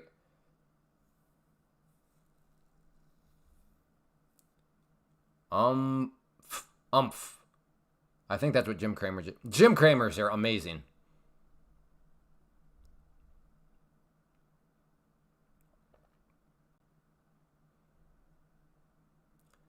Okay, I'm thinking this thing might want to get very jumpy to the downside. That's what I'm trying to err on caution, be even down below the overnight high, or excuse me, the overnight low. Okay, here we go. Let's see if it wants to get jumpy. That was quite anticlimactic. We'll see if it wants to give it another try. Whoa, see, there's the jump. Let's see if it wants to give me one more jump. Down through here, jump, and then back up. Again, very dangerous trade here because I'm not operating under any sort of confirmation.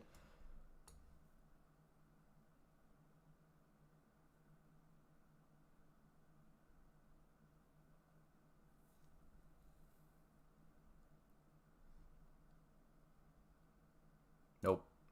All right, that's what I wanted. I was looking to see how it would behave on the first break, but it barely budged at all.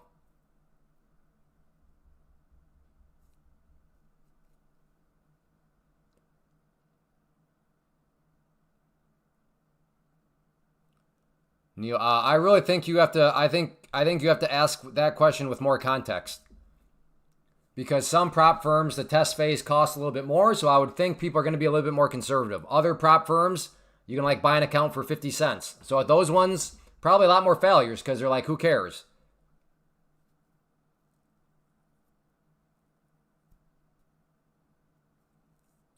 Jim Cramer with Take Profit Trader, there's no activation fee.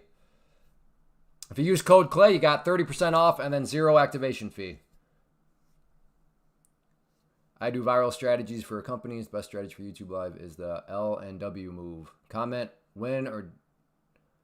W or L on the chat because people interact on the live, then you'll be shared with more. So what is, by commenting W or L, what is that supposed to mean? Like, what does the W or L represent?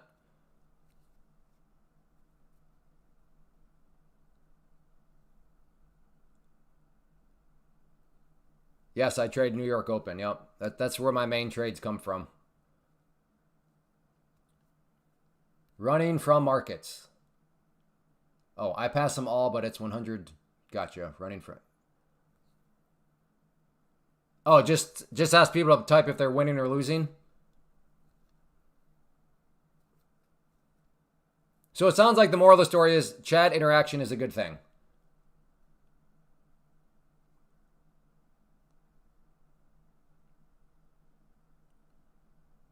Hey, just email me, Clay,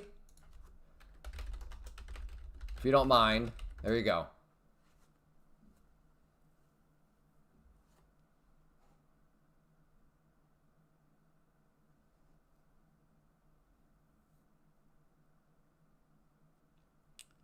It's like you did in your classes, or still do type 1 if. Oh, I see. Okay, so I still do that from time to time. I gotcha. Okay. I trade Forex. Started with $20 last week. Now I'm at... Oh, man, you'd be up a lot more if you're doing futures. Futures makes Forex look like garbage.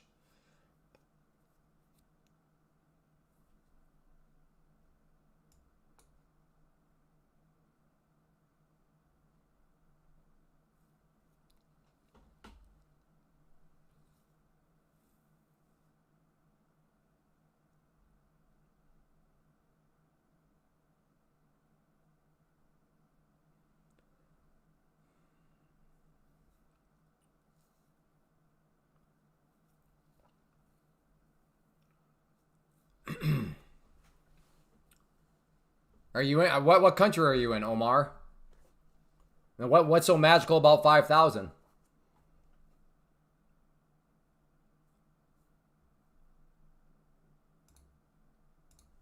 Gonna buy right there at that green line if it wants to come up there.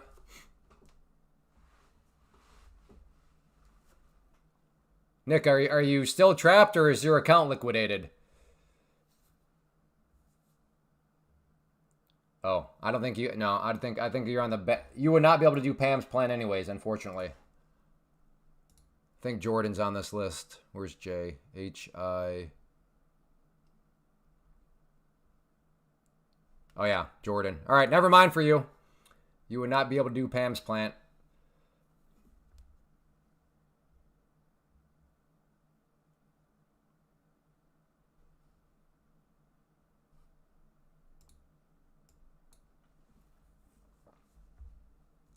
Nothing. I was going to recommend, I think, the best way to go about day trading, but it's not available to you. It's banned in your country, so never mind.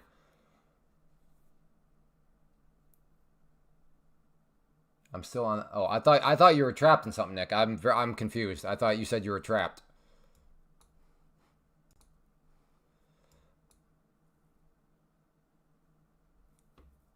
Okay, I'm actually from Israel. I don't think that does anything. I don't think that does you any better either. Where's H?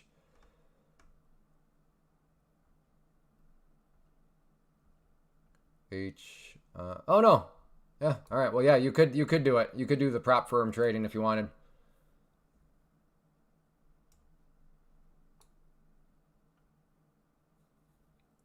Made $200 on my account today testing one contract. Wish I won. Yeah. Thanks, Paul. Yeah, I'm there too. When it works out, like, man, why did I only do one? I have that voice in my head too, Paul Jr. I've met the voice also.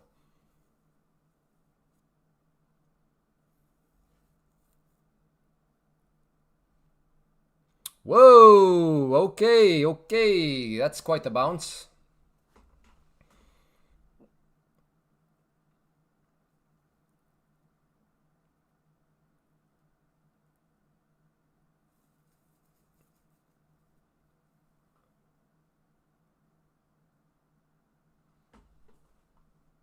What limits are you talking about? What limits? I'm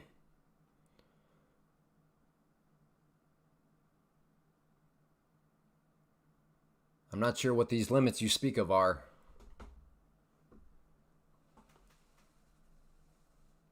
Short sense.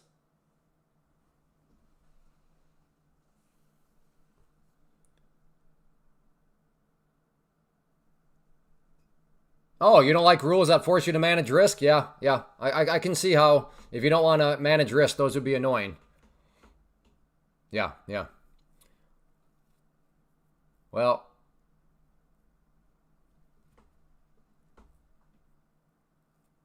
I mean, I don't want to ruin. Look at this bounce. I don't want to ruin your parade, but if the reason you don't like a prop firm is I don't like following rules designed to force me to manage risk, then that's not really good.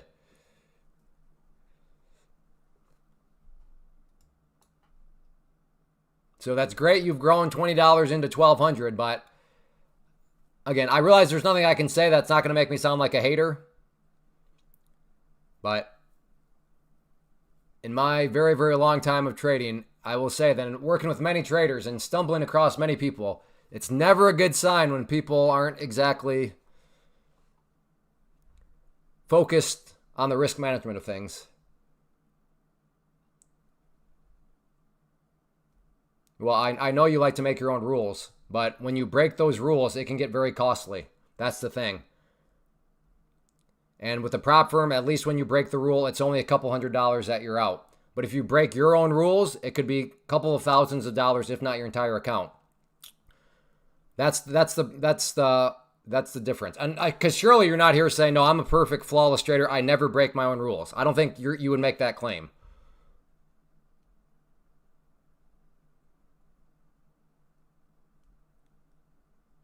$22 bags of gambler today. I like options and futures, prefer futures for, well, yeah. Day trading options is garbage because of theta.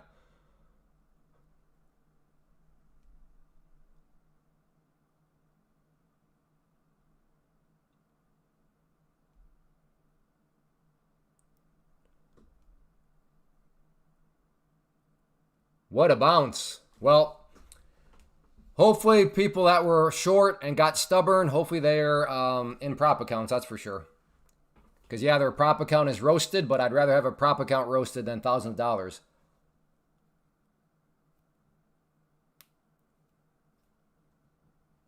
Right, so that's my point, Omar. Thank you for admitting that, yeah, I'm human, I do break rules. That's my point. You may be using your own money, you may have your own rules, but the time you break your own rules is where you can just wipe out all of your gains. Whereas in a prop firm, that's all mitigated. Because you'll lose the account, but you're not going to lose all your gains or you're not going to lose thousands of dollars. That's the whole point. How much do I need to start trading futures? Well, if you use a prop firm that I'm using, you would need to get started 105. 105 gets you 25K in purchasing power. And with futures, there's no pattern day trading rule, so it's unlimited day trades. You can trade as much as you want every single day. Hey, you too, Nick. Have a good one.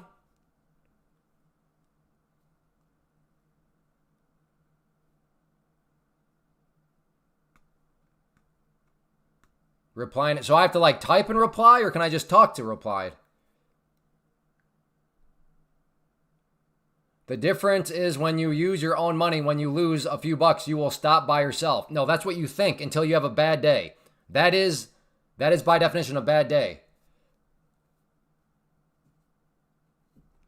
I'm saying you can do that.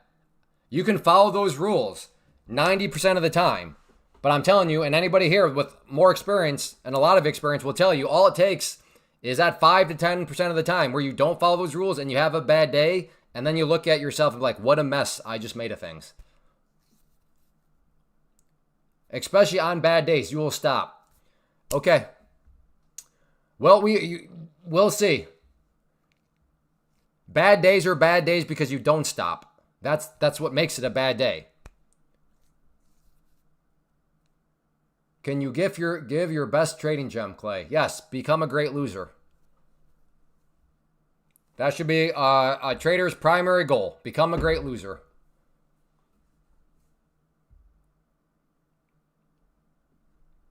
You can talk, but end with a question, not a conclusion. Once you get a payout from a firm, too, that feeling of its play money goes away. Gotcha.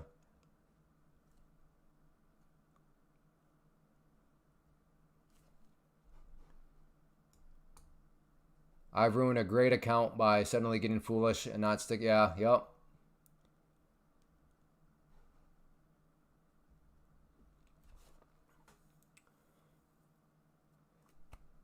Yeah, that's I offer this free class if anybody wants to. But yeah.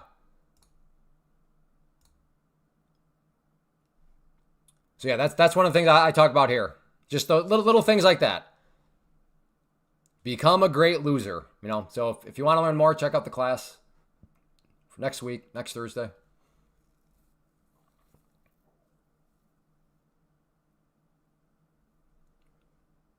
And that whole big bounce, wow, just wiped away, wiped away.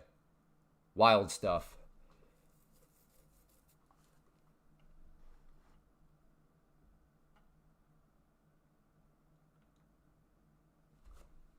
Okay, sounds like I'm pretty good. Sounds like I'm doing pretty good then, just viral videos. Because I am constantly interacting with the chat, talking about all sorts of stuff, asking questions, so seems like I'm on the right track then. Thank you for the pointers. Do you give a lot of people pointers? Oh, nailed it. Nailed it, coach. Finish the day in a strong bearish. Huh?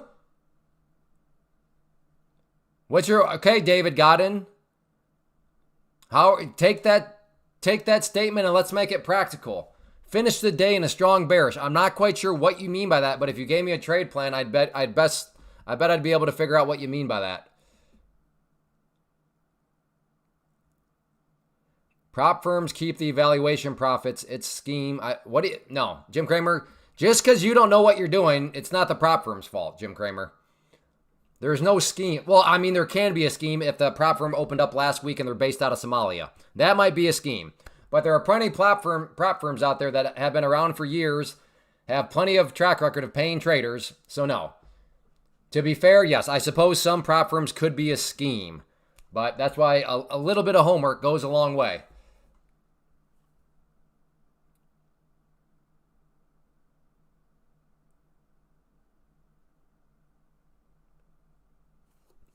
Well, do we get a double bottom? No, we don't.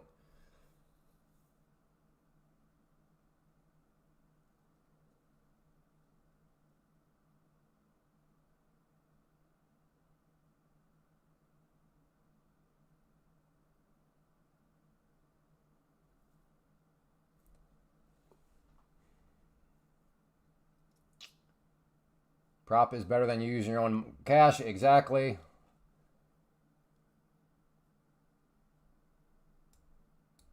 Sorry, Omar. Nobody's impressed by that. Yeah, that's what I meant. It was too much of a lawyer statement. Way too many broad terms. You had too many ins and outs. Good try, though. That's why I asked if you're a lawyer. It was a very convenient statement. Good try, though. Good try. In other words, no matter what could have happened, you could have said, see, no, I told you.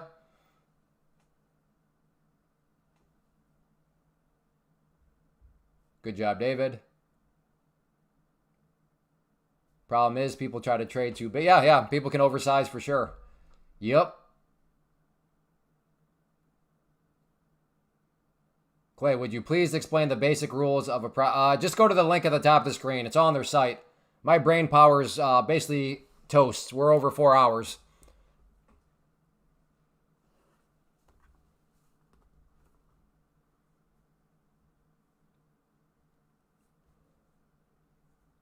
Yeah, it's very straightforward, though. You buy an account, you pass the test, and once you get to the test, you move from the test into the pro account. And then in the pro account, once you start to make money, then yeah, you can start to request those payments. That's known as a prop firm payout.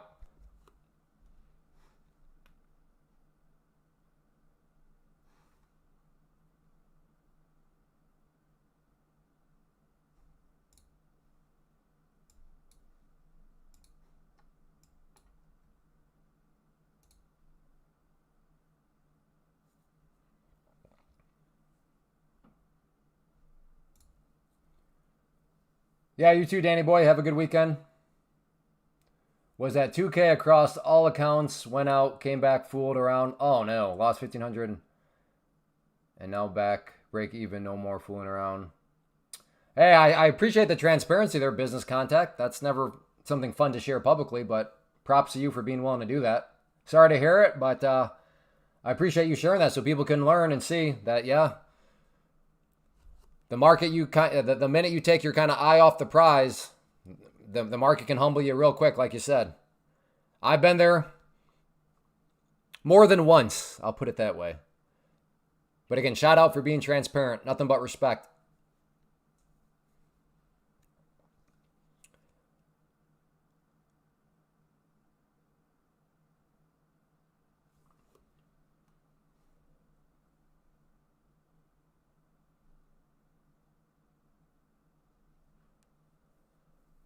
We are at a pivot point here on the 5 minute, so it makes sense why the price is kind of putzing around. That brown line right there is a pivot point. Doesn't mean that the price will bounce. I'm just saying it makes sense why the price is not just, why it's getting at least a little bit of sideways action right here. So that was the 5 minute. We were watching things here on the 2 minute. Yeah, I got greedy thinking I can make more, but I made back what I did today, so I guess it's, yeah. Clay, if trader blow up a lot of evaluation account, I feel like take private trader can cost. Well, I mean, they're all going to be, yeah, it's pick your poison in some senses. But I mean, sure, under that premise, if a trader's going to blow up a bunch of accounts, yeah, either way, they're going to spend a lot of money. If your starting premise is, if you blow up a lot of accounts, well yes.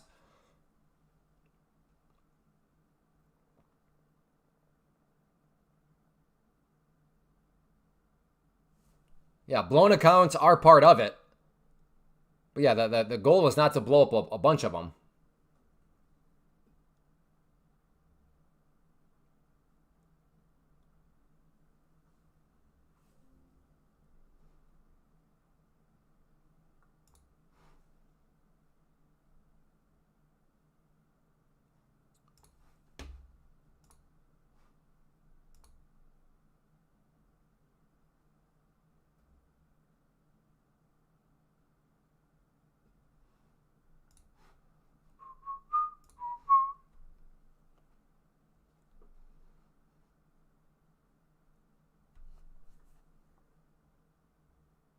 Yeah, no, I only trade NQ and MNQ.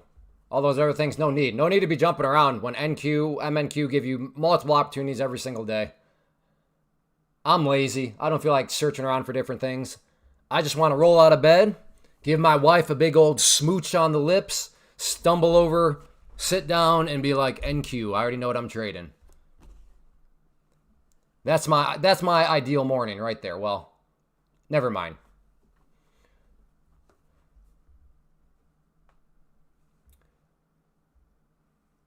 I tried another one.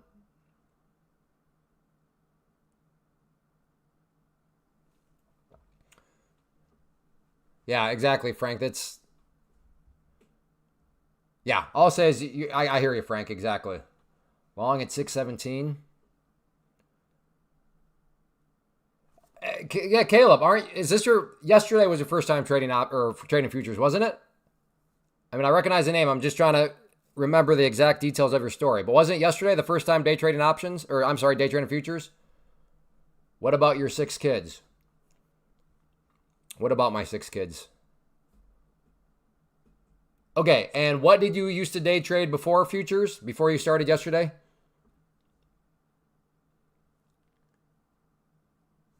Again, like I pointed on the 5 minute, that pivot point is right there. So not exactly, I realize it's hard to see because the white line, which is the low of the day, is kind of covering it up. But there's that line right there, which is the pivot point. So not totally shocking at all to see the price find some buyers down around there. No, but what did you trade with Webull? Did you used to day trade stocks or options?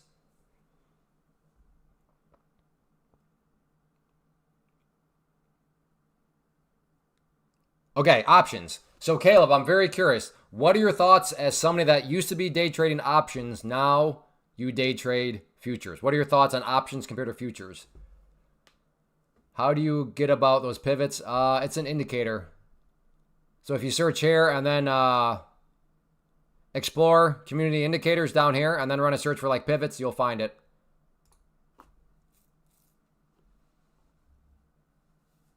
Sounds good, just viral videos.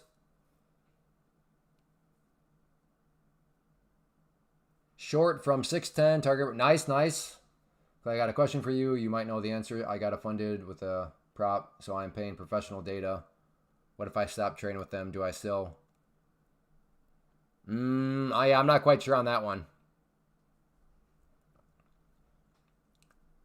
I mean, if you're done with the broker, like, I don't know, if you're done with NinjaTrader and you're moving on from NinjaTrader, then yeah, I wouldn't think, I mean, I don't see why you'd still have to pay for the data.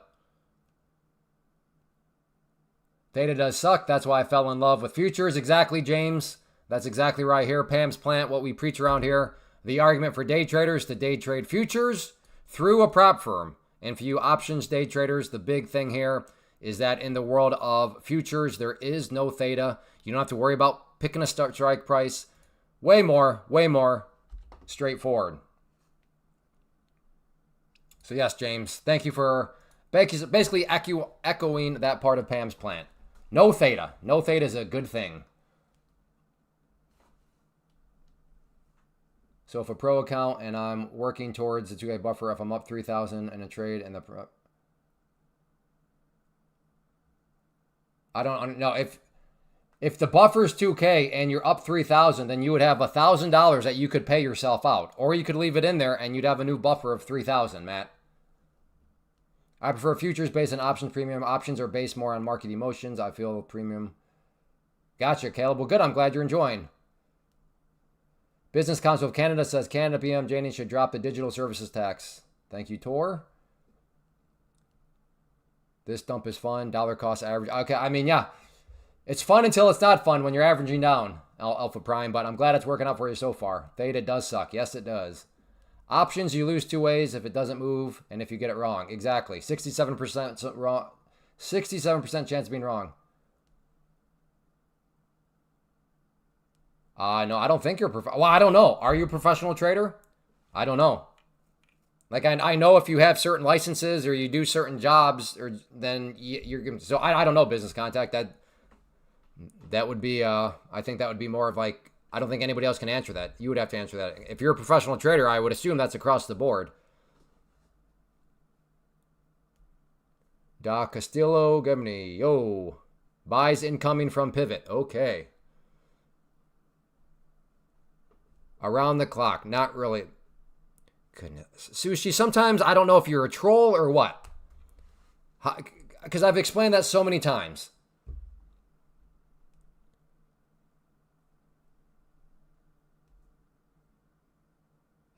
Angry, I don't know. Angry Sushi, he might have to go. Do you recommend somebody starting with futures? Oh, futures for sure. In a prop firm, though. Do not do futures with your own money. Futures through a prop firm is by far the best way to go about it, especially because you can't be a day trader in stocks unless you have $25,000. A day trader being defined as being able to buy and sell as many times as you want in a single day. Because in the world of stocks, unless you have $25,000, there's something called the pattern day trading rule. So the pattern day trading rule says, hey, if you don't have $25,000, you only get 3 day trades every 5 days. Again, a day trade being defined as you buy and sell in the same day. So you're only allowed to do that 3 times every 5 days, which is bonkers. So that's what I mean. By definition, you can't be a day trader in stocks unless you have the $25,000. But that pattern day trading rule, that's why it starts off right here. In the world of futures, pattern day trading rule, there is... Whoops. Let's try that again. But that pattern day trader... There we go. There is none. So you could show up and you could start day trading and become a quote-unquote day trader. Again, day trader being defined as you can buy and sell as much as you want every single day for $105. Because $105 gets you a $25K in purchasing power within the prop firm. So that's why Pam's plant is definitely the way to go, especially if you want to be a day trader. Don't start with stocks because quite literally you will not be allowed to be a day trader because of that pattern day trader rule.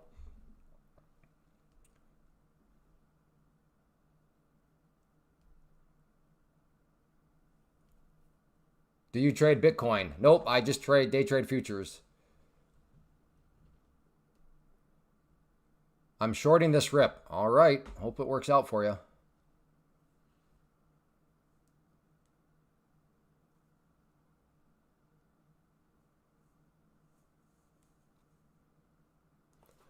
Ooh, could this be a short here? Maybe.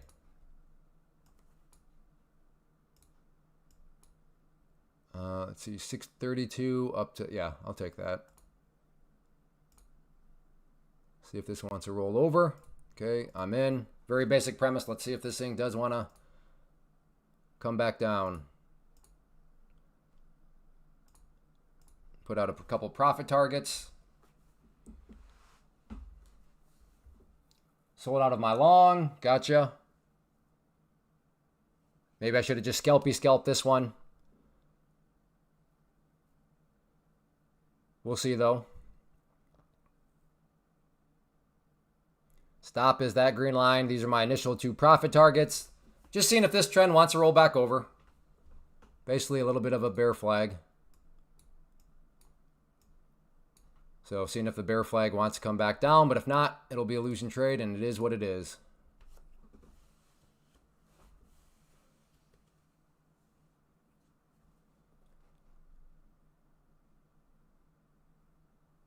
Not looking so good. Not looking so good, and I am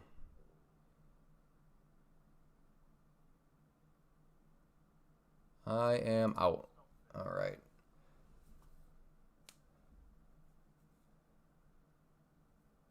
Yeah, but no, good action, fast moves. Yeah, so on the prop firm front, for me, beginner, intermediate, or advanced, take Profit Trader. If you're a beginner, definitely take Profit Trader. They have the cleanest set of rules. Their payment policy is the best, which also why if you're intermediate or advanced in the world of prop firm trading and you've never tried Take Profit, I would say definitely give them a try, because once you get into the pro accounts and you can request payouts every single day and any amount you want every single day, you're going to find yourself like, man, this is the greatest thing ever. So consider Take Profit Trader, really no matter what category of trader you're in. But if you are an intermediate or advanced trader, maybe you already use Apex and you're just wondering, hey, Clay, how can I support the stream? You can use code Clay because that does support the stream. And one of those things where I say it, or I try to say it, but if you do enjoy the live stream, then using code Clay really does help out, because as a father of 6 kids, I'm trying my best to be a good husband, good father.